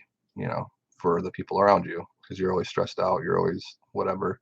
Um, so if you take some time for yourself and like take care of yourself, then you're able to be a better person. You know what I mean? If that makes any sense. But and that's with everything, not just your mental health but your physical health too. You start going to the gym, you're going to have more energy, and more energy you're going to be able to do more. It just same thing with your mental health. Taking a little mental breather, you're able to be more productive. And then so definitely take care of yourself. I think that's a little bit what this is about. It is taking care of myself, but again, at the same time, um, it's something I want to do full time, but I can't justify full time if I'm not. I'm not going to have a computer or the internet if I continue doing it because I won't have any money to pay for it. So that's just the real world, I guess. Is you have to make money, but that's something that we all like. You know, uh, wish was reality, but that is our reality. So I mean, I don't know. That's one of the things I thought about, making this into a podcast, a live podcast, because I don't think there's many live podcasts out there. I could be wrong on that, but like, like a podcast where the viewer actually gets to, change the outcome of the podcast and not just like, hey, I'm going to invite a guest on and this is what we're going to talk about and that's all you're going to see type of thing. I think so. There might be something there. But then how am I going to market that? Like, as far as like, you know, people, I definitely do have to like make a better banner or have some way of explaining to the person when they land on this page that they know exactly what it's about, to where it's not like, like what you're doing right now, like talking to me through the comments, like where people are going to be, like you've already seen probably two or three people ask me like, what's this about? Like, I have to stop that from happening. Like, not because I can't sit there and answer them all day, but because if they come here and ask me that question, then clearly my page is not doing a good job of explaining that for them. You know what I mean? So I got to figure out that to where, people do know that this is a counting page, but at the same time that there's more to it than just counting. And, like at any given time, if I start counting for the next half hour, anybody that comes in the next half hour, they're not going to know that I take breaks like this and talk. You know what I mean? So I got to figure that part out. But I think that's probably what I want to do. I mean, I've had a couple different ideas, but yeah, that'll be coming up in the future. Thankfully, I haven't had any moderators yet. Um, Honestly, I've only had one bad comment so far as like a hater goes. Had probably, I don't know, 15, 20 spams from, bots or whatever. But other than that, it's been pretty good. Um, yeah, I don't know. And that's kind of where I'm asking you guys, what would you want to see? Like, I would literally just keep counting all day. Um, and I thought about too, like, once it's all done, just stop with the live, go to videos, and then do reaction videos. I've always thought about doing reaction videos, where I'm just like, it's almost like a cross between, mm, I don't want to say Sniper Wolf because, but it's like Sniper Wolf, like the way that her videos are set up, like, one person on one side, the thing that they're watching on the other side, they react to it. The editing is going to be similar. Different kind of premise though. I'm not going to be trying to be annoying and funny. It's just more like, I don't know, more relaxed, but obviously still comedy to it. But and more of like, what's that one channel called? Daily Dose of Internet, kind of like that. So basically, where I just find the coolest things on the internet and then like I react to them and talk about them and kind of educate or whatever. Like, oh, this is a video that came out of England last night, and this is what something like that. I don't know. So I have a couple different ideas. I still haven't decided yet. I guess I still have a long time too, but it's probably better I figure that out sooner than later, especially to start like training, training people that what this channel is about. Because I don't. It's the worst thing for like having 100 people stop at this channel every live hangout, but like 98% of them go away because they don't know what the hell I'm doing. They have no idea what the channel is about, other than it's like, oh, this guy's counting, but for why, and like what's going to come after he's done counting. Like, none of this is explained anywhere. Like, I need to figure a better way of doing that. So, or I don't know, just again to figuring out exactly what I want to do because I don't want to. I don't know. It's going to be a big mixture of people too, right? So like, I don't know what kind of demographic I'm going to get. As far as right now, it's like 80% male, and 80% between the ages of like 18 and 35.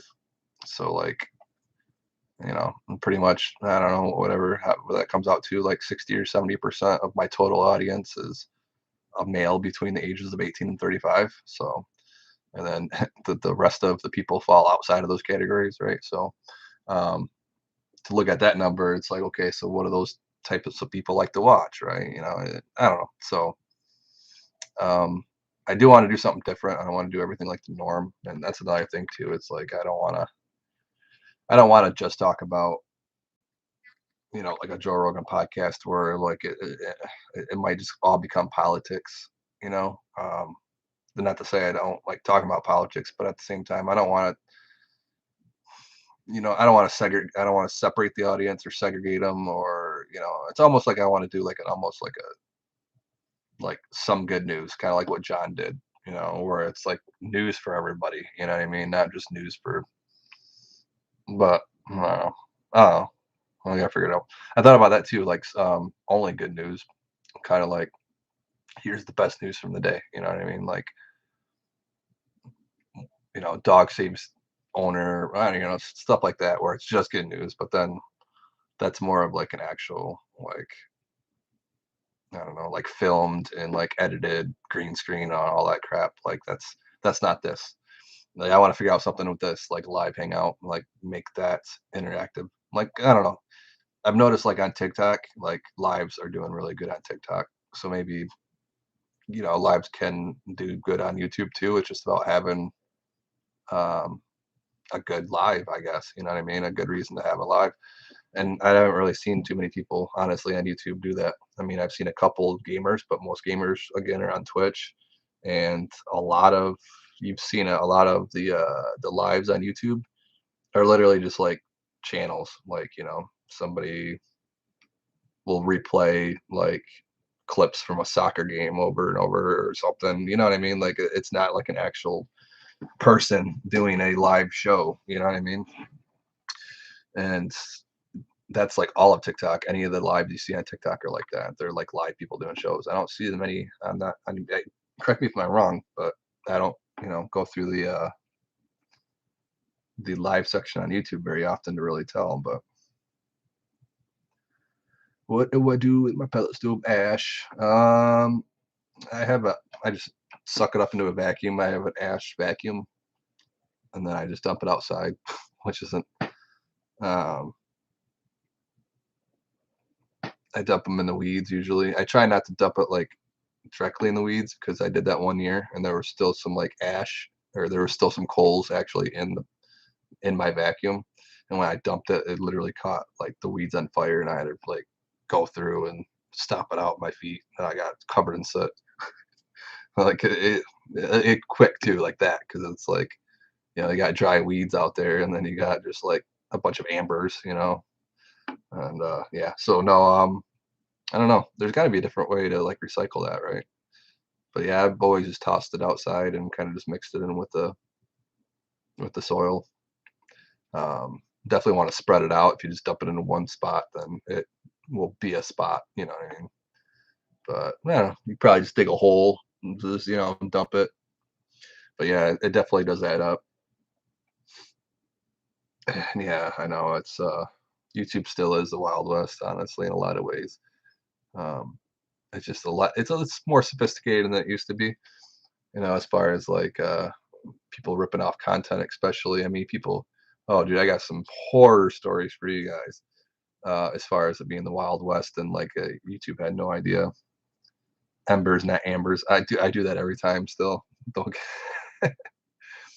But no, like here, like 4 years ago, it was horrible. I mean, I'll say it because I don't really. I mean, it's 100% truth. I don't care. Sue me if you want, but there's a company, another top 10 channel. Okay, I won't say it by name, but it was a top 10 channel that literally got big by ripping off people. Like what they would do is they would organize other top 10 channels videos by the most viewed. So like they'd come to top 10 archive, right? And then they'd say, okay, well, like, videos and then most viewed, right? So they'd have a list of all of our highest viewed videos. And then what they'd do is they would literally go through and redo every single topic that was at the top of our list. So like it was basically free R&D, right? So they want to redo the topics that were struggling for views at the bottom of our list. They would go at the top and say, well, these all are all the video topics that have the best chance of getting a lot of views, right? So let's redo all these topics. That's what they did, and it worked, and they killed like probably 30 channels doing that. Anyway, it got so bad and they got so lazy with it where they would literally use the same thumbnail, same title. Like they would copy and paste your title and paste it on their video, go to your video, copy thumbnail, use the same exact thumbnail. Like, and sometimes like you could tell like they literally just like would try to Photoshop out your logo. You know what I mean? Like you could tell where they photoshopped it. Like they didn't even go on the internet to find the original. Like they just took it from you. Like it was so lazy. And anyway, this company ended up uh, branching out, and they started buying other companies.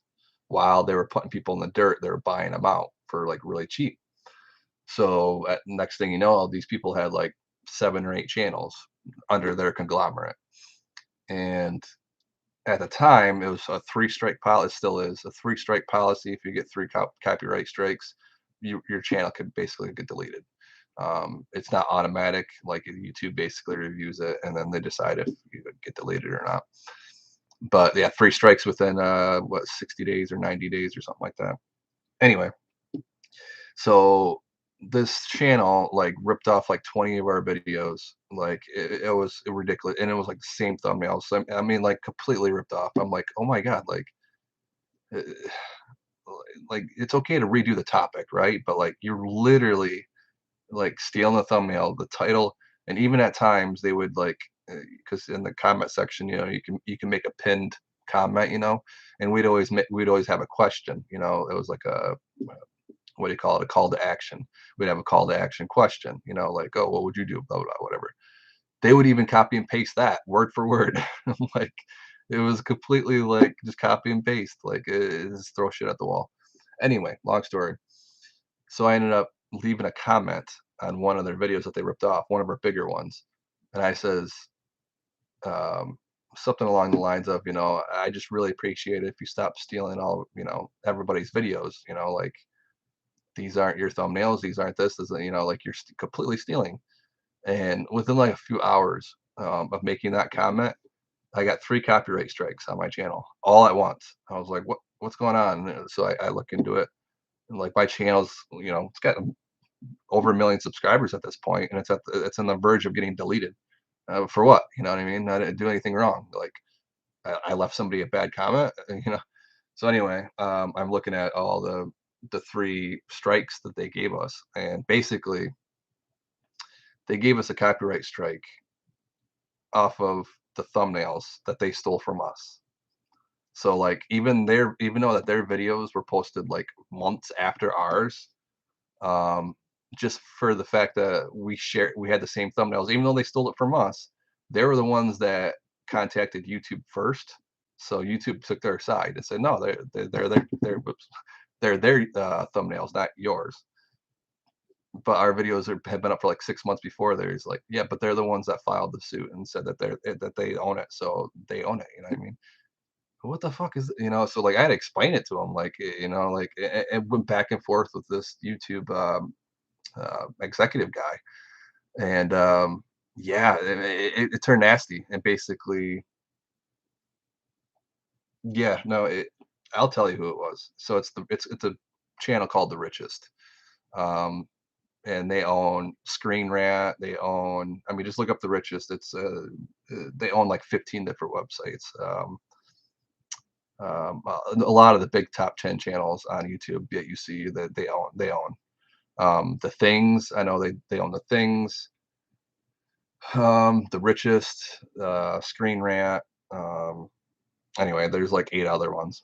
Yeah, no, they're the worst piece of shit company. I mean, I'll probably get sued now, but whatever.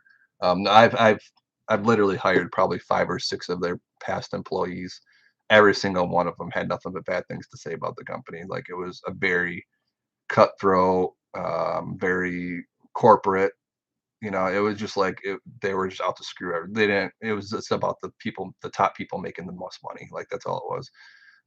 Even though they were like generating like 10 times more in revenue than I was still paying my employees better. Like that makes no sense. Like I was paying like $100 for my video editors per edit. So every time they edited a video it was $100. And they were paying their editors like 40. And it's like you guys are making literally 10 times more money than I am. How are you not able to afford, you know what I mean? But that's the corporate mentality, right? Oh, there's somebody that's willing to work for 40. I don't care if they only edit 2 videos and quit. I'll hire another one, But like me, I'm like, I want to take care of my employees, you know what I mean?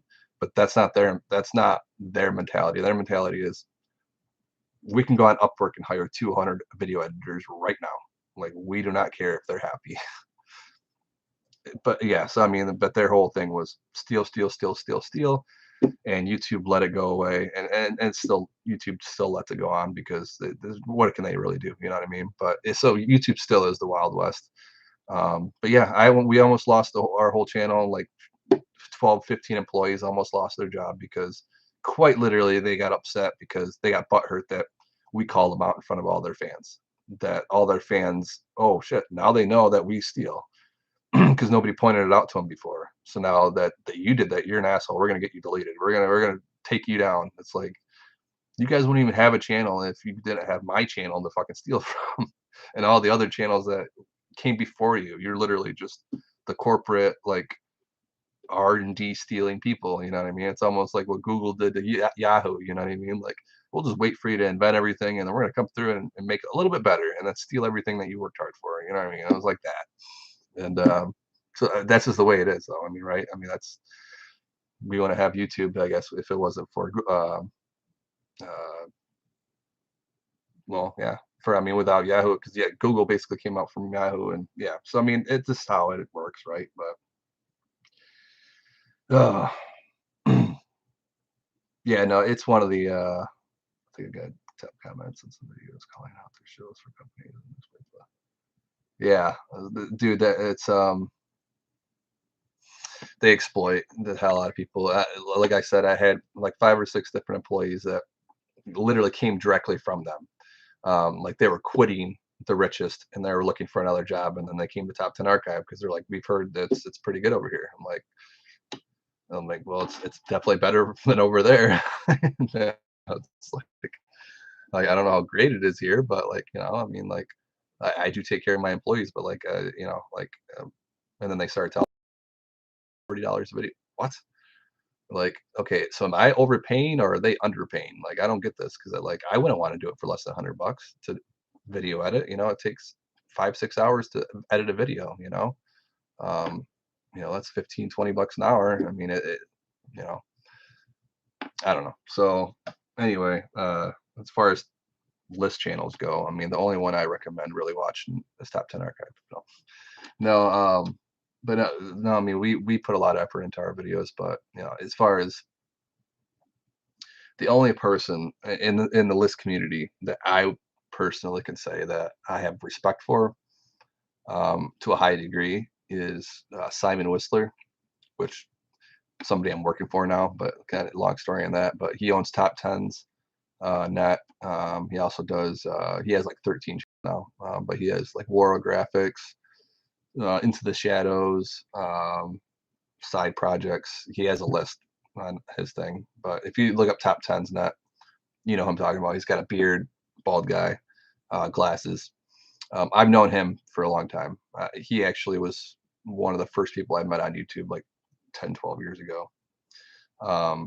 And when I started, he was right around like 10,000 subscribers, and I had 1,000. And then I passed him at some point before we hit 50,000. I passed him, and then I blew right past him. You know, he was still in the 50s and 60s when I hit 100,000. But right around that time, I collabed with him, and it's very, very rare. I mean, it doesn't happen at all in the corporate world where somebody bigger will collaborate with somebody smaller without any kind of like compensation for it. Um, but yeah, like I literally collabed with him because I liked his content. I liked his uh, the way he was just doing things. Like he refused to do what the richest did. He's like, yeah, I know their tactic, but that's just dirty. It's gross. I can never do that. You know what I mean? Like he has ethics. You know what I mean? And I really like that about the guy. And honestly, he's like the only top 10 channel I found that had any ethics when it comes to that. Like almost everybody else is cutthroat. Um, and it was just like there's 2 other channels I don't want to mention by name right now, but yeah, no, it was like the whole industry, and then it got worse and worse and worse for quite a while there. Now it's getting a little bit better, but for a while it was just completely cutthroat, where it was just like it was a race, you know what I mean? And that was it, and nobody cared. But Simon was one of the people that was like, dude, I'm not here for that race. I'm not here for I just want to make good content. I want to make sure that people like the content, and that's it. You know what I mean? And yeah, so I don't know. Anyway, I'm working for him now. It's kind of funny, but for the longest time, yeah, uh, he was competition to me, and we never looked at each other as competition though. It was like a friendly competition. It wasn't like a cutthroat competition, but like most of YouTube is like that. Most of YouTube is like, hey, I'm only gonna get big by your off of your ashes. You know what I mean? And that's the way that like the richest looked at it. It was like, hey, like there's only so much market for top 10 videos. We need to get this entire market because it's not going to keep growing. It's just like there's infinite amount of market for top 10s. We need to capture the whole market. How do we do that? Well, easy. We'll just kill the competition. You know what I mean? So like their whole thing was about just like pretty much operating at a loss to kill the competition to take over the market. Like the Amazon approach. Like we'll operate at a loss. That's fine. We'll lose money for a while, but at the end of the day, we're going to destroy like 15 businesses and we're going to completely take over all of their whole industry. So like we'll make the money in the long run. That's the way they look at it. You know what I mean? So it's like, and that's I don't know. It's a horrible approach to me as far as like just everything involved, just morals from between people, and also just how innovation works. It's bad for innovating when you just like kill competition and kill creativity. I mean, you can argue that it makes it better because you have to, sink or swim, but for what it does, what I learned, it literally just makes people do things that are not moral. So like people will like sell their morals in order to survive. You know what I mean? So like if at the end of the day, if you got a business and you got 15 employees that depend on that job, and you have a choice to make between like, oh, just continue doing what you're doing and then not have, and they're not going to have jobs in the future, or sell out some of your morals and do the things that all mean. What are you going to do? You know what I mean? Most people are like, they'll stick to their guns for a really long time. They're like, no, am I getting on my morals? Until they see that, now you got 12 employees, now you have six, now you have four, and then you got to worry, like, man, hopefully they found another job. I failed them. It's mind screwing to be a boss and to be a project manager. It's a lot. There's a lot more to it than just like managing people, right? Because you're managing their lives too. You know what I mean? Like your decisions can impact them. So it's yeah, I know. Yeah, exactly. Every job violates morals anymore. Every job. I know. And depends how deep you want to go with that too, right? I mean, like, there's not one job that doesn't violate something at one point. You know what I mean? Even if they treat their employees good, like where are their goods and services coming from? Like, how are they getting those? Like, like Nike. Like, you can say, oh, Nike's, like, yeah, they donate a pair of shoes or whatever every single time, but yeah, but the people that are making them 3 cents an hour and working 18-hour shifts. So it's like at some point you can say like every single company was like, yeah, this is not going to align with your morals at some point.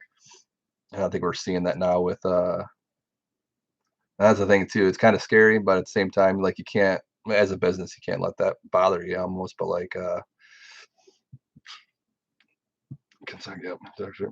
so that's another interesting thing.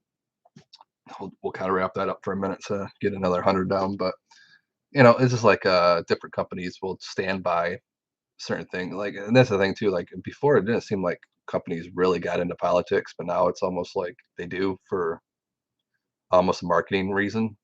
I mean, like sometimes even not on purpose, right? Just to kind of like with what happened with Carhartt just recently. Like they basically stood by the mandate that all their workers should be vaccinated, right? So like what happened? A big political response. Is that bad for the company or good for the company, or is it a wash? At the end of the day, it got a lot of people talking about Carhartt, didn't it?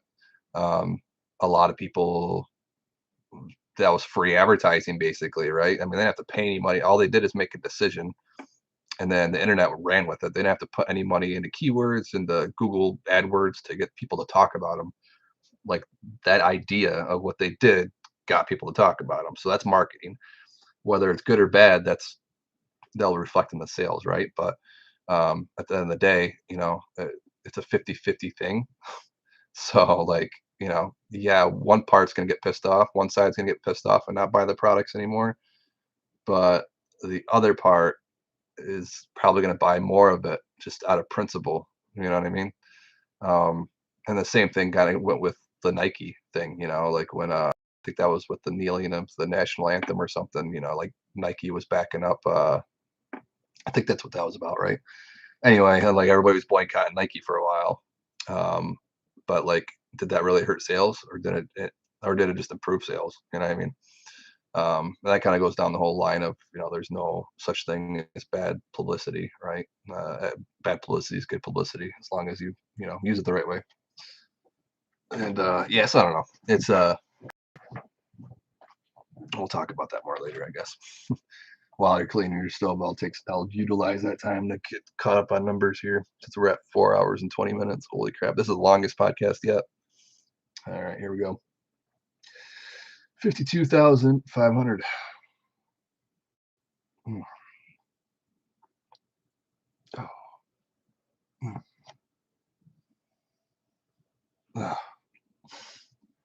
All right, 52,501, 52,502, 52,503, 52,504, 52,505, 52,506, 52,507, 52,508, 52,509, 52,510, 52,511, 52,512, 52,513, 52,514, 52,515, 52,516, 52,517, 52,518, 52,519, 52,520, 52,521, 52,522, 52,523, 52,524, 52,525, 52,526, 52,527, 52,528, 52,529, 52,530, 52,531, 52,532, 52,533, 52,534, 52,535, 52,536, 52,537, 52,538, 52,539, 52,540, 52,541, 52,542, 52,543, 52,544, 52,545, 52,546, 52,547, 52,548, 52,549, 52,550. Hey, Ducky, how's it going? Nice to see you in here. Thank you for stopping in. Pretty much at the end of this thing. Not really at the end yet, but I'm getting there because we're at 4 hours and 20 minutes. Definitely, it's the longest podcast we've had so far. Hopefully, we'll wrap up at 5 hours. And that's what I mean by this, right? So it's like we're talking about earlier, like I got to figure out a way to where I could monetize this, to where I could continue doing this and like feel justified. You know what I mean? Like 5 hours is a lot of time for literally only counting 2,000 numbers. Not even 2,000 numbers yet. We're only at 1,500.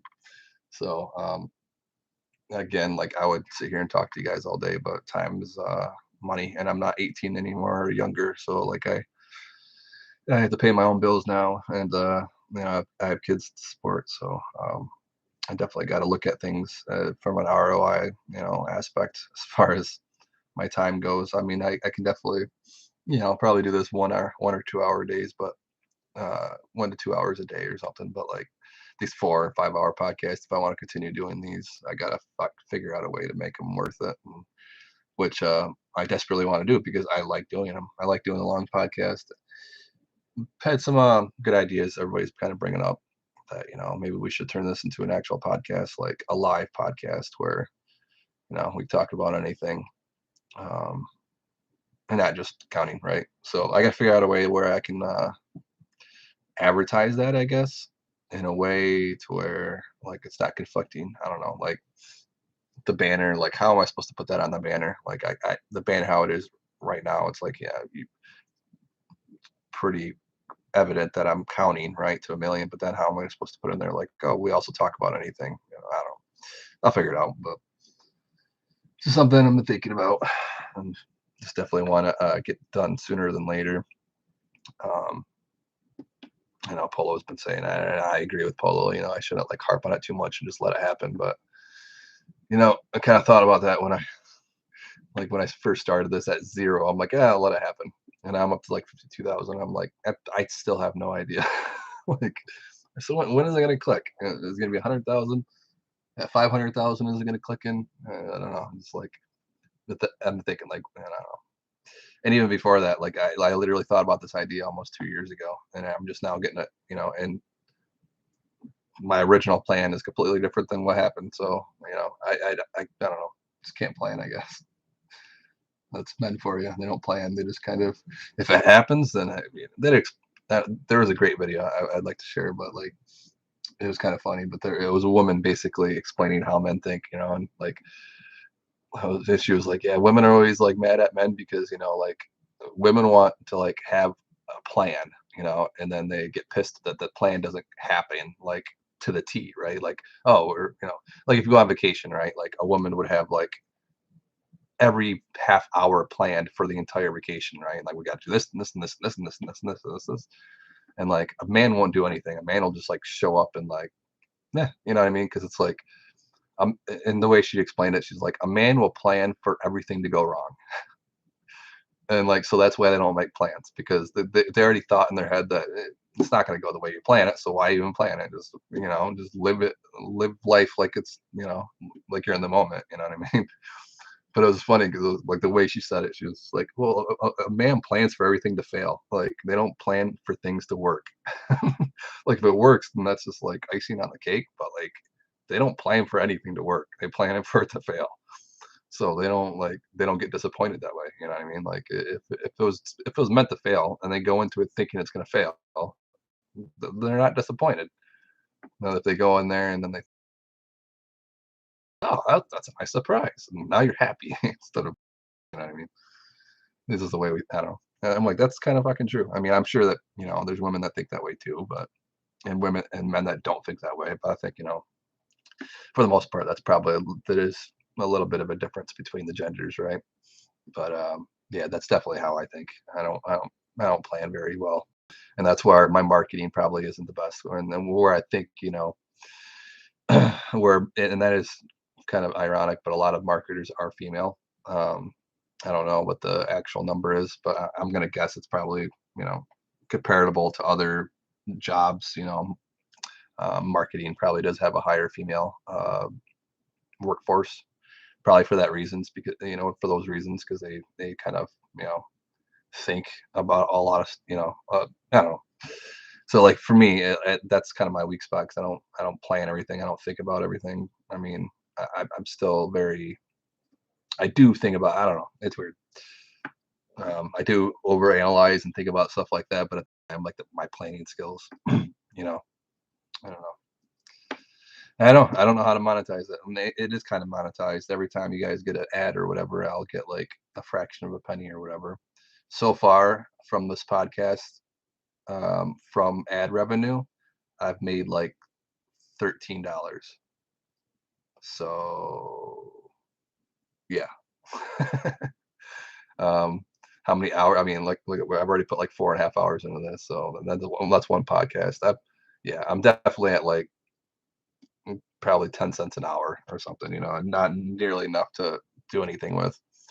So yeah, I do have to monetize it somehow. I do have like I said, donations set up. I think that's the big way that people make money off of these is donations. But that's another thing, I've never liked getting donations, even if it's something I need. Like if like I don't know, it's weird to me. Not saying there's anything wrong with people donating. I love it. I've done it before too, but like for me, I've never held my hand out. I've never been that way. Um, the only time I ever held my hand out in a big way was on this channel, was during my raid. And basically, I mean, it was like I had no other choice. Like I needed a lawyer, and if I didn't have a lawyer, I was fucked. I was, do not pass go, do not collect $200. And I mean, it was my last ditch attempt at getting funding for a lawyer. And guess what? You guys pulled through. I ended up, at the time, I told people what I needed. I'm like, I need 2,500 bucks. Like my lawyer's 6 grand. I've already got 3,500 saved up and everything. I'm 2,500 short, blah, blah. They raised the 200. I mean, I had like 2,500, 3,000 subscribers at the time, I think, when I opened up that. And I got every dollar that I needed. Um, you know, hit 2,500 bucks. And then I was like, wow. But it was like it was the most horrible feeling for me to have to do that, to ask people for a donation. I was like, and everybody, it was it was very, very like overwhelming, like positive response. So like everybody that was sending me money wasn't like, don't feel like I'm giving this to you because you're holding your hand out. Like I'm giving this to you because you've literally given me like fucking 83 hours of video, like uh, educational stuff for free. Like you know what I mean? Like I'm paying you for that. Like this $10 that I'm giving to you right now is not me feeling bad for you, but like I'm paying for your service. You know what I mean? I'm like, I never really thought about it like that, and that makes me feel better because I don't I feel like I'm just holding my hand out. You know what I mean? I don't want to do that. So I feel like the same way right now, like with this donation thing. Like I don't want you to like donate to me because you feel like I need the money. You know what I mean? Like I don't know. That's just weird to me. Like the donate button. To me, like the donate button, I don't know. Like obviously for using it for what I did, that made sense. But like for something like this, it's like, why are you donating to me? Like, oh yeah, because YouTube can't pay me enough. It's pretty much what it comes down to. They're like that feature was kind of almost like added into like, yeah, we don't pay your creators like as well as probably we should. So we're gonna give them an option for their fans to actually pay them, so they can take money from their fans, and it's like that's no, same thing with Patreon, it's basically the same thing. It's like, well, if you can't make enough money from AdSense, then you just siphon it from your fans. And it's like that's not what the fans want, and that's not what the fans are for. It's not fair to ask the fans for that. You know what I mean? Um, so I don't know. I don't know how to go about it as far as like if I should keep the donation thing up or just I don't know. So let's try to sell T-shirts. Again, I'm bad with it when it comes to marketing and advertising. I don't know. I probably should have some kind of swag. I'm sure that's some merch. That's probably the biggest thing I'm missing out on.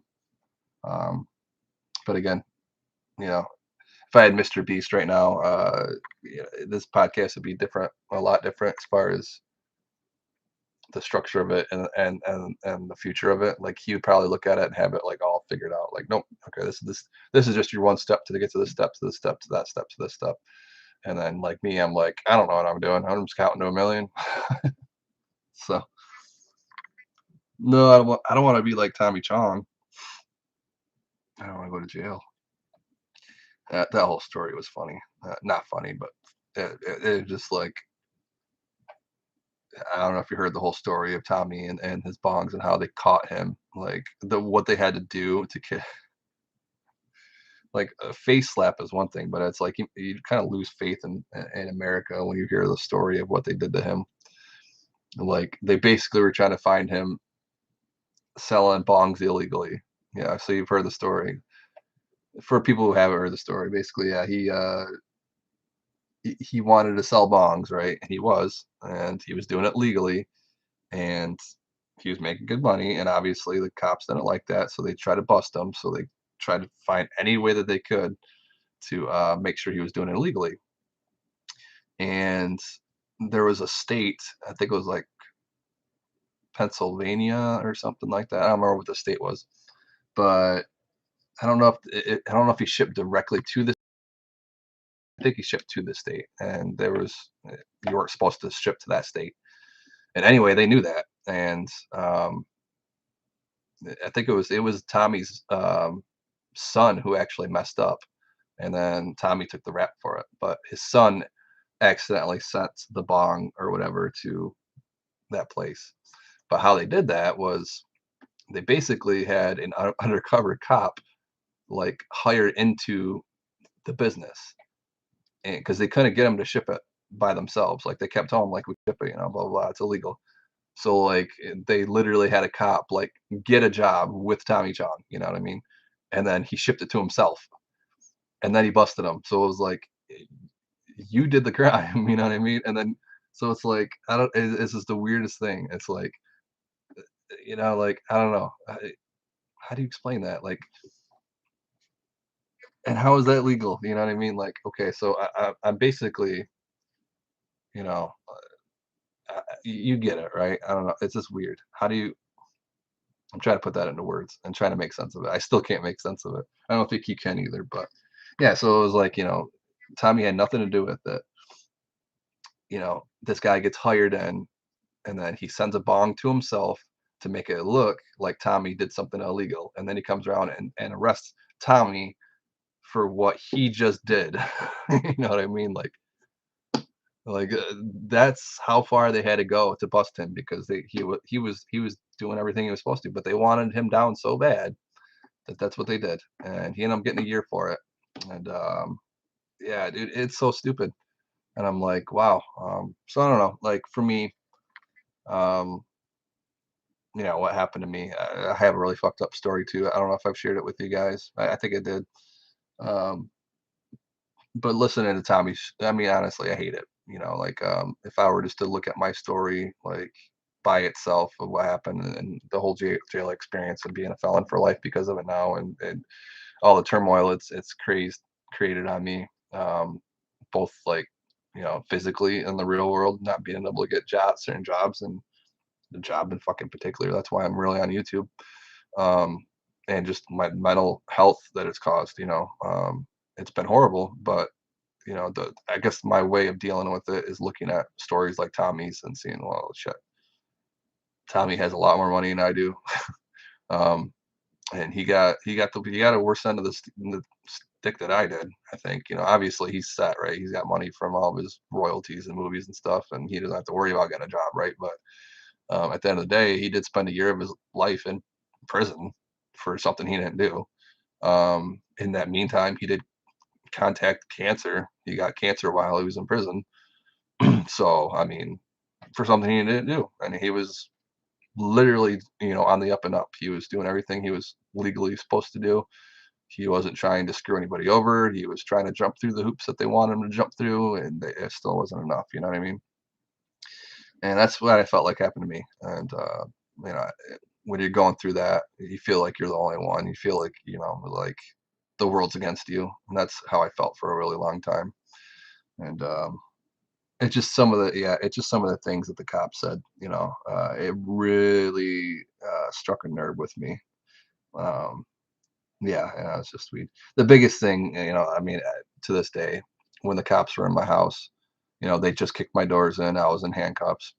And I was like, "Hey, I want to know why you guys are here, because," and they're like, "Oh, because you have hundreds of plants and you're going fucking federal prison." I'm like, "No, I don't." Like, I'm legally allowed to have 72, and I have like 20 or 22 or something. And they're like, well, what do we find? You know what I mean? Like, so we got to find something. We're screwed. It was one of those moments. I'm like, this is fucking stupid. I'm like, and then anyway, like he was trying to get me pissed off, and this cop, he was walking around the house. He's just like like this the whole time. He just just chest puffed out, just and he just being a fucking dick, right? And then he seen this my wife's bachelor's degree on the wall. It was in a frame, and he's like, "Oh, whose is this?" And I'm like, "That's my wife's." And he's like, "Oh." He's like, "Once we get done with her, that's gonna be one expensive piece of paper." And he's like looking at his other cops, and they all start laughing, and I'm like, wow, like you're literally like almost like coming in your pants right now because of the idea that you're going to destroy someone's life over something that you messed up on. Like if we were like fucking serial killers or whatever, like, yeah, that's one thing, but like you're literally here by accident because you guys just messed up, and now you're going to go through the house and like find anything you can to destroy us. You know what I mean? Like that's fucking petty. And you're a cop. You're supposed to be like the pillars of the fucking community. Like, I lost all respect for the police force. I mean, like, I had a mixed bag of respect for the police at that point. I knew that there was good and bad cops, but like at that point, uh, everything changed to where I was like, yeah, cops, literally, they're the biggest gang in the world. That's it. They're a gang. They're a legalized gang. And I mean, they're not there to help you in any way, shape, or form. It's about to generate money. It's about them getting promoted. I just lost a lot of respect for him that day. I mean, that moment, honestly, those 10 seconds, it was like my whole life, poof, like everything changed. You know what I mean? I was like, holy crap, did not expect that. So, yeah, nope, they can't. And that's the sad part. They are above the law, unless you got money. My lawyer said it best. He says, uh, justice system is like a shit sandwich. The more bread you have, the less shit you have to eat. And that's kind of true. I mean, pretty for the most part, right? There still are examples, right? But that's where the thing is. So so you can almost do anything illegally as long as you don't steal money from the government. So if it's like Bernie Madoff, right? People are like, "Oh, well, he's got all kinds of money. How did he get life in prison?" Well, it's because he embezzled money. He didn't pay taxes. You don't steal from the government. When you steal from the government, there's no amount of money that's gonna get you out of that.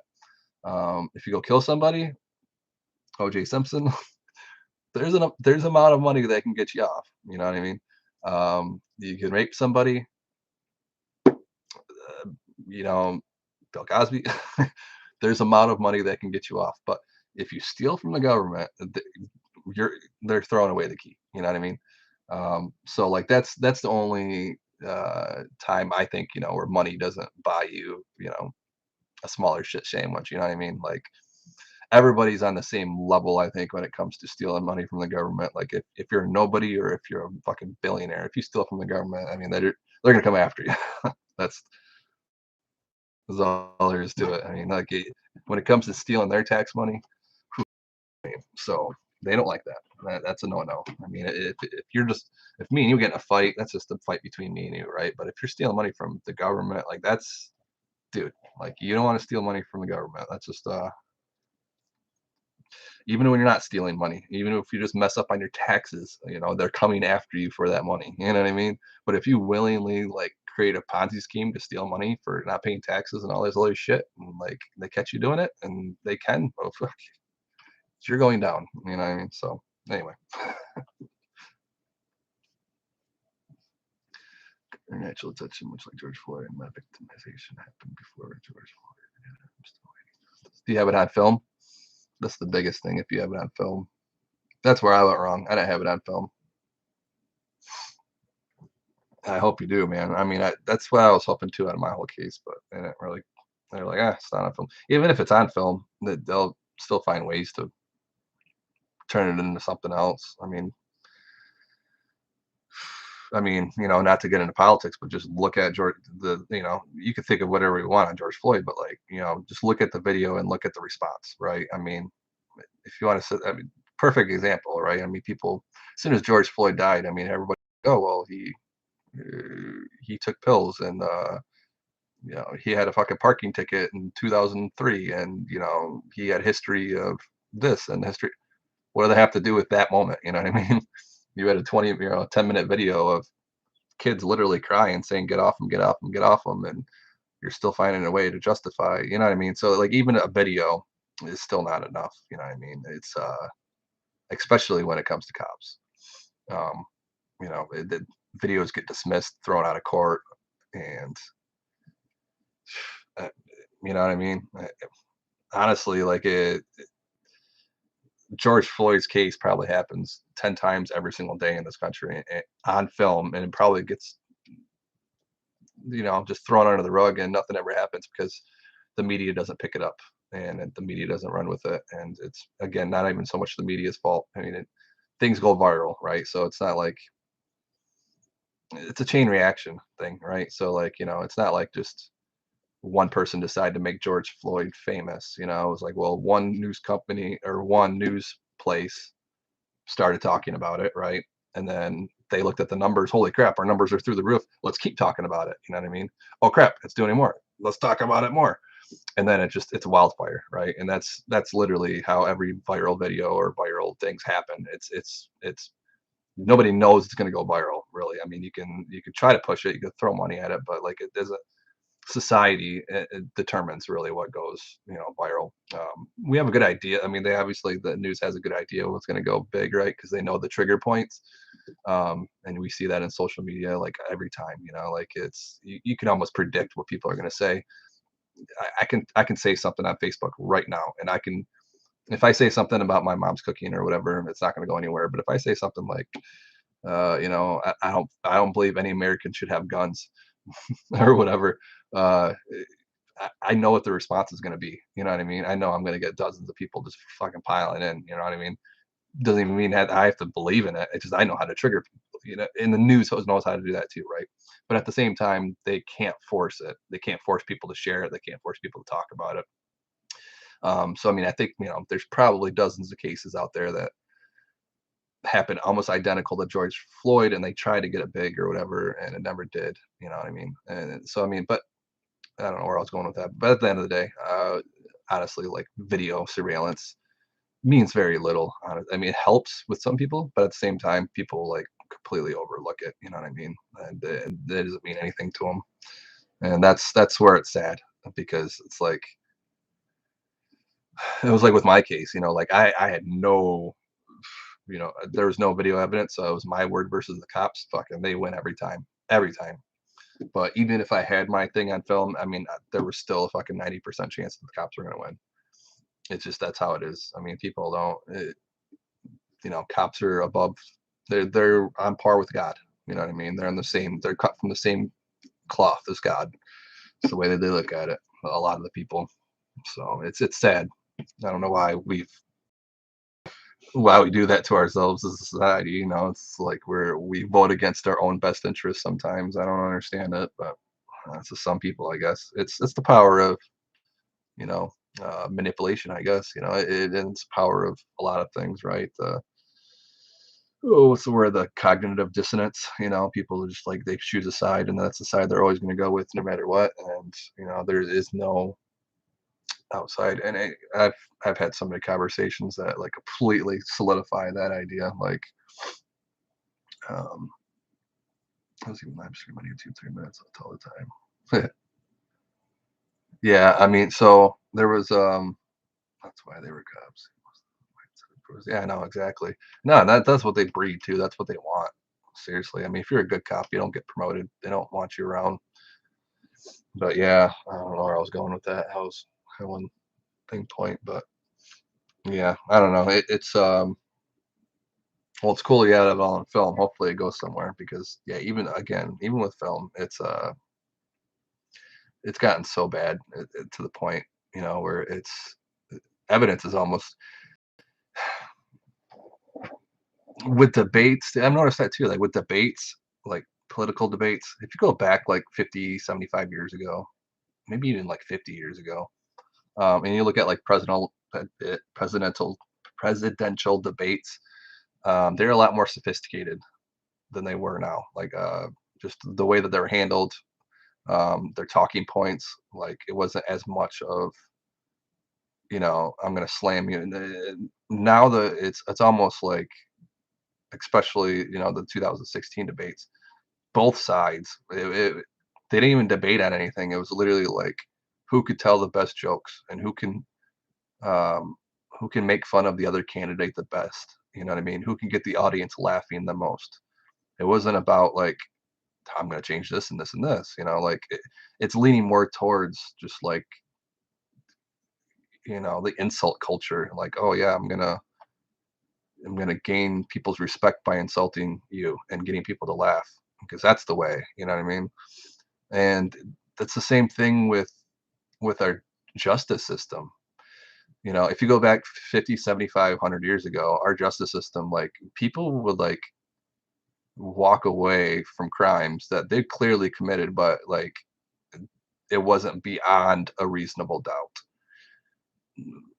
Those words, beyond a reasonable doubt, not just like, hey, it's a reasonable doubt, but like you have to go beyond that. You know what I mean? Now it's you're guilty until proven innocent, right? There is no beyond a reasonable doubt anymore. Like it's literally like you walk in that room, like, hey, you're already guilty because you're already in handcuffs. That cop already found you. Tell us why you're innocent. You know, that's why that's what it is now. Back then it was opposite. Like you had a hard time, and like the prosecution had the burden to like find you guilty. Now it's like the prosecution doesn't really need to do anything. They can just let you talk, and then like you talk wrong, and then the jury's going to look at you, and then they already decided in their head you're guilty. They don't. It's completely different. And now it's to the point where too where it's like,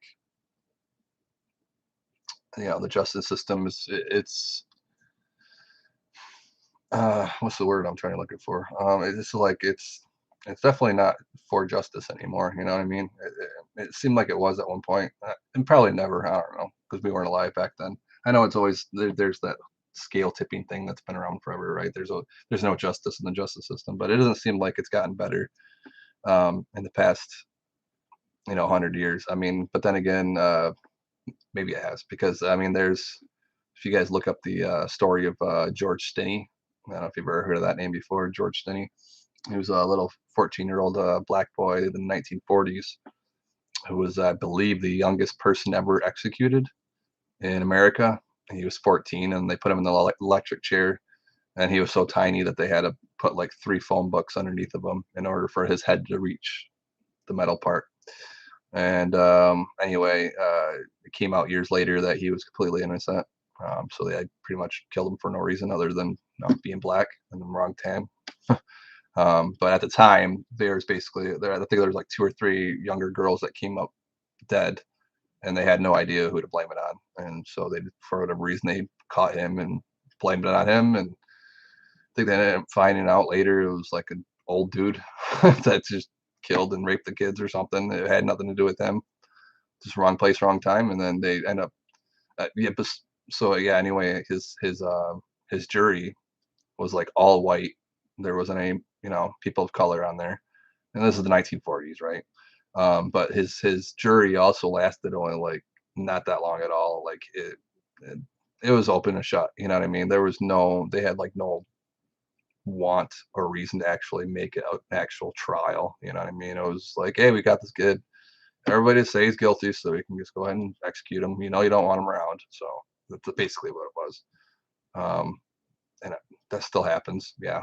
So I mean, I'm not saying it was perfect back then, but it just seems like, I don't know, it was more, a little bit more sophisticated as far as like they follow the order of things, and not where they have it like so written down to where it's like, oh no, like it's all about the bottom dollar now, it seems like, you know what I mean? And back then it was like, it seemed like it did still have a little bit of integrity to it, but now it's just like, oh no, well, no, we know that there's a lot of money in big prisons, right? And we need to have X amount of people going to prison every year. So that means we have to have X amount of, people getting found guilty. And you know what I mean? That's just, it's all about a numbers thing. It's not really, I think it's lost a lot of its integrity. I don't know. I think a lot of people feel that way, but I know it was, I think it was for sure. And I know the debates are, it's almost like it's became like perfect example, dude. Like the movie Idiocracy, just the way that, okay, so like that scene in Idiocracy where they went to court, and there were, and it was Dax Shepard, where he was the lawyer and he was defending his client, like the guy from the past, I forgot what that actor's name was. But Dax is like, he's his lawyer, but he's basically like, yeah, he's guilty. No, no, no, no, no, no. Like he was like completely dumb. Like the whole thing was dumb, right? Like you didn't understand what he was doing. I don't know. So like to me, that's like modern day debates. It's just like where it's completely lost what it's almost like a perfect representation of how our debates act like that. It's more about name calling. It's literally about name calling. Like if you can get the other side to laugh, that means more than trying to educate them.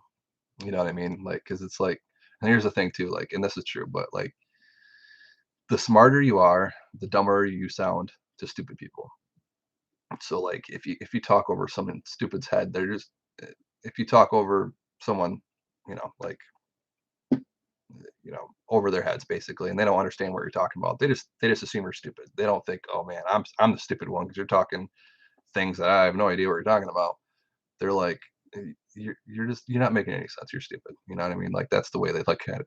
So it's like intelligence can't be brought into a debate when like half the population has an IQ of like 90 or whatever. Like you want to appeal to the mass amount of voters, then you have to get onto their level.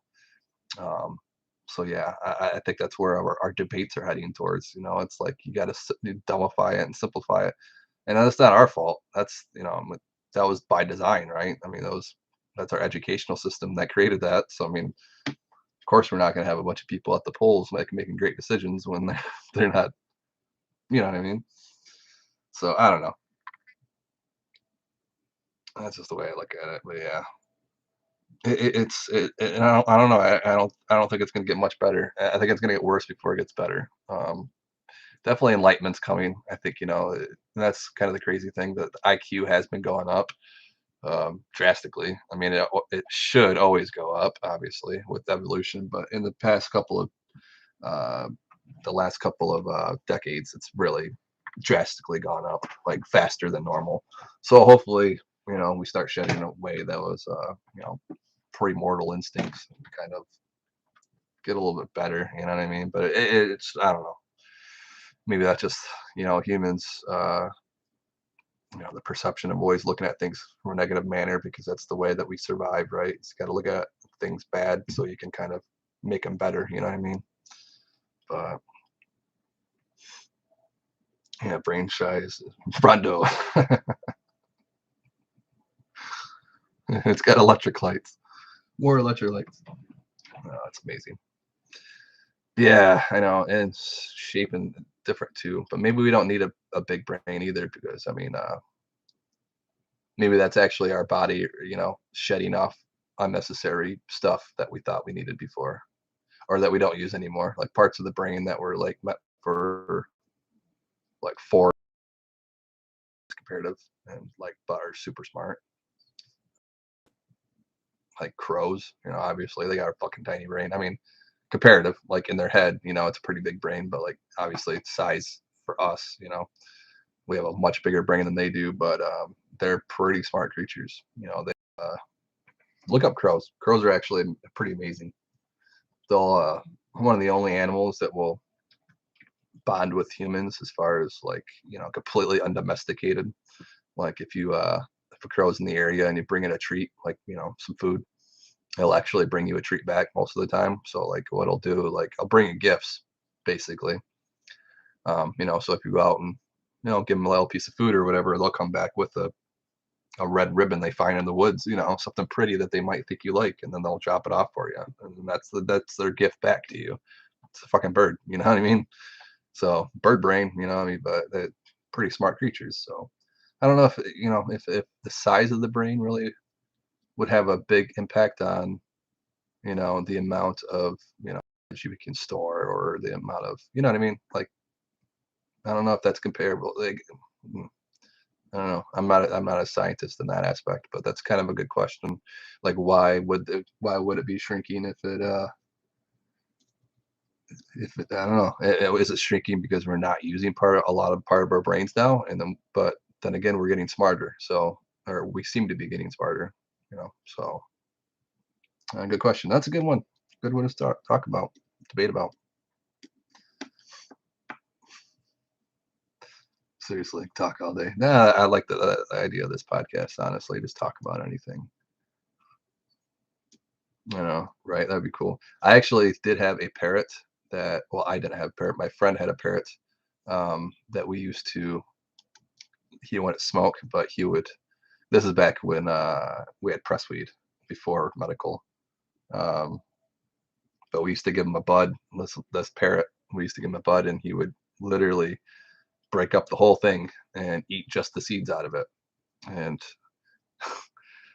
he would have it completely broke up, like just in the smallest pieces possible, but he'd pick out all the seeds and you can hear him crunching on them like, and it was the funniest thing. It took him forever. I mean, for like the amount of weed you get for a joint, it'd take him about 20 minutes, but it was cool nonetheless. You don't have to use a grinder. You just, you'd be playing video games and you're just like, oh, here you go, give him a little bud, and then turn around after that game's over with, and then he'd have it all ready for you. But that was a parrot. Yeah, my friend had a parrot that did that. It was the coolest thing. It was funny every time you knew every time he got a seed too, it was like the whole crunching sound. It's like, but it was weird too. It's like you think it only like make one or two quick crunching sounds, but like he'd make like he'd take like 5 minutes crunching on the same seed, like making the same noise over and over again. It's like, how long does it take you to eat that seed? Jesus. But just going to town on it. That's funny. That was back in high school days. That was when what was it, Madden 2000. It was Madden 2004 or something. Madden 2005, 2003. I don't even remember. That's the game we were playing at the time. And we played that over and over and over again. Right? Oh my god, that's a control motions. Yeah, it was too. I wonder what happened to that bird. I don't know. Birds live to be forever. I mean, not forever, but they live a pretty long time. I don't know if he'd still be alive. He'd be, yeah, probably close to 30 years old now. But I think it was pretty old when he had him. Whoo, hoo, hoo. All right, we're at 5 hours, and I still got 450 to go. In comparativeness, if I sat here and counted the whole time without talking, I probably could have counted about 10,000 numbers, and I only counted like two. So definitely more talking than counting, which I don't mind honestly, because again, like as long as I do like 2 to 3,000 a day, then they'll get it done within a year. But yeah, no, I kind of want to honestly start doing this more often anyway, talking more often, because I do want to train like people that this what this is about. Like, you can come here, talk about anything. If you want to talk about like what we're talking about now, we can do that. But also at the same time, if somebody's having a hard day, like, and they come in here and just need some advice, that too. And then like even that, like I think we can like add on top of that too, like just people coming in here and like everybody can give advice, not just me. You know what I mean? Like, hey, let's help people out. You know what I mean? Like or something. I don't know. It just want to figure out something. I like that idea though. Kind of like just. I mean, I like the idea of just talking, not really having a direction, but at the same time, like, do need to have some kind of direction, right? And have some kind of like niche, I guess, as far as like why people want to come here. You know, um, if they know they can come here when they're feeling bad and down, and know that they can like share their story, and then like have people like myself, give some advice, and then other people, like you guys in the chat will, also give good advice. And uh, it is, I don't know. There's so many unforeseen things because it's like once it gets that big too, this chat's gonna go cycle through so quickly. You're not gonna be able to read it. Um, I'm not saying it's going to get that, but I mean, like if you have 1,000 people in a chat, that's what's gonna happen. You know what I mean? It's just inevitable. So it's gonna be hard to like really have that one-on-one conversation, or that the small group conversation. Um, so I don't know. There's a lot of figuring out with that. And it's just that's the thing about brand development, which is part of my job, but like it's yeah, it goes on forever because you can sit there and like there's so many variables. You know what I mean? You can sit there and write a 12 million page report on one business. You know what I mean? And more. You can keep going with it. It's just like it's never ending. Like the different. Yeah. Anyway, we'll figure it out together. All right. All right. Let's get a couple more numbers down here. Let's get it up to. Let's try to get to 52,700, and I'll take another break. All right, 52,551, 52,552, 52,553, 52,554, 52,555, 52,556, 52,557, 52,558, 52,559, 52,560, 52,561, 52,562, 52,563, 52,564, 52,565, 52,566, 52,567, 52,568, 52,569, 52,570, 52,571, 52,572, 52,573, 52,574, 52,575, 52,576, 52,577, 52,578, 52,579, 52,580, 52,581, 52,582, 52,583, 52,584, 52,585, 52,585, 52,586, 52,587, 52,588, 52,589, 52,590, 52,591, 52,592, 52,593, 52,594, 52,595, 52,596, 52,597, 52,598, 52,599, 52,600. Yeah, they are. Ravens and crows are awesome. I've always wished like I can get close enough to one to feed so it could like become my friend and bring stuff back to me. Seen a video actually. I wasn't supposed to take a break yet, but I want to anyway. Yeah, seen a video like I think it was on YouTube. I don't know. Anyway, this girl lived at her house and lived at her house. Um, at her house, she was in where was it? I think Pennsylvania area. Um, anyway, she fed a crow and it came back and it gave her a dime, an American dime, and then a penny, but it was an Australian penny. And she's like, she's like, I live in the, where did it find this at?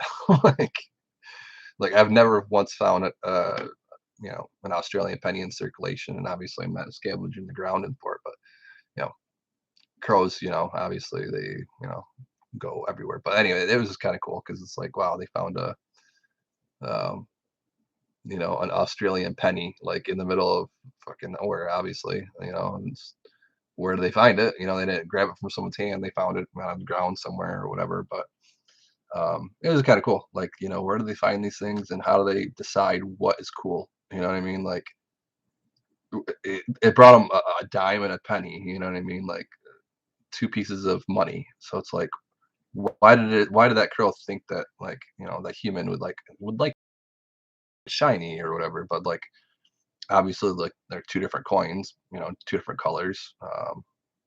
They're both a coin, obviously, but I don't know. I just kind of like thinking about like that stuff. Like, what was that crow thinking when it was doing that? Like what was going through its little crow head? You know what I mean? Its crow brain. I was thinking, I think the human would like this. Like, why does it have to be a coin? It could be anything, and that's the thing with crows and a lot of those smarter birds like that. It doesn't. It's just whatever appealing. It's usually a color thing, right? But it's like what's ever appealing to them. They don't look at trash like we do. You know what I mean? Like everything's could be beautiful. You know what I mean? If it's like a used red Christmas bow or whatever, like it looks like trash to us, but to them it's like it's a beautiful thing. You know what I mean? So it's like, oh well, we'll think you'll like that. You know what I mean? It is kind of cool. Like, you brought him a penny. Like, I think you would like this. It's kind of cute. Oh, thanks, man. Thanks, Ducky. Hopefully, man. I keep you guys entertained, and hopefully, we learn a lot from each other. And maybe that's the whole, concept of this. Just, have good conversations and stuff. And yeah, I do have the gift of gab at some points. I mean, honestly, like, I don't and I do. Like, for the most part, I'm kind of like content. I just kind of hang out, do the things by myself, and you know, like sit in my garage and build stuff, and just kind of get lost in the woodworking and like or whatever. You know what I mean? Like, kind of stick to myself for the most part, but I do like to talk. I like to debate. Like to like. Just a lot of people don't. A lot of people like to stick to themselves, and I don't know. A lot of people like to argue, and I don't like to argue. Like, if it's something that I don't might not agree with, I still want to hear your opinion on it. Like, and a lot of people don't do that. Like, a perfect example, and I don't want to like. I'm not gonna say any names or anything, but somebody I was talking to, like, it was about medical marijuana, and I'm like, and this person was like dead set against it. Um, he was dead set against recreational marijuana, like any marijuana in any form, like not even for medical, not even for like scientific purpose. You know what I mean? Like even in like not just going to get your doctor's permit to go get your medical card, but like actual use, like in a hospital setting. Like he was completely against marijuana use in any way, shape, or form. And I'm like, well, let's talk about it. I want to know why you think that way. And this person said to me, literally, it's like, I don't want to talk about it. I've already made up my mind, and let's just disagree. Let's just agree to disagree. Like, well, then, like, you can't say that. You know what I mean? Like, you can. I mean, but like, why be closed-minded like that? Like, if you're closed-minded like that, you'll never learn, and you're only just like solidifying what you already believe. You know what I mean? Like, you have to be open to new information at all times. You know what I mean? Even if it's like something you were born with, and you got to be open to it. It doesn't mean you have to agree with it, but at least you have to listen to it. You know what I mean? And like, yeah, well, I like your opinion, or I appreciate your opinion on it, but I still, blah blah blah. But it's like to say something like, no, dude, I don't even want to have this conversation. Like, I've already made up my mind. Like, no, let's just agree to disagree. And end quote. Let's stop. I'm like, well, that's not fun. I'm not trying to argue. I'm trying to debate. You know what I mean? Like, not saying you're stupid for not believing in it. I'm not saying that I'm dumb for believing in it. I just want to, hey, let's find a common ground. Not even to change your mind or change my mind, but just like, hey, like, that's just how it works. That's how, uh, that's how we get better. Evolution.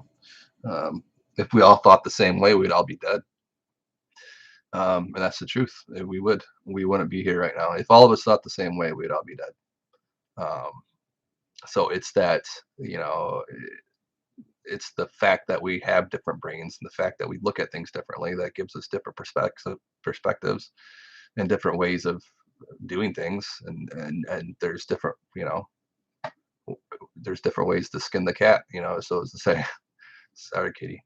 But it just yeah, there's never one way of doing it, and even if the one way of doing it that we know and we think is the best way is probably still not the best way. You know what I mean? It's probably just the best way that we know how as of right now. And that can be proven over and over and over again, right? With everything, with farming and just cars. I mean, like, yeah, just like the whole thing with the debate now, right now with cars and everybody going from, they don't want to go to electric cars. The same thing could be said 100 years ago when, um, they were transforming from the horse and buggy to the Model T. The same things were being said back then than they are right now. Um, it just, I don't know, but it's the same kind of conversation, right? So it's just like, oh no, this is how it's always been, and this is the way it should be. And what, back then they're all worried about, like, what's going to happen to all the horse, tamers and the people that, the horse, whatever you call them, the people that clean the horse hooves, and what about the people that shovel the shit on the side on the roads, that follow behind the horses? What are they going to do for jobs? You know what I mean? Like, you're hearing the same stuff now, right? Um, it's like, oh well, if everything's, a Tesla now and there's no mechanics to it, then we're not gonna. What are the mechanics gonna do? Like, we're all the oil change places. Like, that's a lot of people that's employed that they're not gonna have jobs anymore. Like, or they'll just find a different job. Like, maybe they'll. I don't know. Just like, that's just how it works. Like, it sucks, but that's. If you look at census, and this is a cool thing too. I actually found this out. Like, it was very interesting. So, like, I went to when I was doing some genealogy work, I was trying to find some old. I was basically trying to find, my ancestors prior to, like, I think it was like 1780. I think I traced them back to like the early 1800s, but I was trying to go back a little bit farther than that. And I found some census records from the UK genealogy website, and it was like census from like the 1800s. And like, it was really cool to look at because they, like, literally they would have the address and then everybody that lived in the address. So it'd be like, you know, and they would name the person like how they were like related or whatever, like father, mother, son, blah blah. Then it'd have their ages on the side. Then it would have their occupations, and almost all of these people back in the 1800s, like, they had occupations I've never heard of, and like, I had to Google, and I'm like, oh wow, like, huh, like, that doesn't exist anymore. That doesn't exist anymore. This doesn't. Oh, why? Like, that was like most of the jobs. They don't exist anymore. It's just because that's just how evolution works. And as technology gets better, you don't have to do those things anymore. Like chimney sweeps. Like, look up. I forgot the name. Just look up chip. Hold on, I'm gonna look it up right now just to make sure I get it right. But it's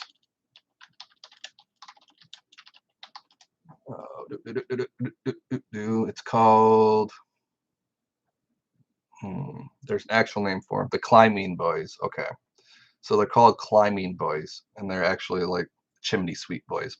But back in like the early 1900s, 1800s, um, chimneys got really dirty. They needed to be cleaned. Well, they grown men really couldn't fit down the chimneys very well. So what they decided to do was have 5-year-old, 3, 4, 5,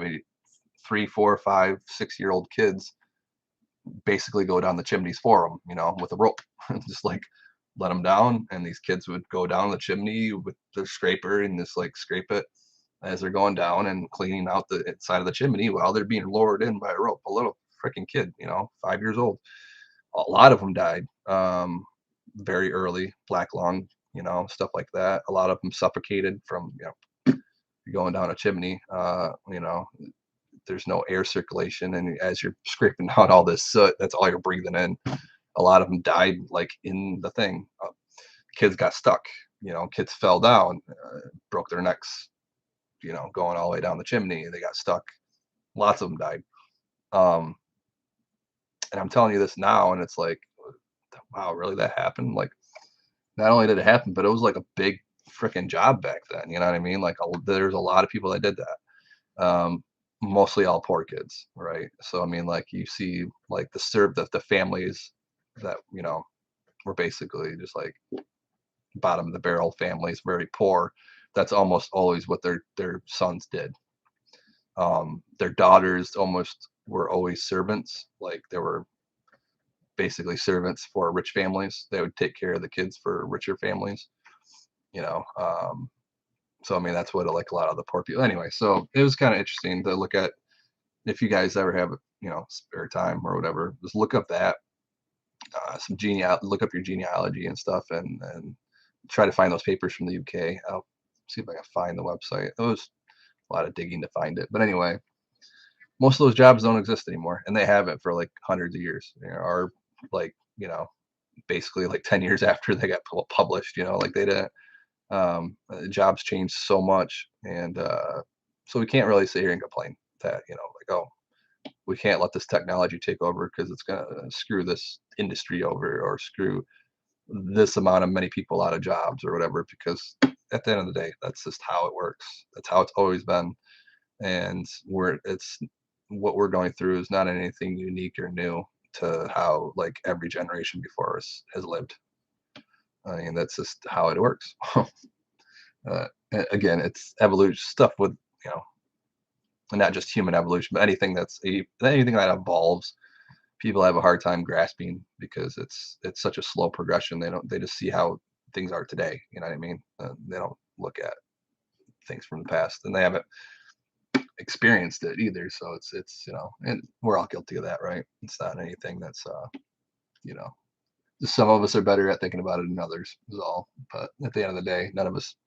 It's hard to a man can't uh, ever know what it's like to have a child, the childbirth pains, right? I mean, a woman can tell us what it feels like, but we'll never understand. You know what I mean?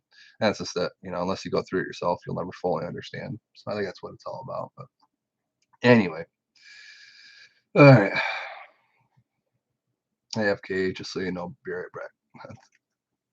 If I was like 30 years older, I'd be like, what did you just type? Did you just smash on the keyboard? Hey, FKJSYKBRB, what? So anyway, nowadays it's just like, yeah, you can just write out a whole sentence and just like letters like that, and somebody will figure it out.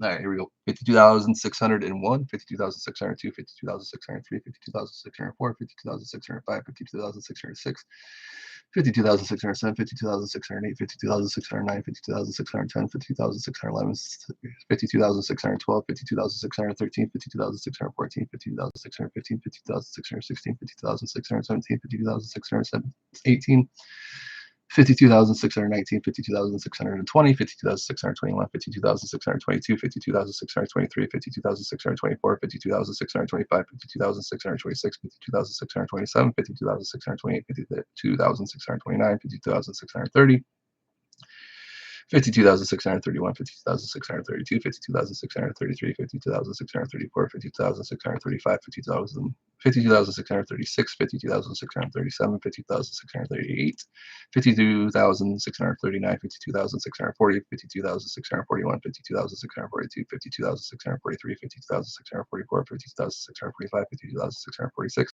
52,647, 52,648, 52,649, 52,650, 52,651, 52,652, 52,653, 52,654, 52,655, 52,656, 52,657, 52,658, 52,659, 52,660, 52,661, 52,662, 52,663, 52,664, 52,665, 52,666, 52,667, 52,668, 52,669, 52,670, 52,671, 52,672, 52,673, 52,674, 52,675, 52,676, 52,677, 52,678, 52,679, 52,680, 52,681, 52,682, 52,683, 52,684, 52,685, 52,686, 52,687, 52,688, 52,689, 52,690, 52,691, 52,692, 52,693, 52,694, 52,695, 52,696, 52,697, 52,698, 52,699, 52,700. 52,701, 52,702, 52,703, 52,704, 52,705, 52,706, 52,707, 52,708, 52,709, 52,710, 52,711, 52,712, 52,713, 52,714, 52,714, 52,715, 52,716, 52,717, 52,718, 52,719, 52,720, 52,721, 52,722, 52,723, 52,724, 52,725, 52,726, 52,727, 52,728, 52,729, 52,730, 52,731, 52,732, 52,733, 52,734, 52,735, 52,736, 52,737, 52,738, 52,739, 52,740, 52,741, 52,742, 52,743, 52,744, 52,745, 52,746, 52,747, 52,748, 52,749, 52,750, 52,751, 52,752, 52,753, 52,754, 52,755, 52,756, 52,757, 52,758, 52,759, 52,760, 52,761, 52,762, 52,763, 52,764, 52,765, 52,766, 52,767, 52,768, 52,769, 52,770, 52,771, 52,772, 52,773, 52,774, 52,775, 52,776, 52,777, 52,778, 52,779, 52,780, 52,781, 52,782, 52,783, 52,784, 52,785, 52,786, 52,787, 52,788, 52,789, 52,790, 52,791, 52,792, 52,793, 52,794, 52,795, 52,796, 52,797, 52,798, 52,799, 52,800.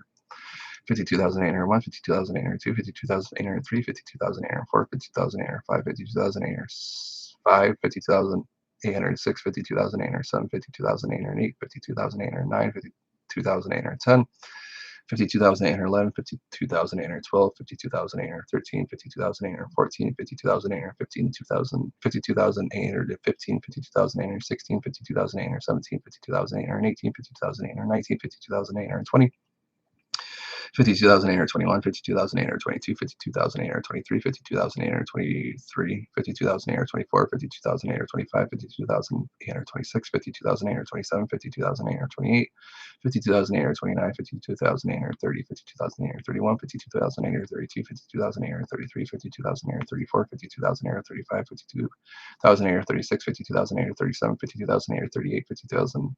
52,839, 52,840, 52,841, 52,842, 52,843, 52,844, 52,845, 52,846, 52,847, 52,848, 52,849, 52,850. 52,851 to 52,852. 52,850, 52,851, 52,852, 52,853, 52,854, 52,855, 52,856, 52,857, 52,858, 52,859, 52,860, 52,861, 52,862, 52,863, 52,864, 52,865, 52,866, 52,867, 52,868, 52,869, 52,870, 52,871, 52,872, 52,873, 52,874, 52,875, 52,876, 52,877, 52,878, 52,879, 52,880, 52,881, 52,882, 52,883, 52,883, 52,884, 52,885, 52,886, 52,887, 52,888, 52,889, 52,890. 52,891, 52,892, 52,893, 52,894, 52,895, 52,896, 52,897, 52,898, 52,899, 52,900. 100 to go. See, when I'm not talking, it goes by quick, huh? I think I've counted more in the last 10 minutes than I have in the past like 4 hours. Ooh. Which again is okay. Like I can't sit here and count all day because then it's like, ugh. All right. Oof, here we go. 52,900, 52,901, 52,902, 52,903, 52,904, 52,905, 52,906, 52,907, 52,908, 52,909, 52,910. 52,911, 52,912, 52,913, 52,914, 52,915, 52,916, 52,917, 52,918, 52,919, 52,920, 52,921, 52,922, 52,923, 52,924, 52,920, 52,925, 52,926, 52,927, 52,928, 52,929, 52,930, 52,931, 52,932, 52,933, 52,934, 52,935, 52,936, 52,937, 52,938, 52,939, 52,940, 52,941, 52,942, 52,943, 52,944, 52,945, 52,946, 52,947, 52,948, 52,949, 52,950, 52,951, 52,952, 52,953, 52,954, 52,955, 52,956, 52,957, 52,958, 52,959, 52,960, 52,961, 52,962, 52,963, 52,964, 52,000. Man, that'll be a good timestamp for like, yeah. Like, don't pause it right there. Make that, whatchamacallit. I don't know what they call them. It's not like it's not a sound bite because a sound bite would be like the video portion of it. It's not like the, I don't know. Anyway. All right, 52,000, we're almost there. 52,964, 52,965, 52,966, 52,967, 52,968, 52,969, 52,970, 52,971, 52,972, 52,973, 52,974, 52,975, 52,976, 52,977, 52,978, 52,979, 52,980. 52,981, 52,982, 52,983, 52,984, 52,985, 52,986, 52,987, 52,988, 52,989, 52,990, 52,991, 52,992, 52,993, 52,994, 52,995, 52,996, 52,997, 52,998, 52,999, and 53,000. Woo! What did I do last time? At the 52,000, I did like one of those like Squidward things. I don't know. SpongeBob. Oh, I don't remember. That was like what, 5 hours ago? Actually, quite literally. I think I hit the first 1,000 numbers and then like the first half hour, and we're at 5.5 hours. So like literally like, yeah, 4.5 hours of talking today. That's all right. I like it. It's cool. Oh, but yeah, that was a long podcast for just 2,000 numbers. But yeah, I don't know. I was making up for it for the 3 days I was off. Oh, man, I think I've only had like maybe one bathroom break this whole time too. I have not really left the seat this really much this whole time. Now it feels like the old days again, where I'm not leaving the seat ever. But instead of 5.5 hours, it was literally, oh my God, I cannot believe I used to do this for 16 hours every day. literally. So 3 times what I just did. That was every day for like 2 years. Oh, this chair has seen these days for sure, and they still hold up pretty good. You know, it's looking pretty good, my friend. It's actually my second chair. I got this probably well, it's been a few years now. Probably 2016, 17. Probably 6 or 7 years old now. One before that got destroyed. I mean, it was like ripped up all the hell. I put a lot of use on that one. This one's getting there too, though. My friend, Bombay's friend, not really, just a chair. All right, but all right, guys, so cool. Well, we had a great talk today. I think we talked about a lot of cool stuff today. I like it. Really appreciate it, guys, and definitely some things I'll take with me and figure out as far as the future of this, as far as if I should work on getting a schedule, blah blah blah. Just what to turn it into, how to like format this, and like really kind of figure that out. And it's gonna progress as we go, right? And I think that's like the beauty of it. And I think that's almost like I kind of want it to progress with you guys, and not just like I want you guys to be part of this. You know what I mean? That's like kind of the whole point, is to have everybody part of it, and that's like something that I swear by, like with YouTube, like when I tell anybody, like, because again, I'm a consultant. People come to me for advice to start their channels, and like why their channels aren't doing what they expect them to be doing and stuff. And I always tell, like, that's one of the biggest things I always tell them to start. Like, it's like, your fans are your family. You're like, remember that. Especially those first wave of people that find you, like they're there from the start. And that's what you guys, I mean, and that's the most enjoyable part, I think, to getting to know those people, because at one point, again, like it becomes so unmanageable once it gets big. Like it's almost like I kind of want it to stay this small, because it's like this aspect that I'm having with you guys right now.